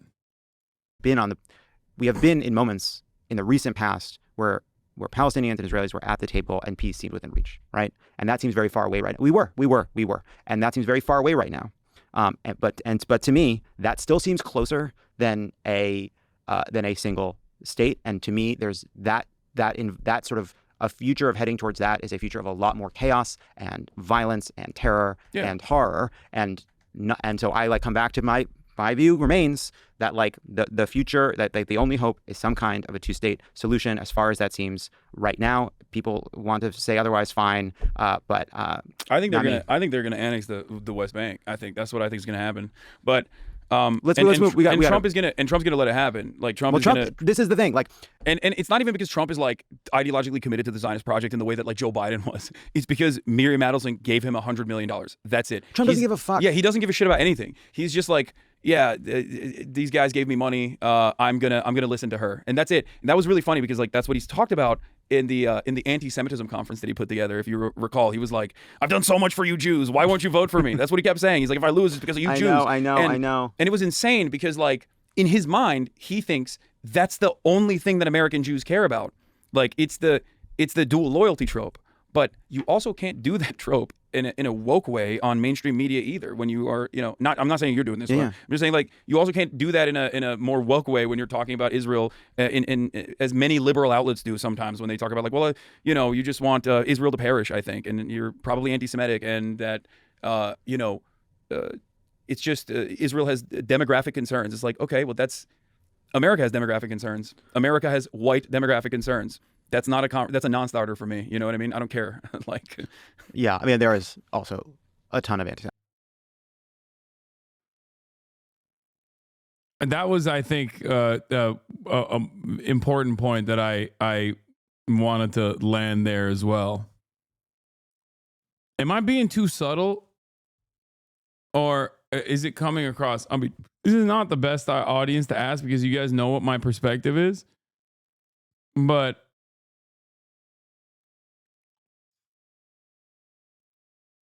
anti-Semitism. Oh, I know you don't. I know. Yeah, Like I just making sure 100%. because yes, and Yeah, it's like, skyrocketing. and like that. But like again, like we gotta move on from this. But like it's just like you see it in our politics, you see it in politics around Israel, like this kind of vicious circle of people feel under threat, they turn inward, they become less and less empathetic towards their neighbors. That leads them to be more and more isolated. And to me, it's like the question is not like I'm not even interested in like philosophical debates ideologically. It's like how do you break that human cycle, right? And I think on our side, it starts with just a policy that recognizes that even if that it is in Israel's interest to stop the violence and to stop the killing, and that moving towards something like the annexation of the West Bank or the permanent occupation of Gaza or whatever it may be is ultimately not in Israel's interest. I know that makes me sound like a neo-lib shill, but that is what I think. No, I understand where you're coming from. I don't disagree with you. I think that's why I was trying to bring it back to like American politics. And I don't think it's an accident that in the past 3 decades, every single Western capitalist nation firmly planted within the heart of empire, firmly within the comfortable bosom of American imperialism, has shifted dramatically to the right. And in that process, I think, or leading up to that, there was a lot of austerity, a lot of clawing back of social safety nets, a lot of privatization that took place that some people call the enshittification of the economy or the enshittification of everything. And in that process, I think people got more and more angry. And the only people that benefit from that anger are always going to be far-right figures that can point to people that are defenseless and people that are less powerful than you are. And they were able to successfully use the anger to redirect that towards nationalist sentiment, to redirect that towards racism, homophobia, bigotry of all different sorts. And that's why you're seeing the reform movement grow in the UK with Nigel Farage, who now has a higher approval rating than the very conservative Tory-adjacent Labour leadership in Keir Starmer. That's why you're seeing the AfD grow in momentum in Germany. That's why you're seeing Le Pen's party win or also grow as well. Even if she goes to jail, her movement will not, go away. And in every single instance, you have centrist, moderate to like. How is Cutie running late, bro? Why does chat know she's running late? The podcast is in an hour. It's in 40 minutes. How is she running late? Is she still streaming? She's still making food. She's cooking for 17 people. God damn, dude. Like center right. Tell her to fucking end her goddamn stream right now and start driving. Neoliberal party leadership constantly trying to maintain the hegemonic status of neoliberalism and losing out to populist far-right messaging every step along the way, because when material conditions worsen, okay, and you might look at the technological improvements and say, what do you mean material conditions are worsening? Like, I can order a Uber Eats and immediately have it at my doorstep, but like overall, the important things like educational attainment, healthcare, public transit. If we're talking about Europe, we don't even have that here in America. We can talk about it here too. You know, home ownership. These sorts of things are just getting worse and worse year over year, and it truly ruins people's lives, and it leaves them angry and confused. And right-wingers like Donald Trump, or fascists like those in Europe, like Meloni's party in Italy as well, or Geert Wilders in the Netherlands, like these guys use that opportunity to say, you know why you're mad? Because Muslim refugees came in and they ruined your beautiful European culture. It's the challenge, right? Is that like things aren't getting worse on every metric. They're not. And if you were to look at the last, 50 years of American politics, and if you just showed people the economic data, and you say, I want you to find on this chart where the United States elected a fascist dunce, you would not pick 2024. You might pick 2008. You might pick 1992. You might pick after the stagflation of the 70s. There are a bunch of times you might say, well, that must have, if it's someplace here, it must have been then. And so I do think we have to. I think housing is a big part of it. I think people being furious that life didn't seem to come. Like people are, I think, traumatized by the pandemic in ways we're still kind of. It's hard to see and hard to find in polling, right? I think there's like a deep anger about like, hey, wait, things never got back to normal. I don't feel normal. Costs didn't come back down. Life seems worse in measurable and immeasurable ways. And I do think part of it is like, yes, it's material, but it's also, I think, spiritual. It is. There is something. I think that there was a bargain people were making when all the restaurants where they knew the owners closed and they were replaced by fucking Panera Breads and Subways and chains. And when their supermarkets became chains and the Walmarts came in, right? When people like to blame Walmart, but Walmart is both a symptom and a cause, right? I think like there was a bargain people made. And the bargain was, I'm going to give up on like the kind of dignity and community and sense of place and belonging that I used to experience in my town for this cheap stuff. Yeah, but treats. it better be fucking cheap. Yeah, it's treats. not. But I think people are very bad at understanding what they want. And people, I do think that there's this collective feeling of like, hey, we traded something away to these corporations. And some of it we did unwillingly, some of it we did willingly, but we're not happy with the outcome. And I do think that that's about community. By the way, I do think that's don't worry, I bring up the fact that right here, Chad is all chirping saying alienation. about meaning. Yeah, what you're describing.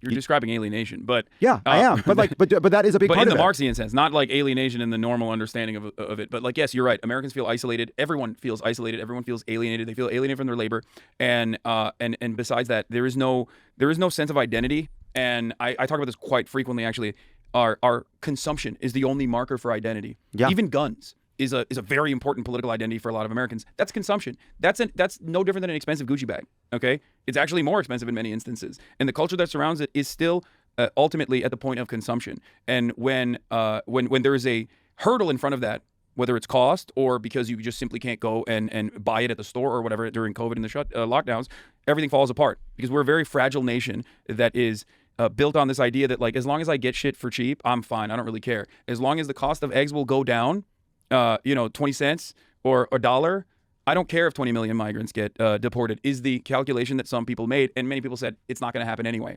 Now, there is the other side of this story. But that's why I want to hear the other side. But I just want to just the other side is what I was trying to say is this is what Kamala Harris did wrong in my opinion. She could have gone up there and said, I am going to arrest the Walton family. And if she was able to successfully say, I'm going to arrest the Walton family and they're going to stand trial, okay, in a military tribunal, Sure. and that is going to make egg prices $5 cheaper. Eggs are going to be 10 cents again. Americans would have voted for that. That's my point. So you don't have to go that crazy, obviously. No, I know. Well, I guess it's just like this to me. Like these are the twin problems of dealing with a fascist threat. One is keeping a big, fractious, progressive, small L liberal movement together. The other is how you defend the value of institutions that don't do that. And like I know you're being. I'm being hyperbolic. I'm exaggerating. I know you are. I know you are. I think that for far too long, deregulation and unconditionally supporting corporations, and even having what you just described as like the formative opinion on antitrust. Like as long as the consumer is happy, as long as the prices are low, we don't care if you monopolize. But that's the right's view. I mean, we like Democrats are now fighting. Like some of this is like we're fighting back on that stuff. No, but so that was the right's view, but that was kind of uniparty for a very long time. At least since the 90s. I think but this is I think. Conservatives had an ideological view of this. Yeah. The Bork view of this. They came in and they said, antitrust doesn't mean what it says in the law. It doesn't mean what it says in people's experience of what a monopoly does. It's this one specific definition, which makes it really hard to stop mergers. Yeah. And Democrats said, wait, hold on. Like kind of Democrats just didn't have a strong view on this. It just wasn't a motivating. It wasn't. I know, but why didn't they? Well, I think I think there wasn't. I think the intellectual academic left had to catch up to the damage this was doing. I think Democrats just didn't focus on it, didn't care about it. I also think there is money from donors. Of course. I'm not. I know you don't need to rhetorically cue me up. I know. But that like I think sometimes it is. I think it is not people saying, "Oh, I wish we would go after these giant monopolies more, but I got this donation, so no, now I'm not." But it's a culture, a kind of pro-business culture, right? That like kind of pervaded Democrats since the '90s. That made conversations about this kind of thing harder to have, which is different now because Lena Khan is now the chair of the FTC, right? Elizabeth Warren created this Consumer Financial Protection Bureau, right? Like there has been a shift, but it is both a not enough and not a shift in people's actual understanding of what the Democratic Party because is there's no immediate gratification that comes from that. I know. And the immediate gratification that is supposed to happen could happen potentially with wide sweeping legislative agenda changes overall, or like clearly communicating a pathway towards like a more just outcome for healthcare, for example. Like that's not something that we're invested in. Like things that touch people's lives immediately is going to yield very positive benefits. I will say this. I think as far as like Lena Khan or the Consumer Financial Protection Bureau, these are fantastic things that happened under the the watchful eye of the Biden regime. Well, Barack Obama and Barack Obama as well. The problem here, however, is that once again, I think out of genuine fear, maybe that they would disrupt or upset the Tony West coalition, of the Democratic Party, all of these like major donors that donate to the Democratic Party, they didn't do a good job even explaining what they were doing. And I'll tell you why. Just real quick, I just want to give you an example of the IRS, right? Joe Biden funded the IRS. Every dollar that goes to the IRS, I think, is like, what, $7 extra or 30, up to 35, if I'm not mistaken. I don't know the exact numbers, but like every dollar that you spend on the IRS, you get 35 in return in America's coffers, right? That's massive. That's fantastic. Republicans hate that. Yeah. They hate the IRS. And many Americans also hate the IRS as well. They hate paying taxes, partially because they don't see anything in return for it. And even though the IRS getting more funds actually retrieved a lot of, tax dodgers that were refusing to pay taxes, and on top of that, their investigations concluded that I think Coca-Cola had evaded taxes to the tune of $16 billion, right? One company. I never heard that from the Biden administration. They never went out and said, this is why we funded the IRS. Yeah. Not because we want to come after you and your trailer, okay, in the trailer park with our armed agents or whatever. Republicans, on the other hand, were like, 85,000 armed agents are coming to your house. Yeah, they're going to kill you. They're going to take away your children, and they're going to take your guns, and they're going to take your trailer park. I think we paid for not having an effective communicator in the president. Like, I think we paid dearly for It's that. not just the president. I know it's not. I know it's not just the. I know it's Pete Buttigieg is attack dog. Sick him on every television show. I do think part of the challenge is a lot of people are talking about what these agents would actually do. It just doesn't get covered, doesn't get attention, just doesn't matter. People don't cover this kind of stuff. That's part of it. I'm not saying there aren't Democrats. I agree with you. Like, Democrats need to have a kind of combative. Like, if that's anything we take away from Donald Trump becoming president, is that, like, clearly we need somebody. People want a fighter. They want a fighter. They want a fighter, and like. And you can't fight for opportunity economy and $50,000 in tax credits for startups. That is not something to fight for. You need to be a fighter, and you need to fight for things that are universally good and that people want: healthcare, fixing the housing market, things like that. Well, she did do that. Yeah, I just I agree with you. But again, even her communication on that is like, so much of the Democratic Party is now officially captured by what we would look back in the past as like unimaginably right-wing economic policies, like tax cuts. And tax cuts and a public-private partnership. When I hear those words, I'm like, I'm not regime pilled. Yeah, I want to be regime pilled. I want to champion the social democratic regime. I want to make the Democratic Party look like. I want to make the Democratic Party make Olof Palme look like a fucking revisionist right-wing reactionary. Okay. That's what I want. I want trains. I want trains. I want better public transit. Better transit. I want more. I want socialized housing. Like. Okay. But you're stopping. I don't know, but like, what do you mean? We can't get into it. We got out of time. We've gone so long. What I'm saying is, like, I am for building millions upon millions of houses everywhere. That's what I'm for. Yeah, but no public-private partnership. Build it with federal, publicly funded employees, and build it as a mechanism to claw back the insane housing market prices, to lower them by force. Okay, that's what I think. All right. I think if you said that, a lot of Americans would be like, "I like that idea." I think if a Democratic politician got up there and said, "We are gonna employ millions of Americans. We're gonna have a national jobs program to employ millions of Americans, building millions of houses," I think that'd be very popular. I agree. Yeah. Okay. All right. You're regime pilled as well. I am regime pilled. Now, I did go on your feed yesterday to see what you've been up to. Oh my God! And can we just put this up? I think I know what you're gonna post. I was looking for what your reaction was to the Harris campaign podcast, and I just found this, and I just thought, is this what the Joe Rogan of the left would post? I think Joe Rogan posts Donald Trump wins, and you're like, I think I know what I need to do. I need to post whole. Yeah. You getting good reactions to this? Is this getting what you need? Well, I wanted to show my progress. It's been a while. That's like from 2021 until now, and I do talk about my fitness journey quite a bit. You do Pilates? What? You do Pilates? No, I train. I weight train, and then I play basketball. What are you doing for cardio? Nothing? Basketball. Basketball? Yeah, I play basketball 3 times a week, sometimes 4. And that's been very good. I also track my macro nutrients. I track all my calories. What does that do for you? What do you mean? It's that right You think there. that's what it's doing? Picture on the right. That's how so? I got there. Oh. Yeah. I use Manjaro. It's awesome. Oh, nice. Awesome. I have family members that use it as well, and it's been very helpful. Yeah, I don't have to think about it anymore. Well, yeah, it's great. It's fantastic. Do you feel like it's stopped your other addictive tendencies as well? I'm a better driver. Isn't that weird? Maybe because you're not on your phone or something? No, I think it's because my I'm not spending so much of my mental energy on diet And so like I'm just a little bit less kind of spent and like kind of, I don't know, impulsive around other things. And so like I don't feel some need to like get home 2 minutes faster. It's hard to explain.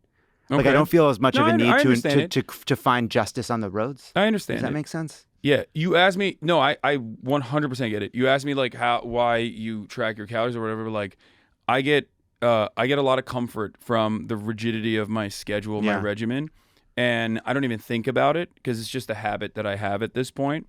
And for that reason, it's not even a thing I think about at all. It doesn't weigh on me. But when I was, when I was eating in a very unhealthy way, it did constantly weigh on me. I was like, but it feels so good. I know, but also I know. it's so bad for me. But then, You feel like you get like a little bit hopeless. Yeah. It's true in politics too. For sure. I mean, definitely. But you gotta focus on whatever small victory you can have. And it's the same for fitness. And like I said, going back to the Joe Rogan of the Left conversation, this is definitely Mounjaro is Ozempic. Something that I talk to my community about quite a bit. And there's a lot of people in my community that have also gone on their own fitness journey. I've been able to inspire them to do this as well. And I think it's important to be physically healthy. I do like just to close this out because we've gone on too long. But like, there is something about like in terms of meaning and like a spiritual Christ. Like, I think there's a reason that there's been an appeal of people like the Jordan Petersons of the world and some of the kind of more like self-help right-wing types. Yeah. And like, I do think there are a lot of people out there looking for not just sort of answers in politics, but like answers about like, why does like I feel unfulfilled, working, not working, whatever it may be. Like, I feel like I'm missing like community and the kind of leadership that would come from community. Bro, this is what she's doing. That's why she's late. God damn. This is crazy. And like, I do think that's why sometimes you see like, I don't know, like even on like the shows we do, like I do feel like there's like a hunger for like something broader than just a political program, but like more of a kind of way of grappling with the fact that this version of modern life kind of dares us to ruin our own lives. Yeah. You know? I offer that in my broadcasts every day. I mean, I talk about my own personal journeys and I offer advice. I used to have an advice segment as well. Mm-hmm. I haven't done it in a while, but like, I'm going to bring it back. And that's why I also like collaborate with other content creators, even if I don't align with them politically, agree with them politically at all. But, there are plenty of people that I know who are my friends, who I think as long as they're like relatively charitable and good and kind people, even if we don't agree on everything politically, it doesn't matter. I find myself in these bro spaces a lot. I've been on almost every single podcast that Trump has been on. Yeah. And many of them are run by my friends, like Impulsive. My buddy Mike Malak is Logan Paul's co-host. Not the biggest fan of Logan Paul, but I love Mike. Mike is a fantastic human being. He has an incredible journey of overcoming addiction, and he wrote about it as well. He had a New York Times bestseller. Bradley Martin with the Nelk Boys. I don't really know the Nelk Boys, but like Bradley Martin I like a lot. He owns Zoo Culture. He's a real meathead. And that's and Andrew Schultz as well. I've been on that podcast too. Like a lot of these podcasts I've been on as well. And like these guys and their audiences are receptive to what I have to say. And I think like optics play a role in that for sure. Like the way I carry myself, the way I am naturally, authentically, I think is a package that young men are not immediately dismissive of. And I'm very aware of that. And I try to use that for good.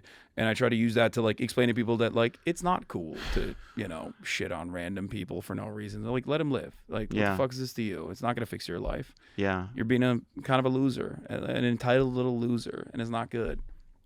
And that does work. Boss baby energy. Yeah. It works. And I think the size of my community now and the makeup of it is proof of that reality. Like a couple of years ago, I didn't have the numbers that I have now. And virtually every single person in my audience will tell you that like there is one key issue that I have dramatically changed their opinion on, whether it be American foreign policy, whether it be the way that they viewed trans people and were transphobic, but now they're not, or even racist opinions. So that's what I try to do to the best of my ability. in my little corner of the internet.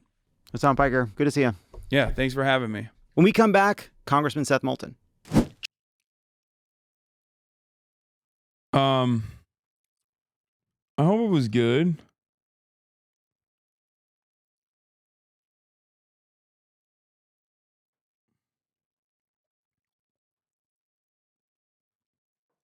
You know? I think it was decent. I mean, I definitely toned it down a bit, especially on the Israel's front. And there was a bunch that was cut out, I think, from that conversation too. But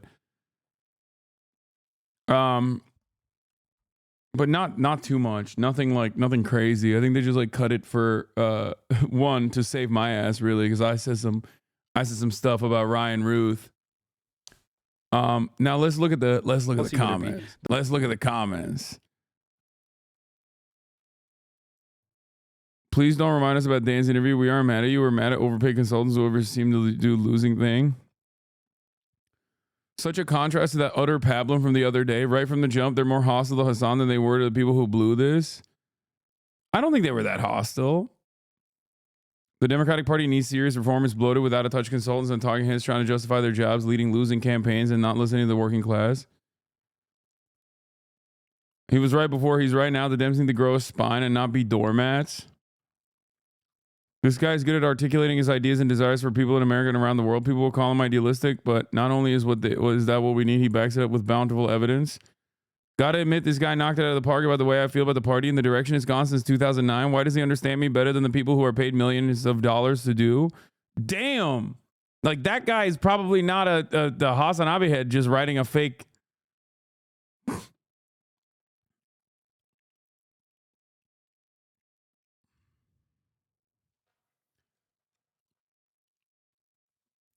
So glad you have Hasan on, because mainstream Dems watch and listen to you. Must understand the obvious truths Hasan articulates. This Hasan guy seems to really know what he's talking about. Glad to see someone accurately diagnose the Democratic Party's issues.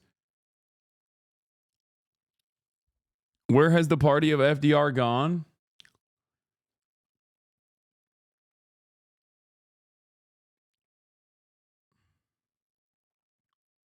That's crazy. That's good. Who is this guy and can he run in 2028? Seriously, he's brilliant. I totally agree with his Joe Manchin blaming. And if I'd known all that stuff, I would have made it public. Thank you for this. Best I felt in 3 weeks, says Arkansas vote blue. These are like liberal moms, dude.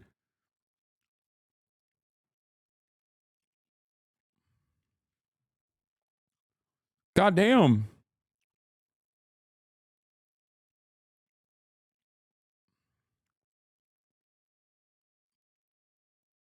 You got 2 Zim packs on the table.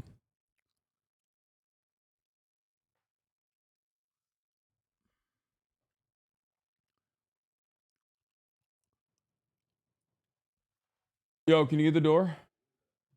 I don't know, it's probably my mom. Yeah. Oh yeah, it's Gabe.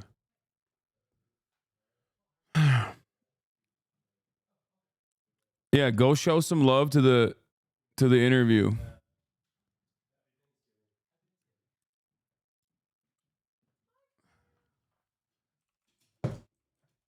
Thanks for having me on. Comment. Boom. That's crazy that this is like popping off. Dude, the Pod Johns, the audience loves it. Oh, really? Yeah, they love it. Damn. I watched the whole thing. You did not watch the whole thing. You're such a liar. Why are you I was lying? listening to the whole thing. Why do you lie all the time, dude? I was listening to the whole thing in the other room. You're really doing a disservice to I the was just gays, bro. secretly You're doing anti-gay propaganda. Secretly ordering on the BDS list and delivering so much BDS food to them. I don't even know what BDS stands for. Boycott, divestment, and sanctions. Oh, okay. Just sitting secretly in a corner, mischievously ordering BDS food. Everyone is praising the same leftist garbage. Please send him to run for office. Another win. I like that the Republican is a Republican Pod John watcher. The fact that John is more combative with Hasan, who had nothing to do with the Democratic strategy than Dan in his discussion with the Harris campaign, is the exact problem with liberal media when Hasan's approach of talking about real material. I thought John was not that combative. I thought John Lovett was not that combative with me. Maybe it's because I'm so used to people being unimaginably combative with most of the things I talk about that, like, I didn't think that way at all. Lovett was very agreeable, but it took every bone in his body to not shout you down, and I think anyone who watches PSA can clock it. Maybe I'm so used to people... Yeah, I'm so used to people just being like, dude, you're a fucking terror-loving anti-Semite that wants to kill every Jewish person. Shut the fuck up. I hope you get deplatformed and kill yourself in the process. Is like my normal, I would say the median naysayer. Somebody said I'm the type to eat at Chick-fil-A. Yeah. Yeah, he does all the time. All the time. I got a lot of points. I'm the type to use my points at 10:30 or 10 a.m. on a weekday for a nice breakfast burrito. Okay. D viewers are commenting now. Yeah, they'll swarm it and try to fucking massage the narrative as quickly as possible. Be like, he sucks. I mean, for those of you saying that it's homophobic, ask yourself this: who's homophobic? Are they homophobic or homoerotic? I'm getting joy, a gay man from their chicken. Kind of gay, don't you think?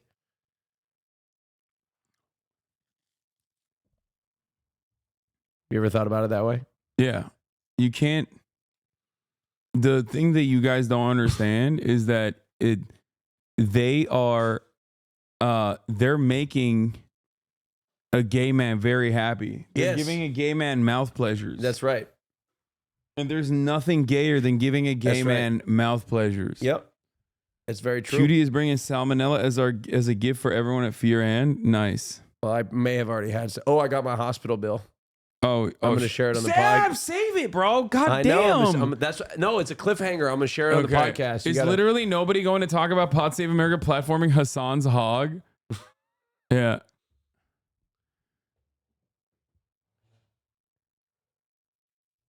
I would like everyone to go to look at the comments when he talked to John. Joke Society was saying the exact same things before the election and has done a better job deconstructing the campaign failures than 4 members of the campaign.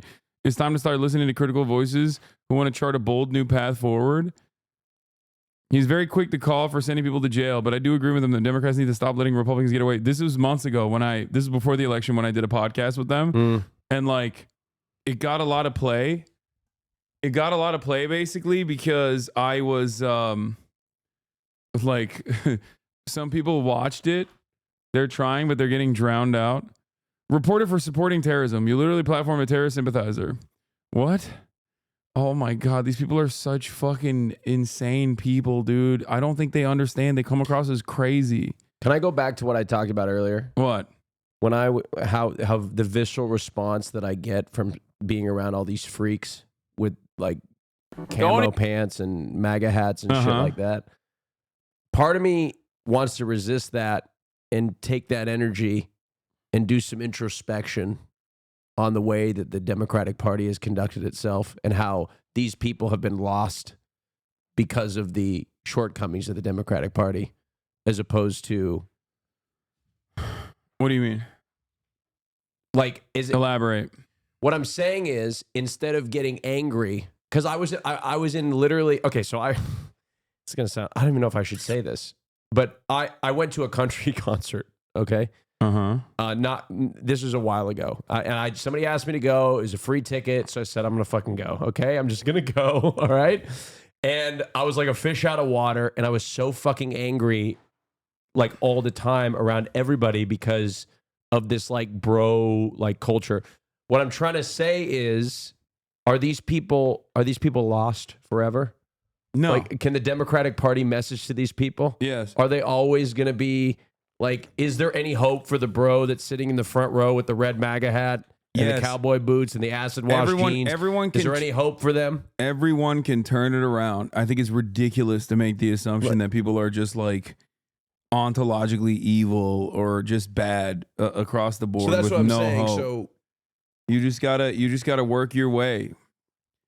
I mean, they arrived at this position. They weren't born into it, you know? You just got to keep working at it, and it's you got discouraging. It's discouraging. You got to win them look back. around and You got to win them see- back. You know, it's so discouraging. I fit right in though. I was Austin wearing a is camo just shirt. heterophobic base. Oh, I was on Fox News as well. Let's take a look. Oh shit! They lost because they were. Democrats say they lost because they were scared of their donors. I think that they need to change their policies. It's a policy thing. Yes, it's 100%. By the way, the woman on screen has once called me a terrorist sympathizer. Wait, but she seems like she's using you as like cannon fodder. But for, yeah, now that I'm shitting on the Dems, they like it. I think that they need to change their policies. Wait, my uncle's gonna fucking love It's a this. policy thing. Yes, Hell yeah. it's 100% a policy. I'm gonna thing. get so many. Which is I'll the say, boring. Which is the boring I'm gonna get answer. glazed at Although it would Thanksgiving. be very. Oh, for knowing Hasan. Yeah. She called me a terrorist supporter way back in the day when she was attacking Well, let's AOC. see. Hold on. There's still 45 seconds left in the video. There's plenty Self-serving of time for me to say, I'm the left's Joe Rogan. The Democratic Party should give me millions of dollars. That's not going to solve this problem. What will solve this problem is if the Democratic Party actually adopts real left-wing economic populist messaging instead of purposely avoiding that stuff because they're terrified of I bet she's upsetting gonna their ignore corporate the donors. left-wing pop. I mean, man, this list of excuses is getting longer than Hillary's infamous scroll of scapegoats. Wait, what? She just didn't understand any point I made, I think. She's not even addressing the point. Oh, let's see. She's not addressing anything I said. What? Yo, these people are so stupid, For dude. donor. I like her little outfit though. It looks cool. She looks like a Wolfenstein propaganda minister for like the American Nazi territories. Am I wrong? Look at this. Wow. Yeah. Back when she was Trump's press secretary, by the way, she said, unacceptable. AOC and Ilhan Omar teamed up with activists who said America deserved 9/11. These radicals would run the show in Joe Biden's America. Yeah, remember when we ran the fucking show in Joe Biden's America? Remember when I ran the show in Joe Biden's America? That was cool. Let's see. I mean, man, this list of excuses is getting longer than Hillary's infamous scroll of scapegoats after the 2016 election. Democrats are going to have to do a serious autopsy around the Thanksgiving table tomorrow, and they have to figure out what to do with Kamala. Some Democrats never want to see her again. They're begging her to not run in 4 years. They don't even want her to run for governor of California. None of this has anything to do with what you said at all. Yeah, no, they just put it there because I was shitting on the Dems, I think. That's it. None of it had anything to do with that. That's amazing. You know what people are going to be sitting around the Thanksgiving table watching? Jenksgiving. That's right. Tomorrow, ladies and gentlemen, uncle-nephew, okay? The uncle-nephew bond, the unshakable bond. Wait, is he gonna come on stream tomorrow? Fuck yeah, dude! You streaming during Thanksgiving? I always stream in the lead up to Thanksgiving dinner or I guess like our evening, like late lunch. Dude, by the way, there's some freaking fruit out there. Yeah, don't touch it. I'm telling mom. Don't tell her. I'm telling my mom. Dude, there's that so many grapes. It's like you ate the fucking fruit that was set up for the whole family. Dude, there's like an elaborate. It looks like one of those. Like, you guys ever seen like those Roman movies, like with all like the when like the elaborate like. I was bro. Look at this. Oh shit, you were pretty good. That's crazy. Sorry, go on. But you know, like those movies of like ancient Rome, and they have like the cups. What are those big cups? Look at this guy. Sorry. These guys are so funny because they're like, you have such bad ADHD. I'm sorry. You're a fucking. Yes, I have. Of course. I mean, many years ago. I mean, you're a fucking terrorist, bitch. Fuck Gaza. He wrote in not caps. Anyway, go on. So you know those elaborate Roman food spreads? Uh-huh. You know where they have like with the cups. My mom with the likes golden making cups? those. Yeah. So they've got one. He's got one on his counter. Fucking fresh strawberries, Democrats say like grapes. And I just fucking went. I ate so You many. did? I ate a few grapes. I kind of ate probably more than I should have, but To be honest, I ate a little bit out of everything, so I don't think you could really tell. That's insane, dude. I'm so sorry. It was so They fucking lost good. because they were scared of their It dope. was so good. The grapes are Kaya. Chill. Chill. All right. So fucking good. Speed those has grapes. fallen. What do you mean? Owners. What is I think this? that I show Speed shares his thoughts on streaming being a 9 to 5. Yeah, I agree with this. What do you mean? I was a server. Let me tell you this. No, it was way harder. It was draining mentally. I don't get how streamers even say that. Yeah, he's right. I agree with his take. I disagree. I think being a mother is the hardest job in the world. Dude, fucking let's go, dude. You're right. That's the best. That's Anyway, the most difficult job. All right, that'll be all for tonight. We are going to I'm going to end it here, and we're going to shoot a pod. Hopefully, when Sometime fucking in the next decade, Cutie Cinderella gets her ass over here. Hopefully, she's fucking a turkey right now. Anyway, love you guys. Tomorrow, Janksgiving. I'll be live at the same time as I always am. It's gonna be a shorter stream, obviously, from and Janksgiving will commence until 3 p.m. Pacific. So get excited for that. I'm starting at 11 a.m. as always. Kaya, you are such a slut.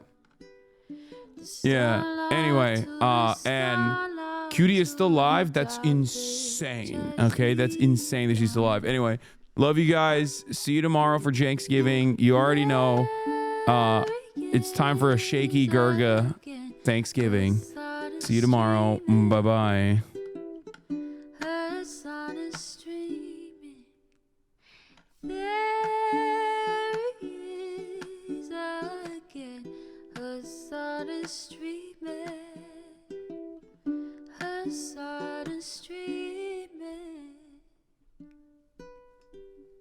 Reviewing the P.O. box, Uncle Uger's face.